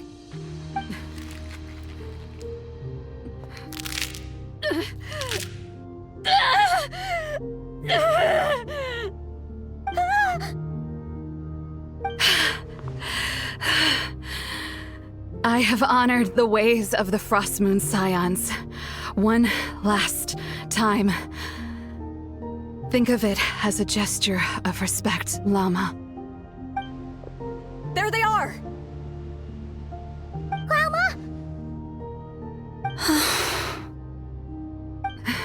Marionette has the moon marrow. She went to Star Sand Shoal. Don't flatter yourself now. I'm not trying to atone. I just don't believe you'll actually be able to change them.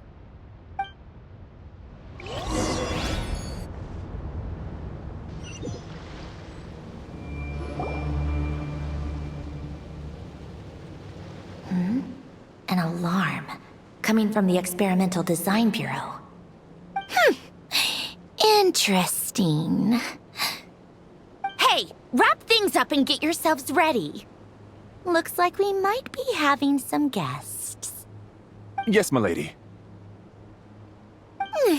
Perfect timing. This job's been boring me to death. Time to test some hypotheses.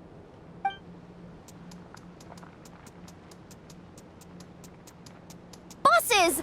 I mean, esteemed clients. I mean, generous benefactors. Wait up!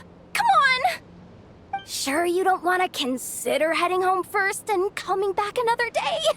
Nasha Town's that way. You are aware that this is the way too. A little ahead of schedule, aren't you? Oh no, it really is a harbinger this time. Marionette. So you are here after all. Hand over that relic right now. It belongs to the Frost Moon Scions. You mean that thing your antlered turncoat brought us? I have never much cared for trophies given up without a fight. But watching you tear each other apart over it? Priceless. I'm not in the mood for warnings today. Ooh, how frightening. Had I a Trimble function, I'd have rattled off at least a dozen screws by now. Or perhaps I've just set my sense of humor parameter too high. Were you trying to be funny just now? You don't honestly believe you're a match for me, do you? Go on then. Let's serve our guests a little appetizer.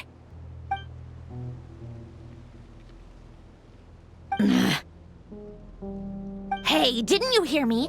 I said let's serve our guests a little... What's going on? Oh no. Watch out. It's the Wild Hunt.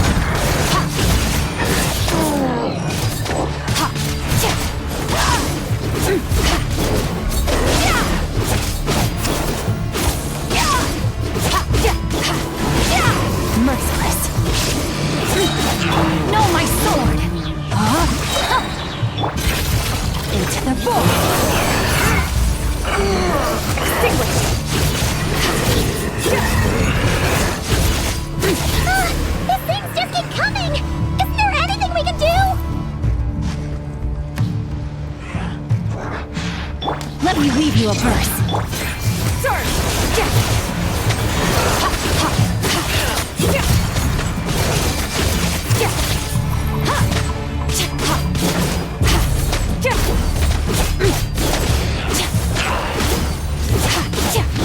Merciless. Paradise shift. Rain outlines your fate. Know my soul. Extinguish.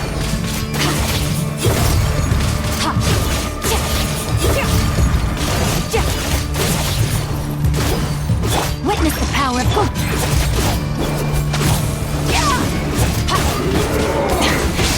This is getting interesting.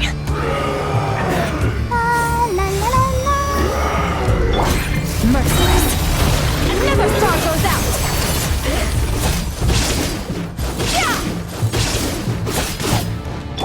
strain outlines your fate.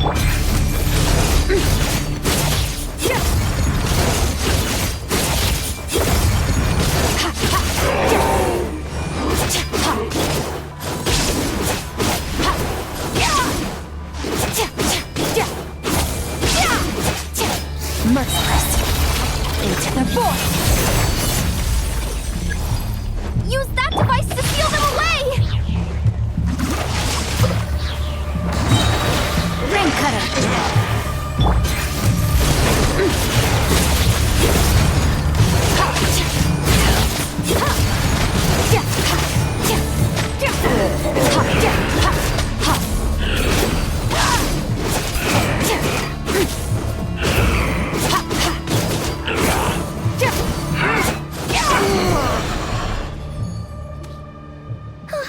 Is that it? Oh, at least that's what the Lightkeeper's Handbook says. Careful! It's not over yet!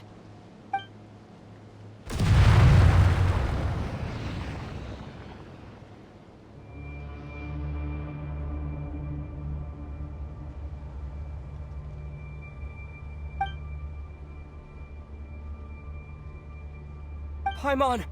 Lauma! Yehoda!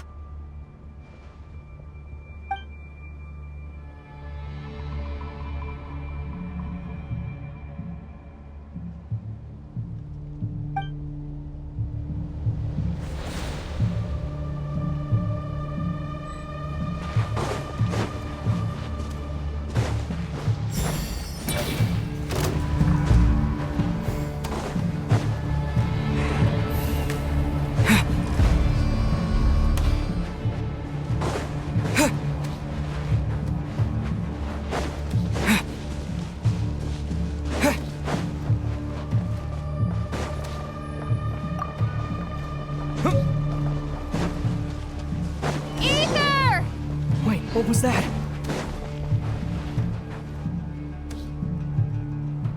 Ether! Over here! Lumine! Quick, grab my hand.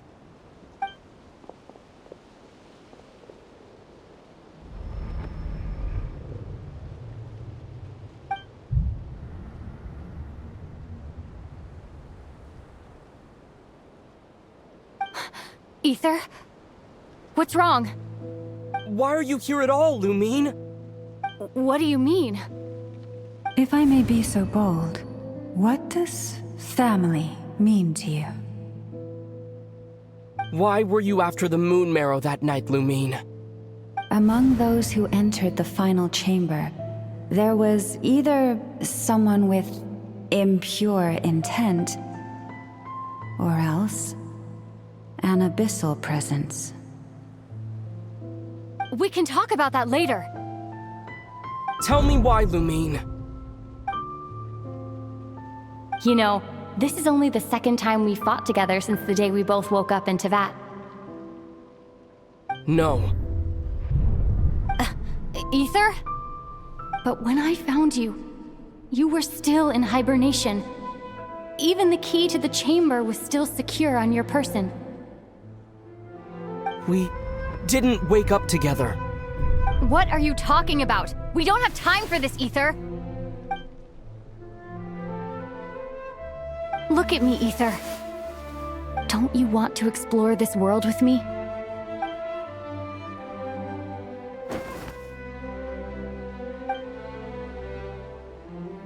You think I'd lie to my big bro?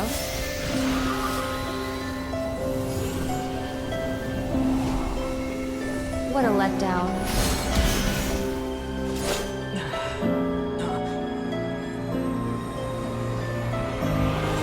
Go get it for me, Ether. It belongs to me. I never believed it. I didn't want to believe it. That strange feeling that something was off. I wanted it to be real so badly, even if it only lasted a moment. But you're not my sister!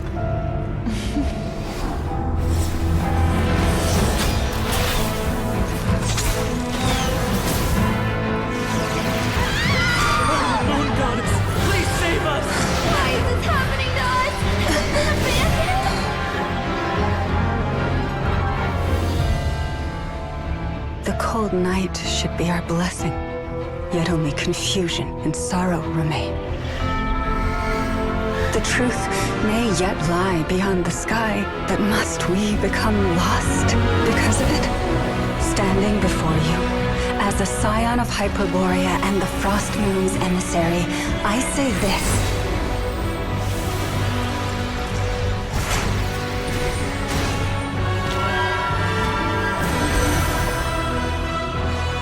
Should the false sky above dim the light of the moon, then from silver blood that flows as rivers, let us weave moonlight anew.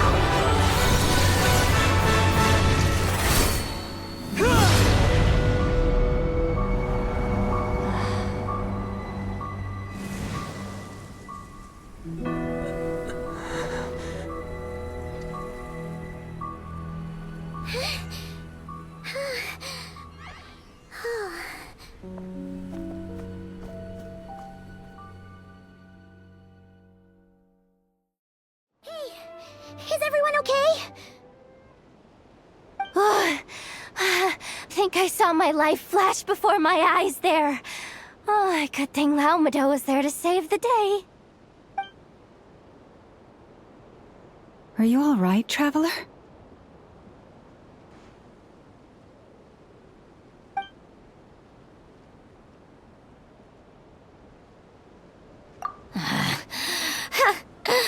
Well, that took you long enough. Seriously, how many of you are there? Pathetic. Oh no. Oh, I spoke too soon. Totally forgot we still have a Harbinger to deal with.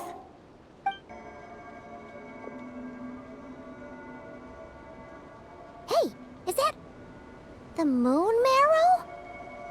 It was hidden inside that big robot of hers all along! But that robot...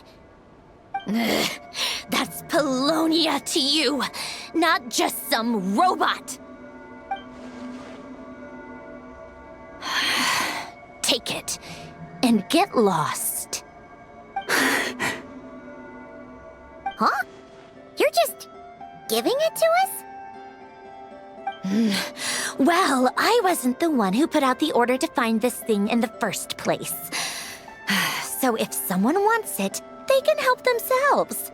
Maybe even choke on it. See if I care.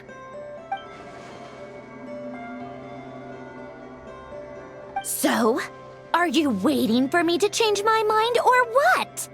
I'd be more than happy to pick up where we just left off. But I should warn you, I'm in a bad mood right now. Let's go. Fine by me. Totally, completely, absolutely on board with that.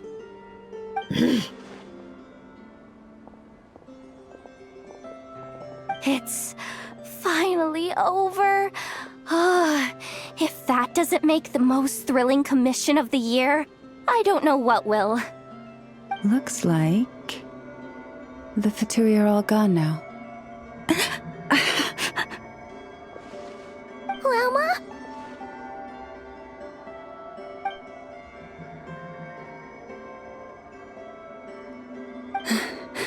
I'm all right. It's just been so long since I truly felt the power of the moon. I thought I sensed the wild hunt nearby.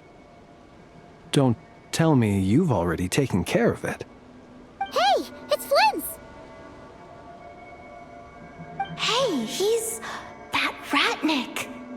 Unless I am mistaken, you are the Moonchanter of the Frost Moon Scions, are you not? May I ask, what is that in your hand? Please, don't get me wrong. I've been tracking the wild hunt lately, and I've come to suspect that its actions aren't as aimless as they might seem. When I saw what you were holding, I could not help but start connecting the dots.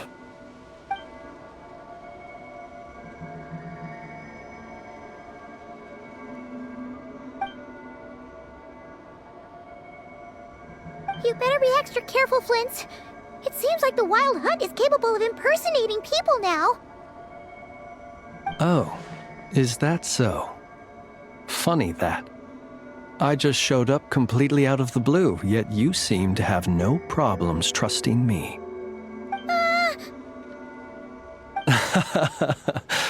I apologize. I shouldn't be making jokes like that right now. Anyway, I understand. Thank you for the tip-off. It seems that the wild hunt has somehow changed in nature. I'll have to report this to HQ right away. For now, let us part ways here.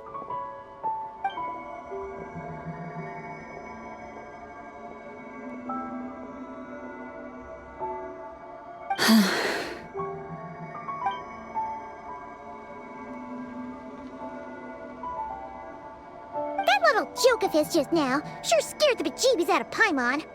Are all the Redniki and Nokrai like that? They're usually stationed in remote areas and tend to keep to themselves. So, it's not surprising they end up a little eccentric? No, he's different. Really? How so? The animals. They've told me they're afraid to even go near him.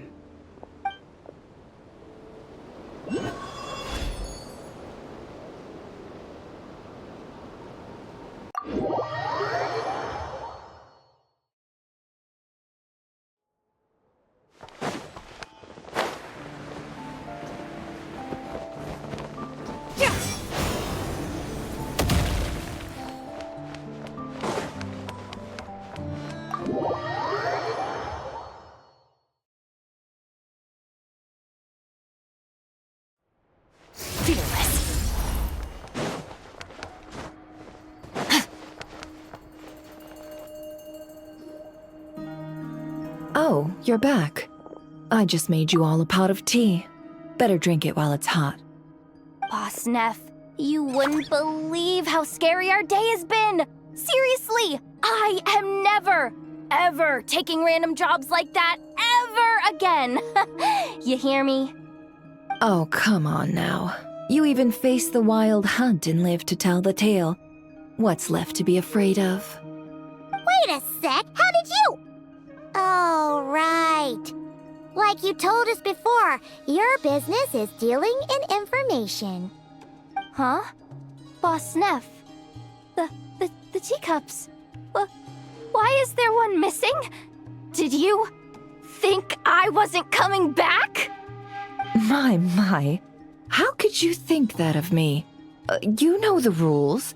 If a member of staff wants tea, they pour it themselves. Your cup's sitting safe and sound right there, in the cupboard. Member of staff? Does that mean you're accepting me back? Wasn't that the deal? Boss Neff! You're the best boss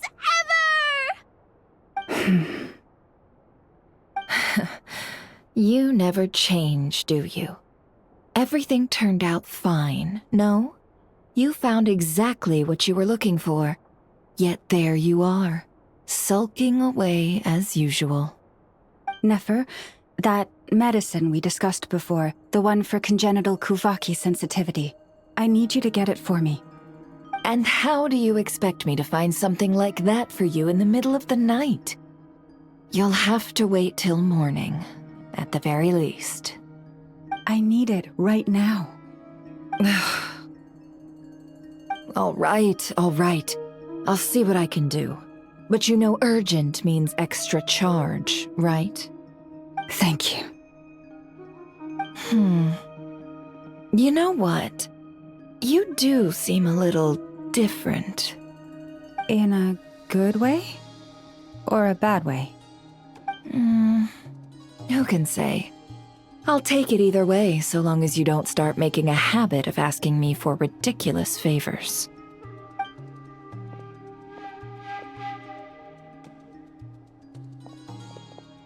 Traveler, Paimon, a lot has happened these past few days. I don't know what I would have done without you. Hey, don't mention it. That's what we're here for.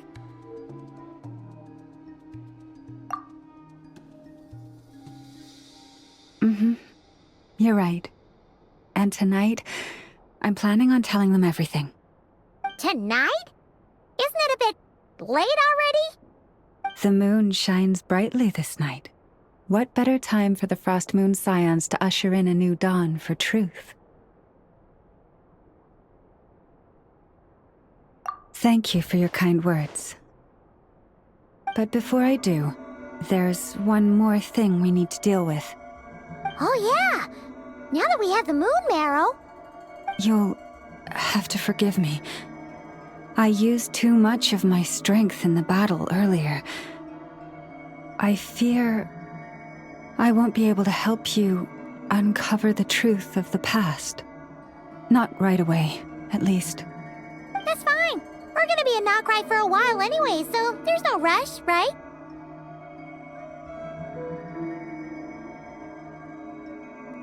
Thank you. But there's another problem. How to keep the moon marrow safe now? Huh? Can't we just return it to your secret chamber? The seal has been broken. Even if it were restored, now that the wild hunt has gotten in once, there's no guarantee that it won't happen again. Oh, right. Yeah, that makes sense. Back when the Frost Moon Scion's bloodline still ran strong, in special circumstances, a moon chanter could act as a vessel, safeguarding the relic within their own body. But it is a grueling trial of will and endurance. The moon chanter who did this only lasted 2 days. As for me, I might be able to last 5, at most. Hold on. You'd be using your body as a vessel? Yes. You can think of it like dropping a red-hot ball of iron into a bucket of water. How long the water lasts depends entirely on the bucket's size.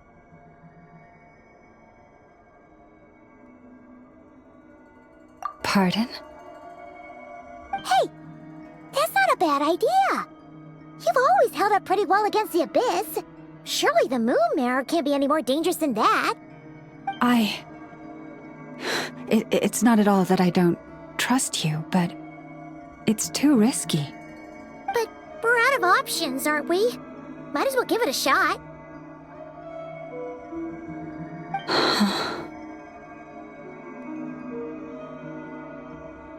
All right. Well, I'll be right by your side.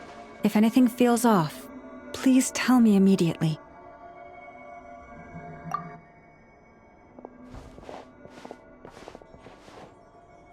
Here, hold it in your hands. Feel its power. Imagine you're a lake, a cluster of stars. Let the moon become a part of you.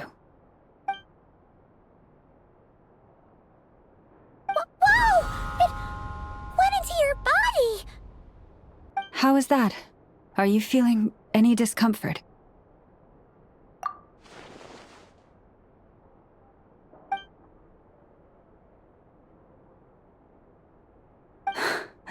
Astonishing. Not even the slightest hint of lingering fluctuations. It's as if all that power just sank to the bottom of the ocean. Well, looks like we won't have to worry about the wild hunt catching its scent now. Phew! Paimon knew you have special abilities, but still, you never fail to amaze. Did I miss something just now? Yes, and it was nothing short of a miracle. Not something I'd be interested in then. Anyway, here's the medicine you asked for. This is all I've got for today. I'll have someone send the rest over when we have it. Thank you, Nefer. I really appreciate everything you've done for me. Please stop being so nauseatingly friendly. It's creeping me out. So, what exactly did you all go through during that wild hunt attack? I'd prefer to hear it straight from you.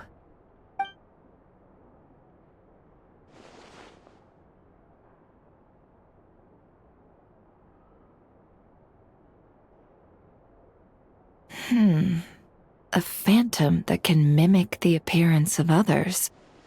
Quite different from what we've seen before.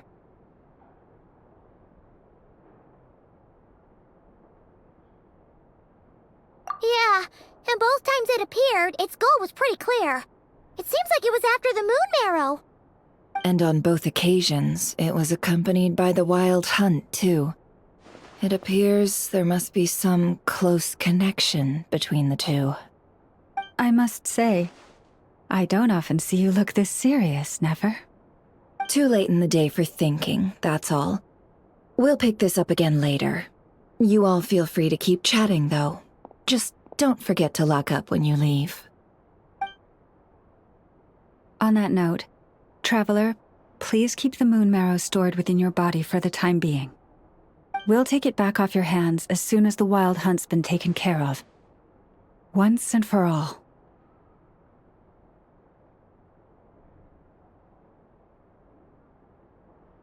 Of course. Anyway, if the two of you will excuse me, I'm heading back to Hisi Island now. It's time I came clean with the Frost Moon Scions. Hey, we're coming with you! Though, guess we won't be able to do much more than cheer you on from the sidelines. That alone means more to me than you could ever know.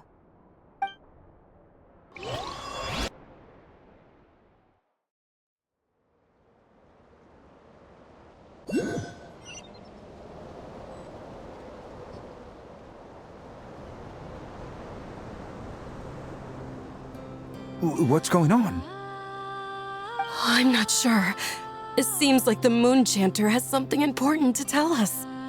I heard the relic's already been retrieved. That's our Lady Lauma, all right.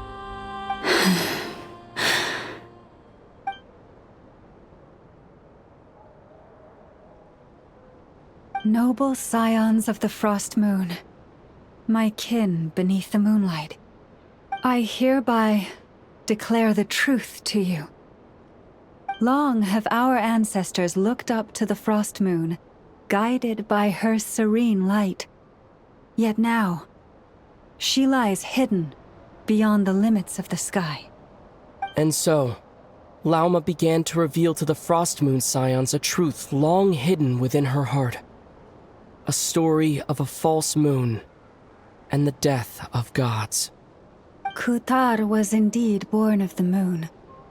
But that does not give us the right to reap without sowing, nor clothe ourselves without the toil of weaving. As she spoke, some who listened were stunned into disbelief, while others seemed to awaken as if from a dream. From this day forth, the road shall be paved with truth, and we shall pave it ourselves.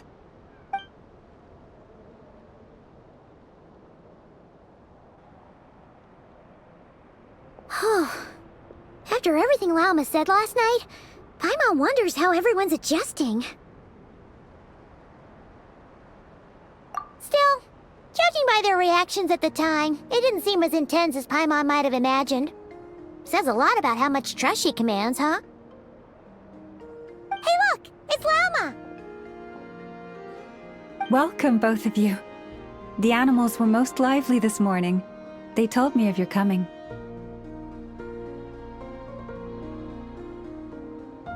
Nothing too dramatic happened, did it? No one took it so hard that they went on a binge-eating rampage and ended up cleaning up the whole pantry? Or something?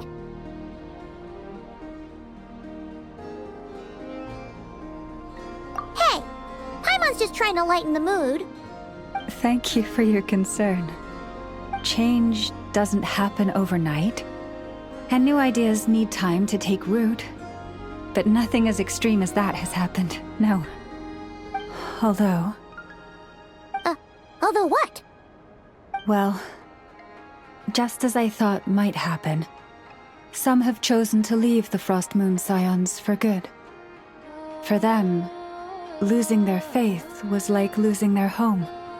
Confusion, frustration, helplessness. I saw it all, reflected in their eyes. Oh. I respect their choice.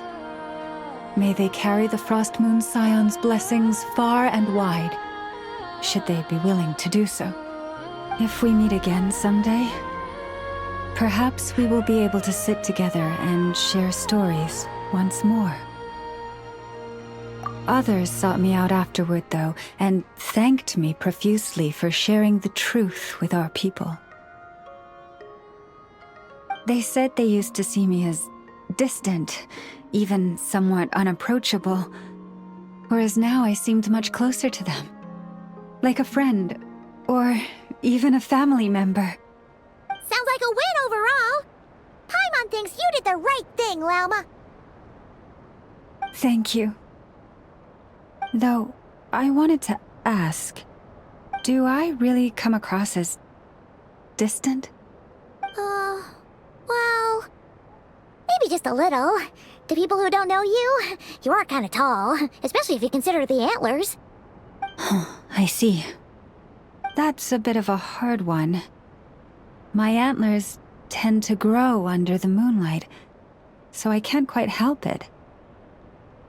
It brings me comfort to hear you say that. By the way, how has your body been adjusting to the moon marrow?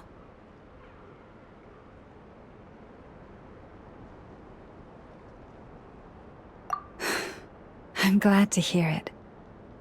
I've also suggested to Nefer that we meet within the next few days. We need to figure out how to counter this new manifestation of the Wild Hunt. But for now, let's just relax. I want to enjoy this feeling a little longer, of finally living on the bright side of the moon.